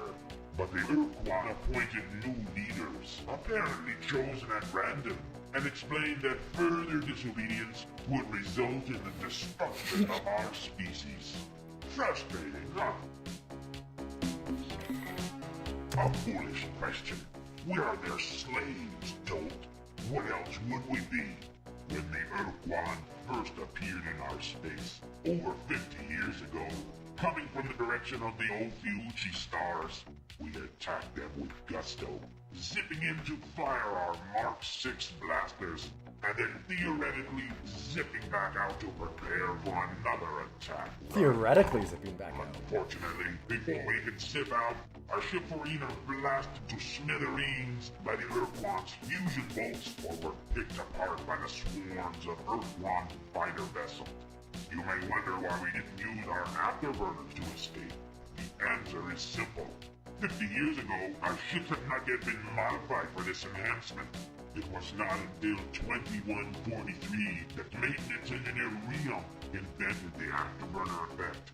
When he accidentally stuck his cigar in the aft fuel valve of the ship he was working on, waboom! The ship took off like a barn out of hell, and Rio was fried to a crisp. Yes, we remember Rio. Ah, what a brilliant man who engineered We these. have refined the device, and now that our entire fleet has been fitted with the Reunk afterburners, perhaps now the Ur-Quan will let us fight at their side as true battle thralls.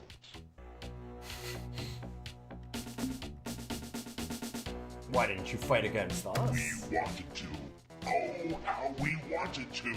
After all, we were the first battle thralls the Ur-Quan enslaved in this part of space. But you're too We stupid thought we to had actually do priority, things. but the Ur-Quan thought we were too weak to hold our own in the upcoming battles, so they left us here to guard the flank.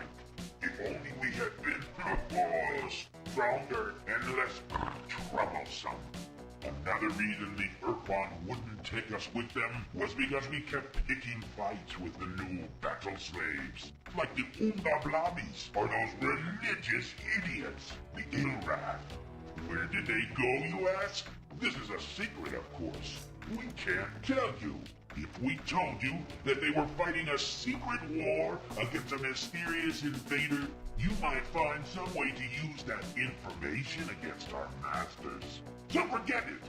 No secrets. Yeah, we don't do secrets.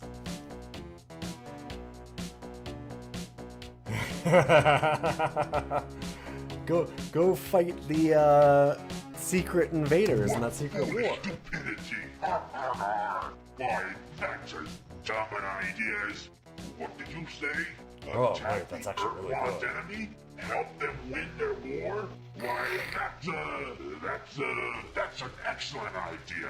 I'm glad I thought of it. We shall marshal our forces and leave at once. Stupid, human, pitiful, weakling dog.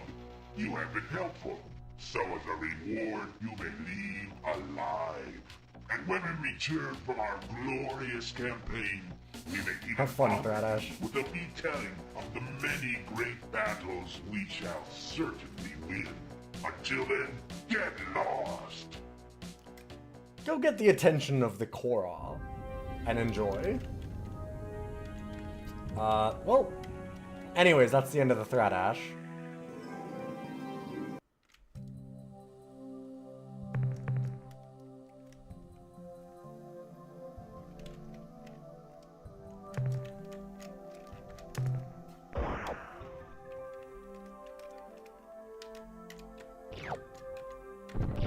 Minotaurs are bad. And the Korra are super uber nightmares.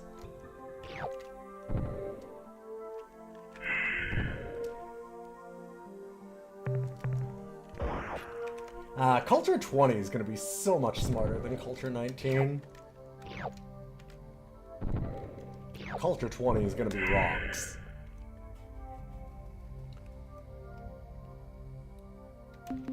Damn shame, because they probably have one of your favorite side stories. Oh, I can reload.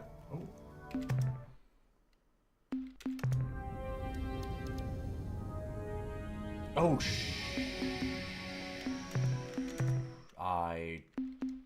Oh, boy, I fucked up, huh? Well. Oh, that was dumb. I thought that was a lot closer. I'm so stupid. Oh. Womp, womp, womp, womp.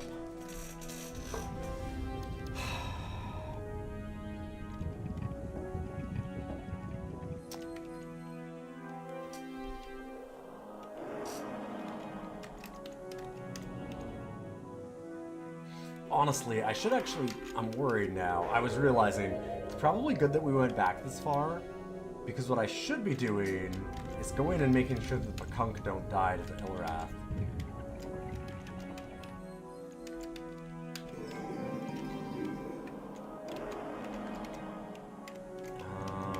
They're at Geichlus, which I could look up on the... I do have a constellation thing that I used. Should probably just do that. Whoops. Yeah, that was really goofy of me.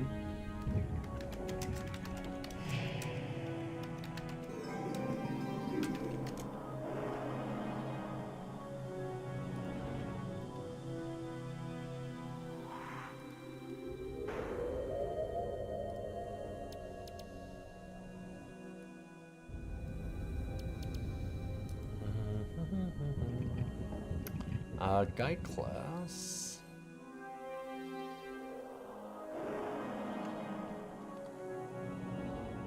Oh, right, it's way south. I mean, south. Also, the Chinjesu, the Procyon is over here too. So, like...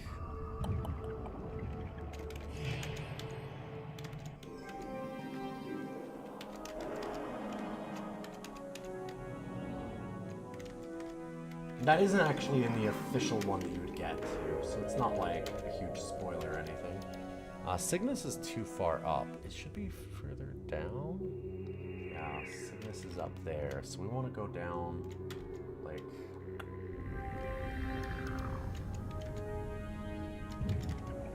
We don't need to go to the Buddhists. Shouldn't it be right around here? There it is. I'm gonna write that down so I know for later.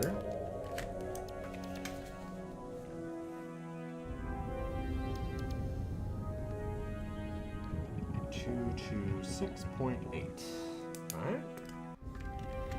We got to do a goofy way of handling the Thradash, because the Thradash get absolutely murderated when you do that, by the way. I do remember having done that before, so let's not do that to them. I guess.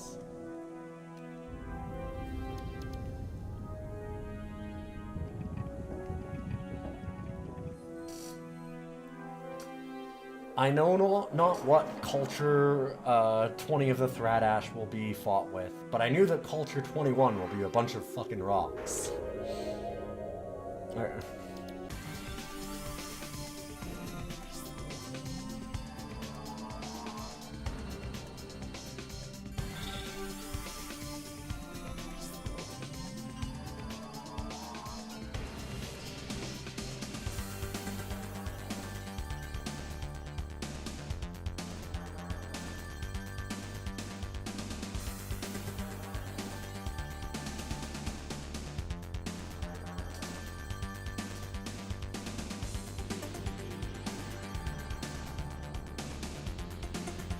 And if I remember correctly, what I should have actually done with the Thradash, thinking about it, especially because the male Norme are talking about them, we need to just attack them immediately.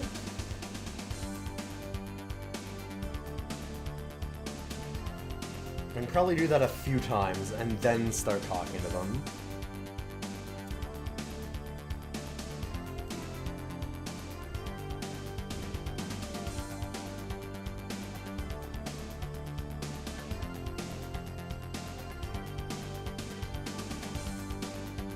It's weird that we couldn't get the Slilandro probes to stop. We need to go back and talk to them again.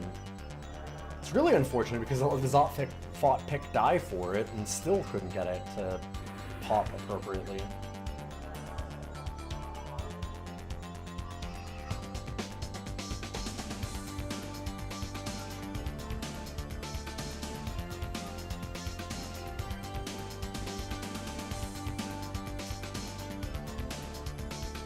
We'll need to go back and talk to them again, though. I'll write a note on that, too.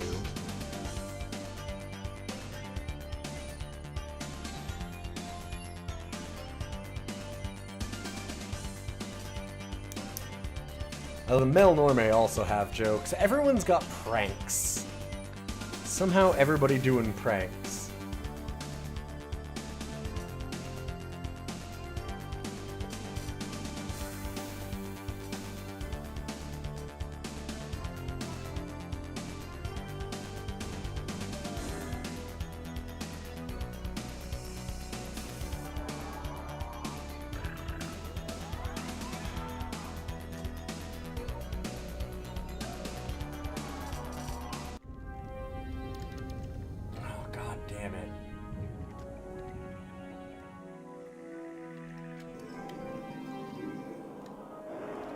Probes everywhere. It wasn't Alpha Guy class?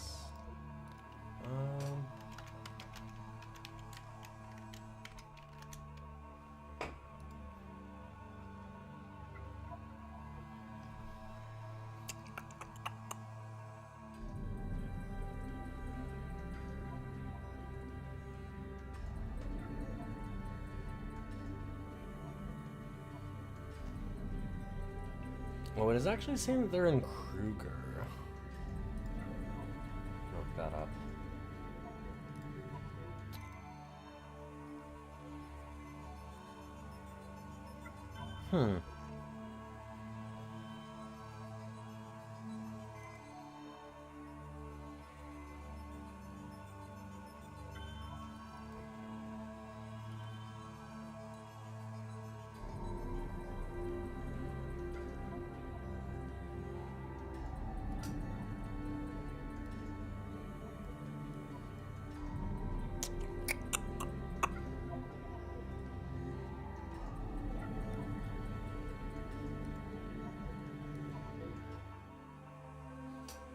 Gamma Kruger 1.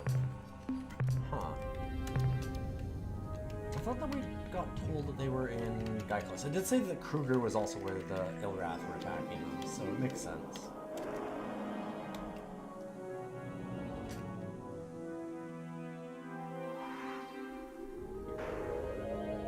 There had just been talk about Guy class being the main homeworld for them when we talked to the Milnorme.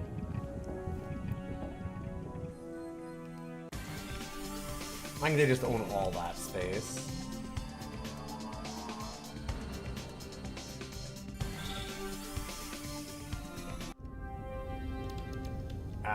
Here we go. Hello, Pakunk. Alright, they're still here, which is great. I wanted to make sure I didn't lose my cool bird friends. Welcome to our home stars. We are the Pakunk. Pakunk we are. Seekers of the deepest truths. Askers of interesting These and annoying little questions. fuckers. Even now, a question of great transcendental significance comes up into our minds. Who the hell are you? What do you want? Although we Pakunk have no rank, no pecking order, no arbitrary scheme of dominance, we do recognize that some of the souls in that universe have lived many lives. while others are but spiritual chickadees. I, Captain, have lived 38 lives, a paltry number compared to those wise and ancient souls who guide our race. You must consult them, Captain. They will help you to understand yourself, and in doing so, understand others, who in turn may or may not understand other things. So much Seek understanding. those wise birds at our home world, at Gamma Kruger 1. They have all the answers. See the wise ones at our home world, Captain. Go to Gamma Kruger for your answers. Yes, by all means, if duty is calling. I'm sure we'll see each other again. Perhaps when the stars are aligned in an appropriate configuration. Yes, my inner voice is telling me that is correct. When the stars align, Captain.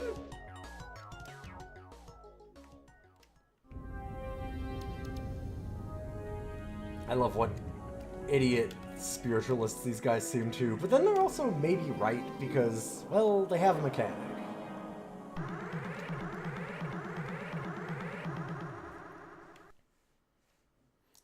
That's a lot of pekunk.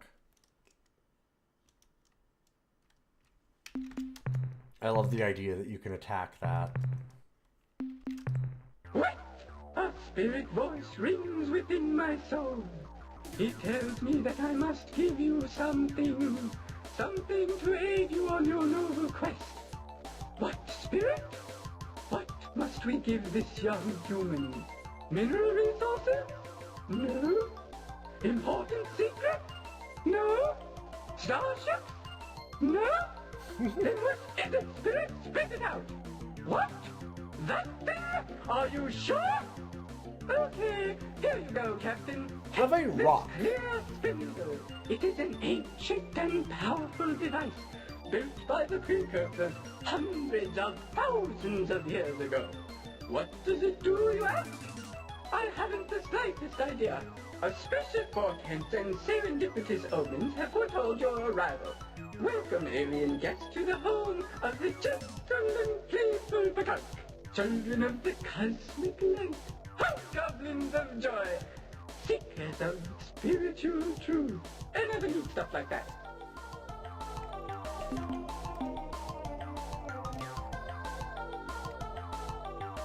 Yes, we know all that.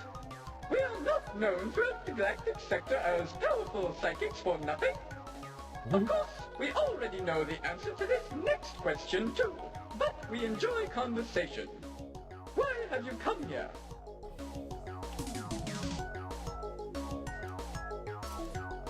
I am forming a psychic link with you. I sense that you refer to our conflict with the Ur-Quan. I sense that you are offering to venture single-handedly deep into Ur-Quan space and do battle with their vast numbers. And I can see that you give not even a thought to the danger you would be in. You are noble indeed, and I accept your offer of aid. But in spirit alone, the karmic burden of your gruesome death would be too great. Still, I say thank you, Captain. Let us unite and form an alliance. We will provide you with all of the crew, ships, and resources you desire. We will give you... Wait! I sense that you are offended by our crass material offer. Oh, never mind. We'd Yes, never give you that I am much. ashamed. Any warmongering species could offer this. We are the children of the stellar breeze. We shall give you what all others could not. The greatest of gifts. We shall give you our love. You are speechless. Do not talk now. I can feel the energy connecting us.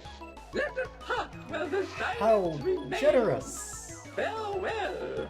But wait, before we go, as a small token of our love, not as a material gift, mind you, we give you 4 of our meager ships, fully crewed. Good luck.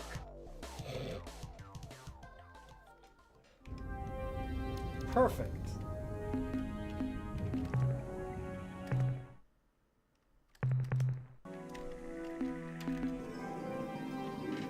truly fantastic.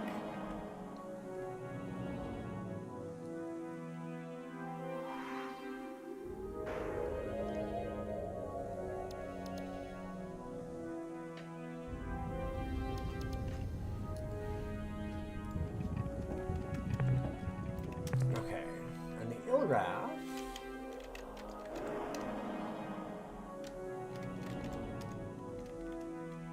Maybe like an Alpha Tauri we had, which is, I believe, this way.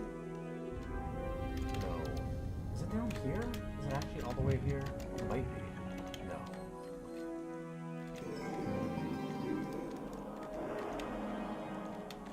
I suppose I should just look on my own star map.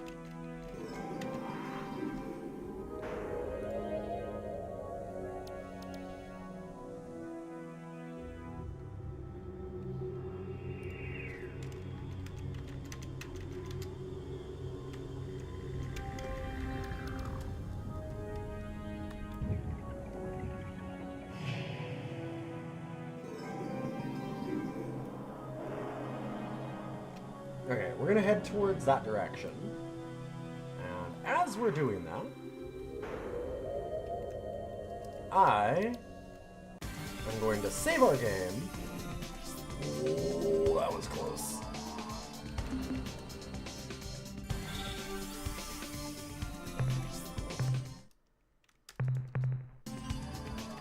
And head out, because it is 1:30 in the morning and I need to get to bed.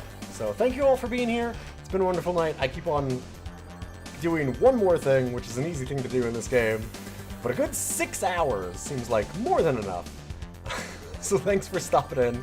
Thank you again to Auth for that big host. Thanks to all the people that subbed and followed and all that jazz. And I'll be back tomorrow, where I'm going to be trying to rank XCOM Apocalypse if I can get through enough of the 100-page tutorial to feel confident to do so. So I'm going to host you on over to somebody else, so don't go away. And I hope you all have a wonderful night.